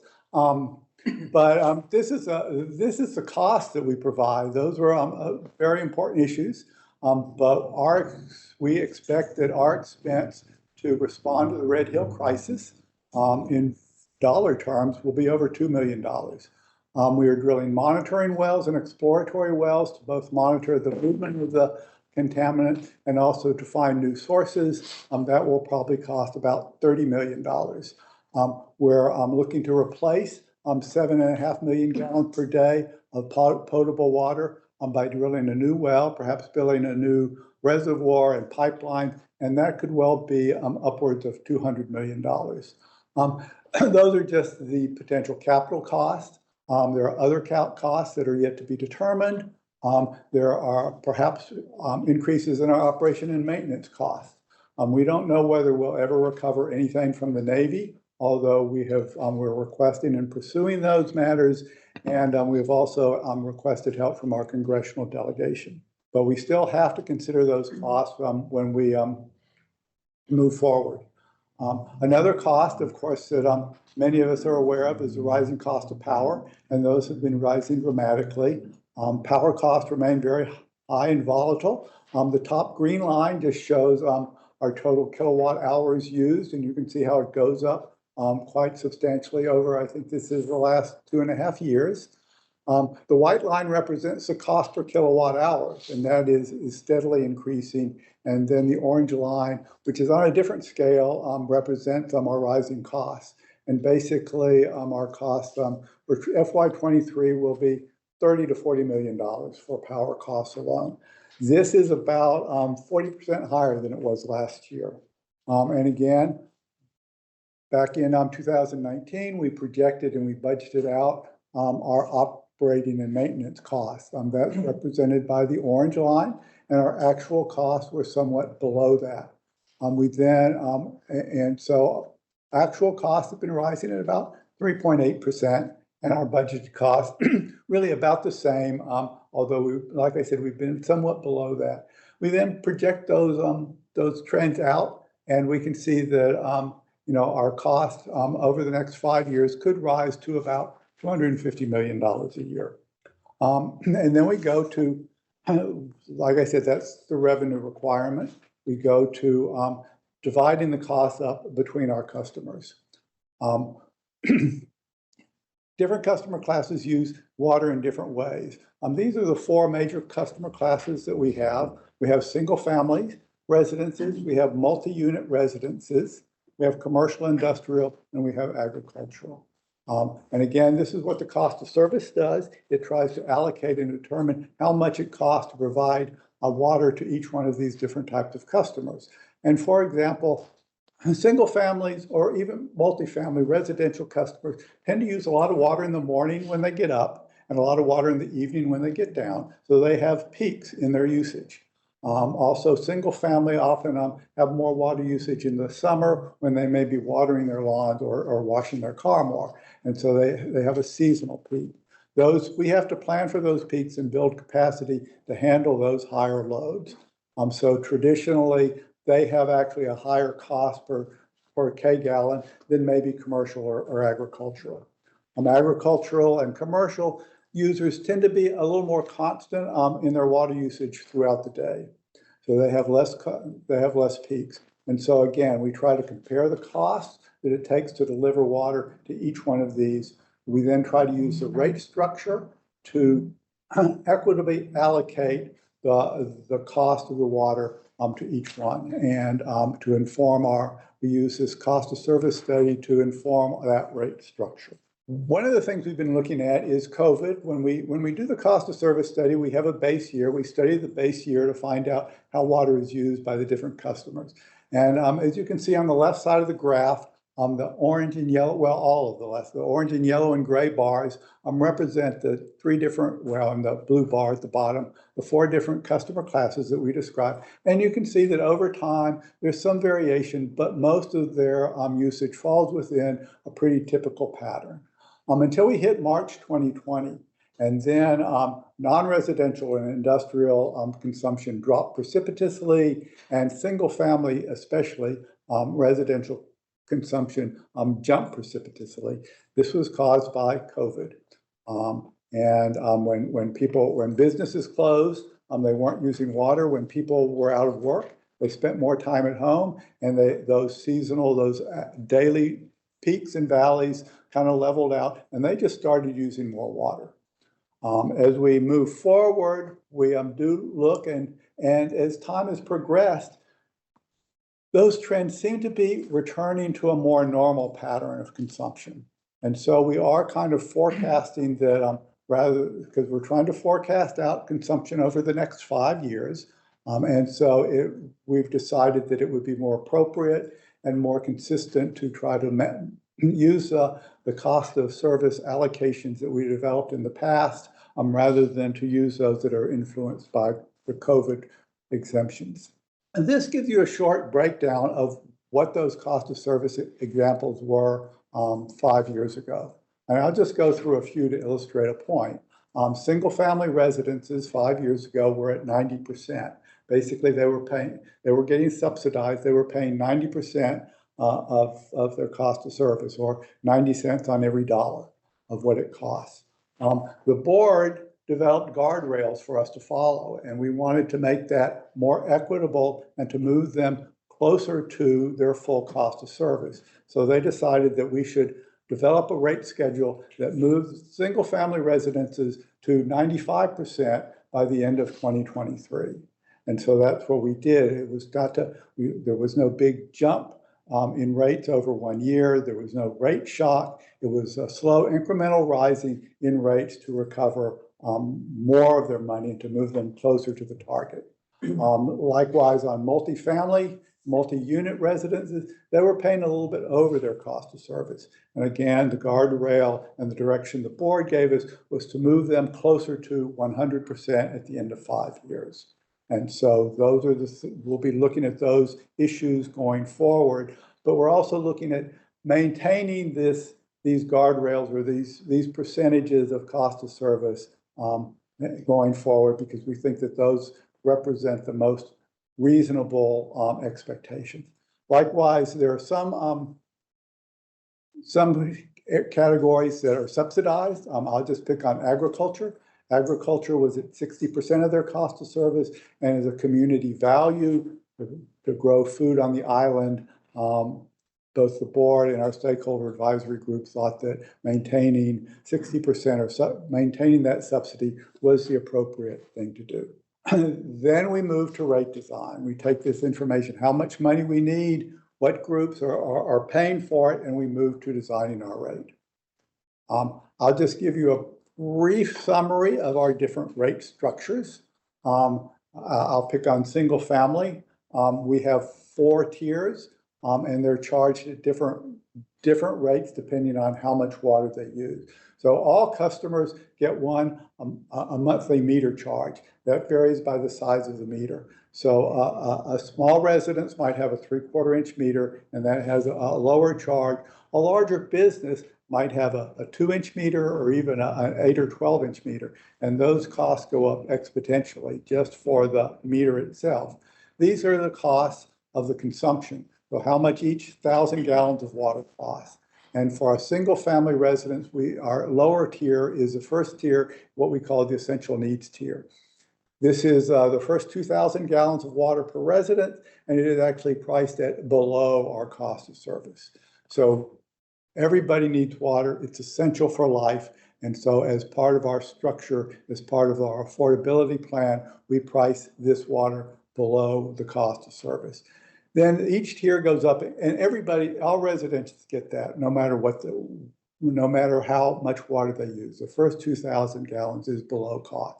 The next 2,000 or the next 4,000 gallons, 4,000 to 6,000 gallons, is priced a little higher until you get to the highest tier, which is over 30,000 gallons, and each of those 1,000 gallons is priced at over twice of what the what the essential needs tier is.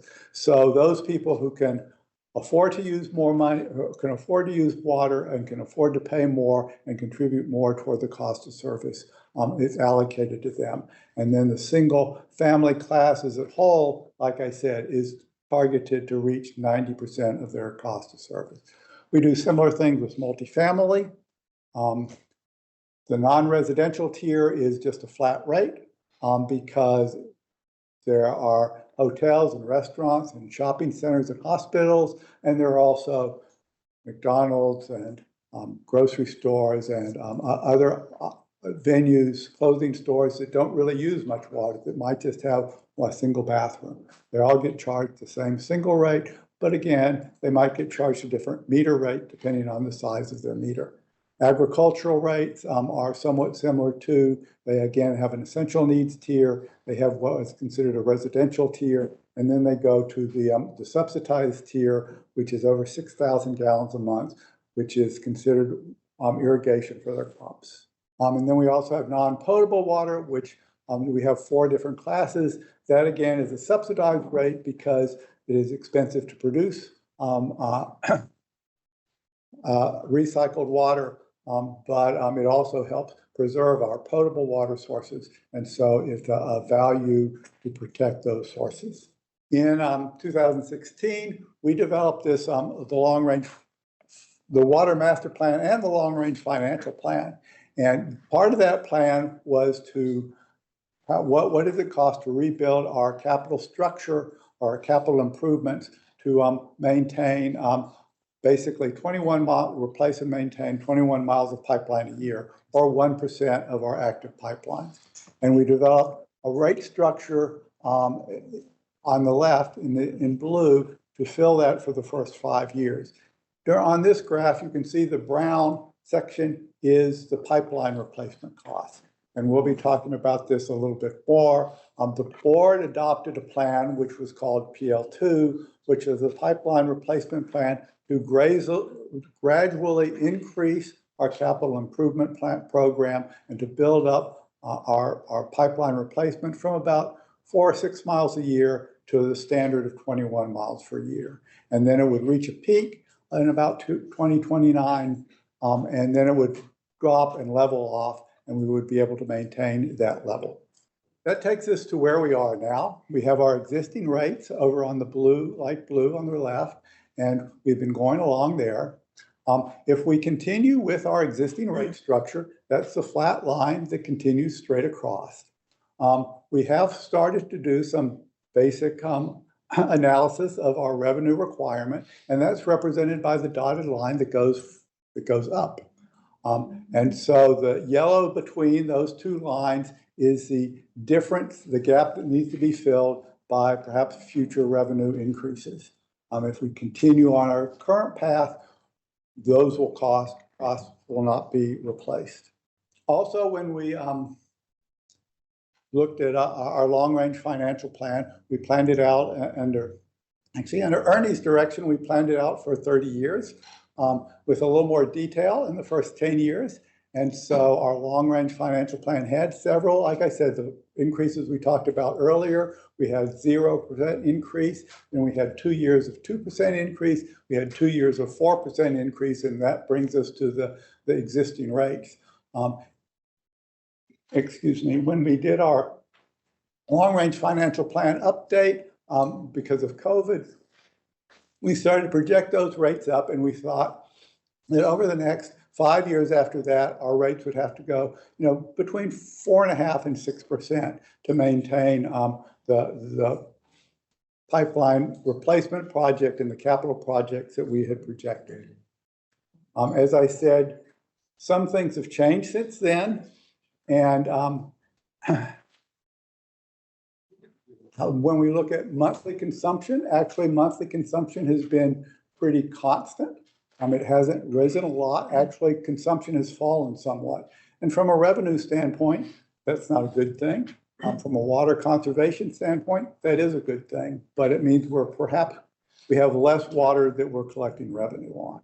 But again, looking at it, we look at this and see that it's still really pretty stable, and it is not something, without a severe drought or water restrictions that we need to be concerned about. We also made some rate-making assumptions based on the water consumption data that I just showed you. We've assumed that there will be no growth in water demand, that whatever growth in population or water use will be offset by conservation measures. We've updated the operations and maintenance cost projections based on the budgets that we've been developing and the 10-year budgets. We've applied these inflation factors to those budgets. And of course, nobody knows what inflation is going to be. It's calmed down somewhat now. But when we started doing this in October, we surveyed several financial firms, and this was kind of the consensus that we could reach, that we'll have 5%. It will slowly, gradually ease down over the next 5 years to maybe the 3.5%.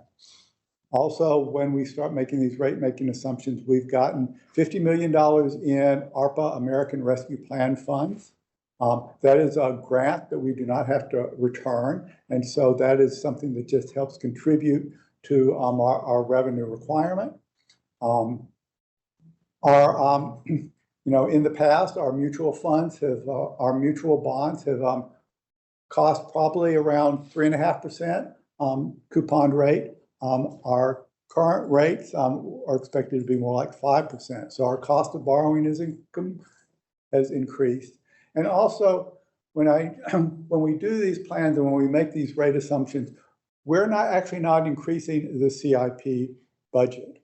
Again, I showed you the large brown area that was our pipeline replacement projects to reach 21 miles of pipeline replacement. Actually, it was within 10 years. We haven't increased that budget. What we've done is we've deferred pipeline projects to address Red Hill. And again, if Red Hill is $200 million, then we've deferred $200 million off into the future. And so what revenue increases would be required to stay on that initial plan? What are the impacts of not raising rates now and doing that and adjusting to that? And what are some more moderate options? As we go into these questions, I just want to point out that we craft everything in the words of a revenue requirement. Again, rates will vary between customer classes, between individual customers. So a revenue increase does not directly relate to a rate increase for any individual customer or any individual class. Also, all our financing comes from our water rates. We don't get any taxes. We don't get any other than the federal assistance that we've gotten now. Basically our ratepayers have to fund both our capital and our operating costs. And when we put all those factors together to maintain our current projection on the Water Master Plan and the Long Range Financial Plan, we would expect to have to see rate increases in the range of 10 to 12% every year for the next 5 years.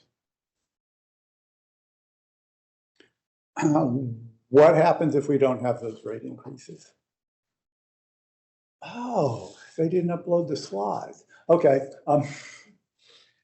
The blue line on the top represents the projected rate increases to maintain our full CIP projects.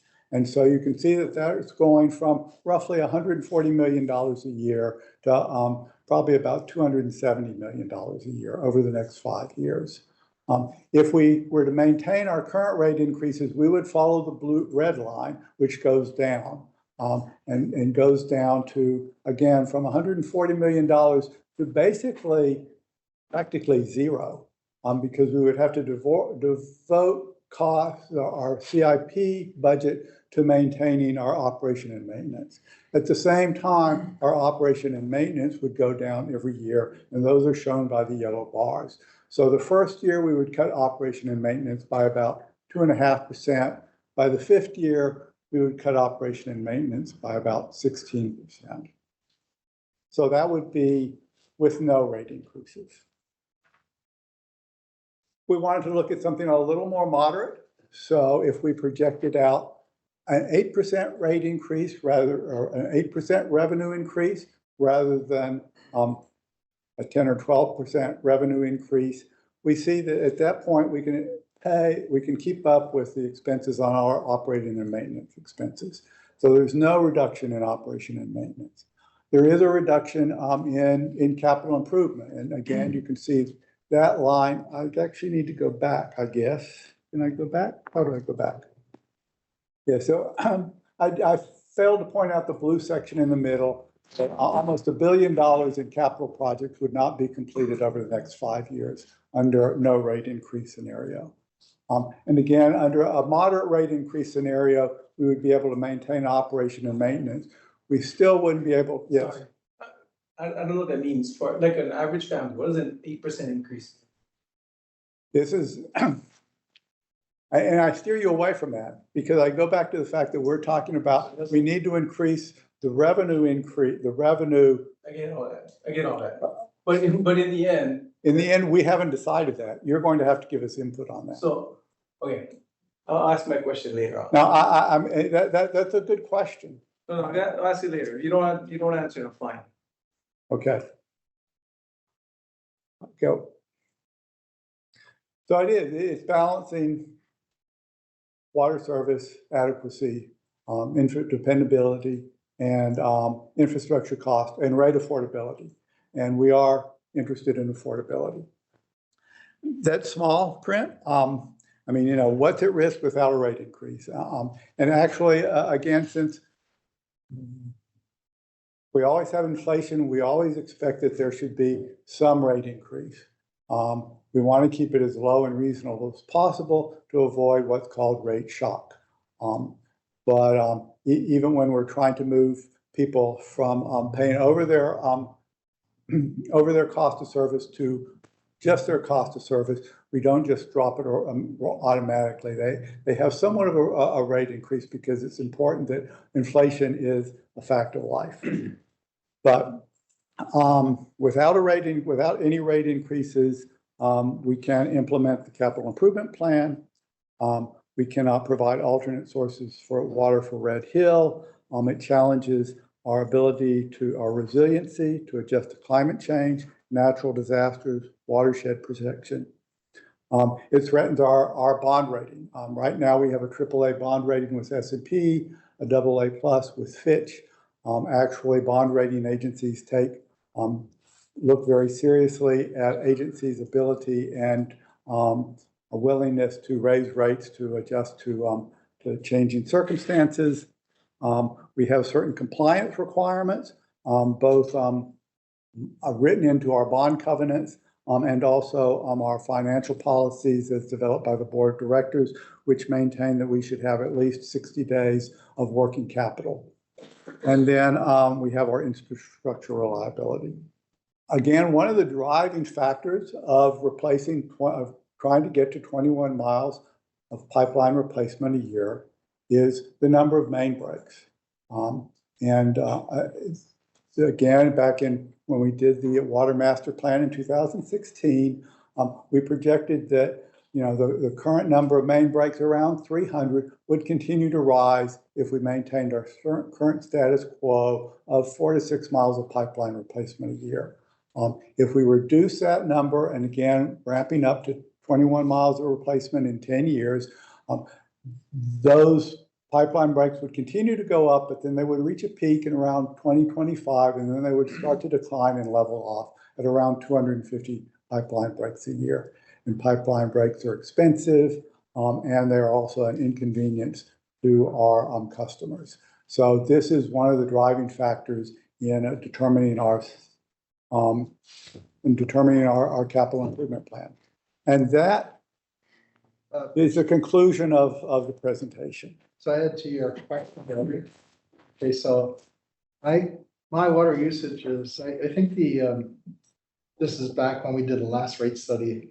The median household usage was about 4,000 gallons a month. So I kind of use between 3,000 and 4,000 gallons a month. So if I look at my water bill only, not the sewer portion. Yeah. I think it's around $30 to $40 a month. Yeah. So if you use 8% or you say 10% increase, 10% of $40 a month. Yeah. So like a $4 or more a month. But yeah, so that's for the median guy. The ones that feel it more, because I don't hit all the tiers. So what it is a increasing block rating.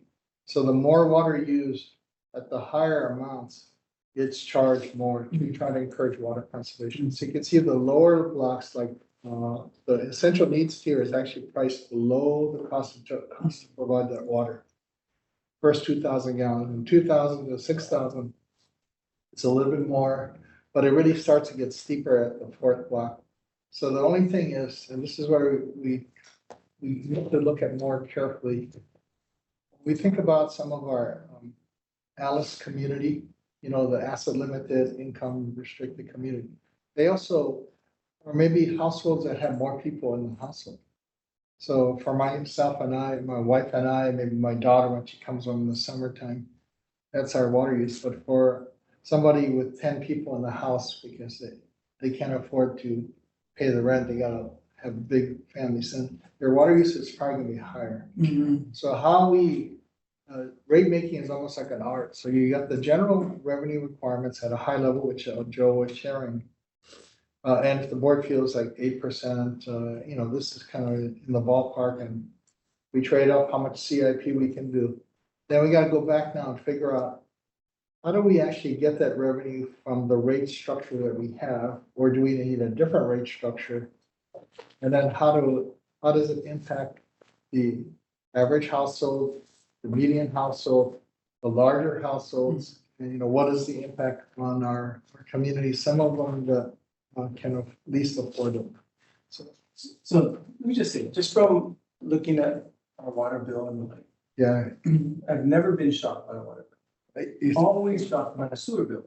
yeah, So overall, I mean, in general, it's just looking at across the board for water, if we're considering anything else, I think 10% is easy from an overall perspective. yeah. But for the Atlas communities, I think the big savings would be if we could lock down what the sewer cost would be.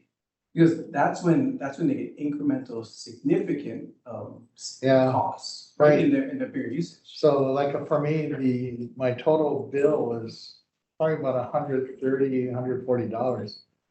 Almost 100 of that is sewer. Exactly. And also, just so everybody's information. So they're on our bill.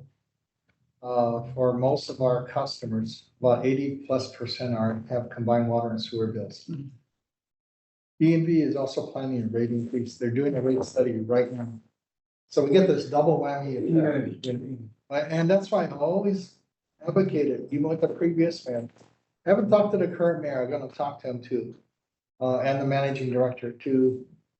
We can do the bill processing for you, but let's mail separate bills. Separate it out. Because water is so cheap compared to the sewer, but when we've done customer satisfaction surveys multiple times, they cannot distinguish the difference. It ends up in a BWS envelope, Board of Water Supplies on there, but even though E&D is clearly marked on the bill, people cannot separate because they're paying the total. Just one bill, yeah, exactly. At the end of the day, they're not gonna pay just the water, they're paying the whole thing. And when we have to collect on a bill, because they're not paying, we collect on both the water and sewer charges. We're required to do that. So what would help would be to separate the separate mailing of the bills. We can still process the bill, generate the bill for them, but then E&B would also have to stand up more customer service people because they already have some staff, but right now our staff kind of does both sides to help them out. And we do the collection for both sides. So my customer care staff, they get 2,500 to 3,000 phone calls every week over a 5-day period. So they're having to deal with that. So EMB can do, if, thanks for bringing this up. I should talk to the mayor and the managing director, see if they're even open to the idea, because it would also help them. It would take about $30 or $40 off of the water portion off of their bill, so their increases, they maybe won't look as bad. Yeah. Totally, okay. But go ahead, 10%, you think that's actually reasonable? I do. I mean, if you're gonna try, because looking at that chart, that climbing costs. Yeah. Buying down now getting more funding now to buy down that future is huge, I think.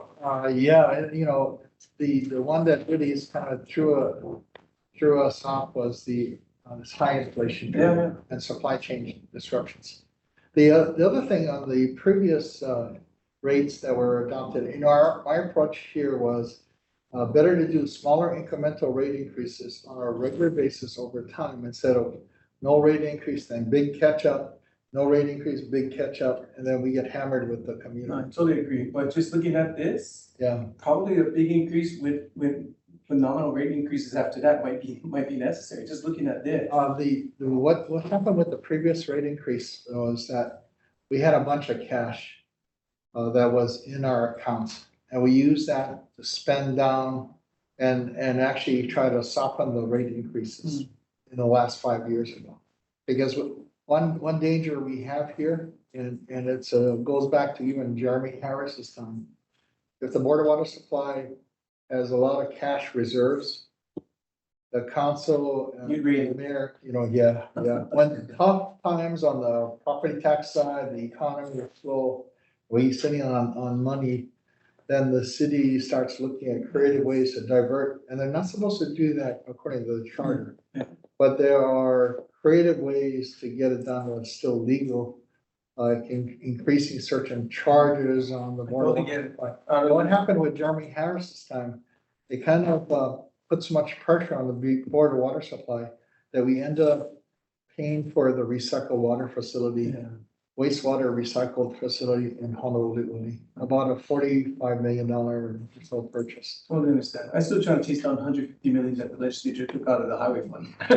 So. Yeah. They want to raise the special funds. So we end up being like a special fund. Yeah. But your feedback is valuable because that's where we're actually kind of seeing what feedback to help set some guardrails for us to start looking at state design and going. Then the next step would be to go out and engage with the community. We've already talked to two stakeholder advisory groups. Our regular stakeholder advisory group shared this presentation, got some feedback. And then also commercial stakeholder, commercial SAG members. But any feedback you can give us would be really helpful. So we talked about financial policies that we adopted in the past. I think it's time to recirculate those, especially for. For the new board members. Just, maybe Joe. Yeah, I can send out the financial policy. Yeah, to all the board members. And I mean, this is, I'm trying to think of the timeline for this. We'll probably be talking about this every board meeting for the next 4 or 5 months. Sure. And the timeline for our implementing the next rate schedule is January 2024. So we actually have a year where we're working on developing the new rate schedule. We have to go through many steps, get the community buy-in. The more we can do there, the less issues we have with the city council members and the mayor. But also we have to go to the Small Business Regulatory Review Board twice, administrative rule adoption. It's kind of a race against E&B. We want to get ours out there before there's. Yeah, how do we hold them off? I mean, do they really need their rate increases on this one? I don't know. They deferred a number of years of rate increase because they were sitting on something like close to $1 billion in cash. That they collected because their rate structure is primarily fixed charges based on equivalent residential sewer dwelling units, which is kind of, I think, been a little challenging for them, so they may be looking at a rate change. So I told them because we do the bill generation, when you do a major change of rate structure, we need 6 months to 1 year to ensure the billing system will produce accurate bills and not create a nightmare for all of us.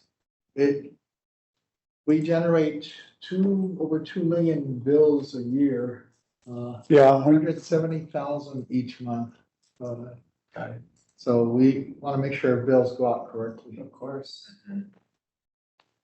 So, I would say the input from some of our stakeholder advisory groups was, I don't want to call it rate shock, but they thought 10 and 12% was rather high. Again, these are things that we're looking at. It's not going to be a consistent thing, but we're looking for input on how we can, achieve, maintain our operations and continue to build it. One idea was because we're experiencing high inflation, it's getting a little better. I think the Fed's work is slowly slowing things down. Gas prices are under $5 a gallon. Electricity is still up there. One of the suggestions from this stakeholder advisory group was go a little bit smaller in the beginning years and then kind of ramp it up toward the later years. So maybe the target is 10%, or maybe you start off with a little lower than 10%, but you kind of get to that 10% range, maybe after a year or two, kind of a slower ramp up. And I would encourage, one thing that helped me the last time I went through the process was attending some of the stakeholder advisory group meetings. Yeah, you're all welcome to. yeah. I guess maybe just one question, we've entered into these discussions about what might be available in general for the water supply federally. I know there's the $50 million ARPA funds, but are there other ways in which we can utilize some of the federal resources to offset some of this, especially initially?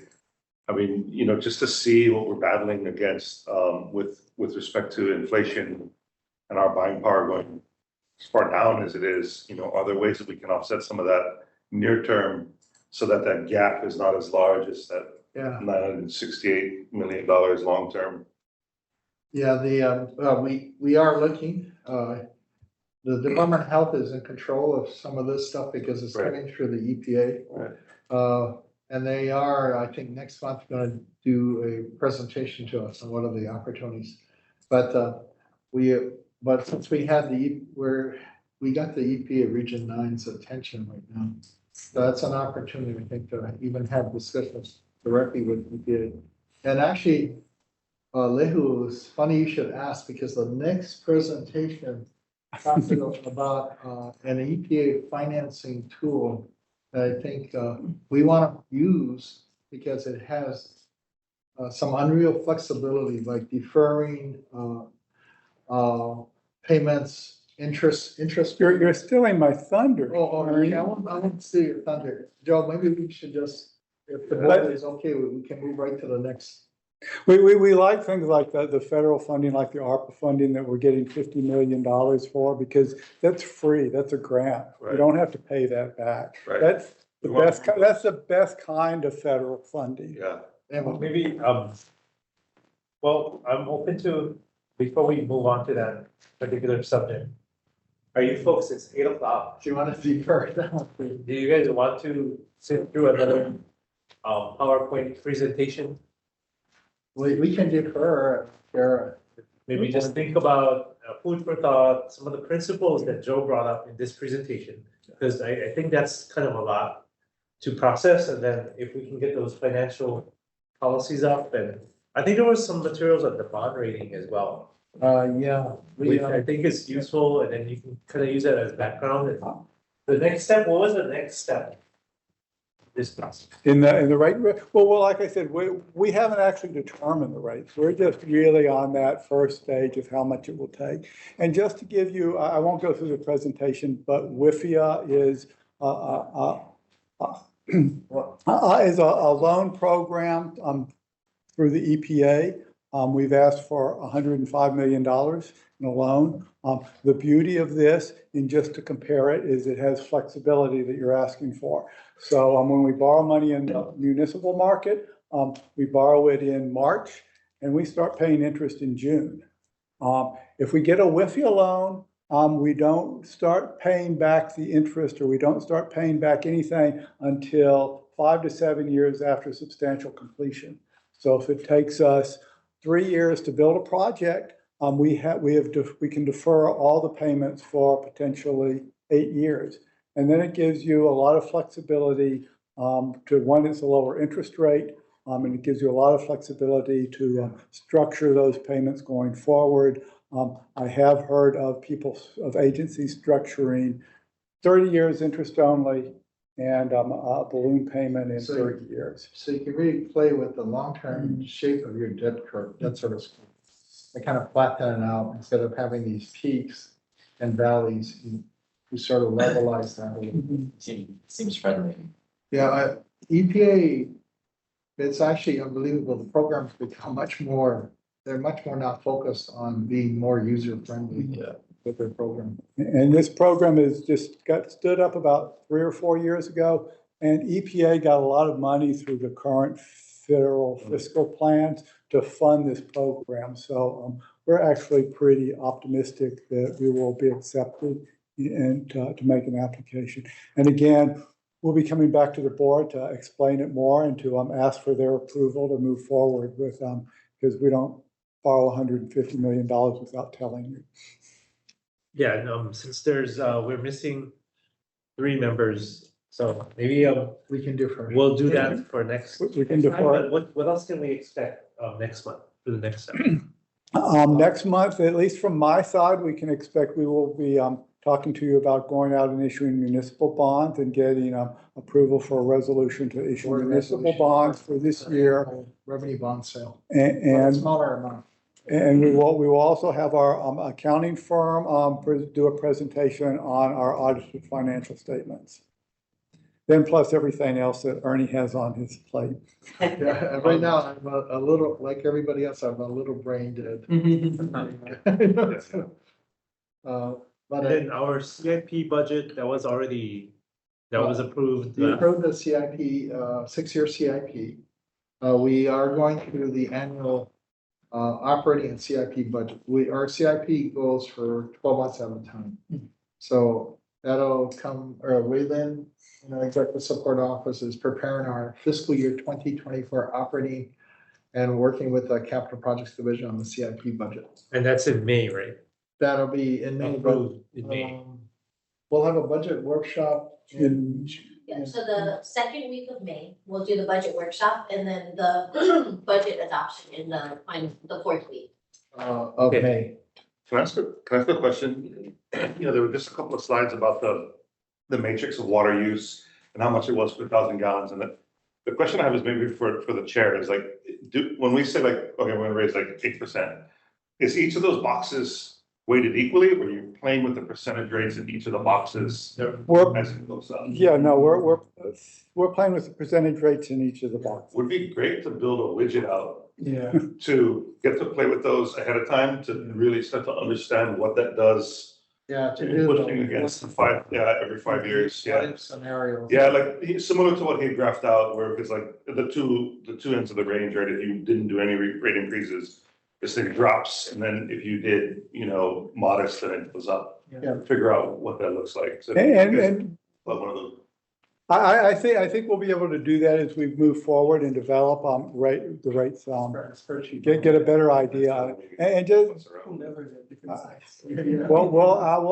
we'll ask Dave to develop a widget. I think we have, Okay, I think we have something similar from the last time from CDM Smith. Yeah, I think we have some things like that, yeah. I mean, and that's actually, at the SAG meeting where we've played games with this. We've taken, the emotion out of it and go, let's see what. Okay, Joe, we should. Okay, oh, yeah, no, yeah, yes, it's late.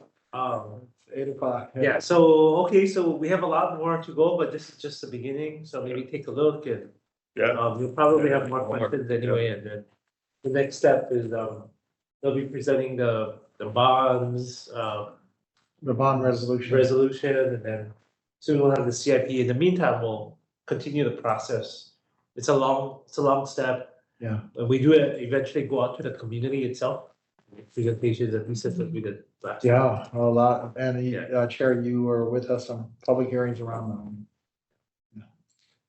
Okay, any other questions before we move on?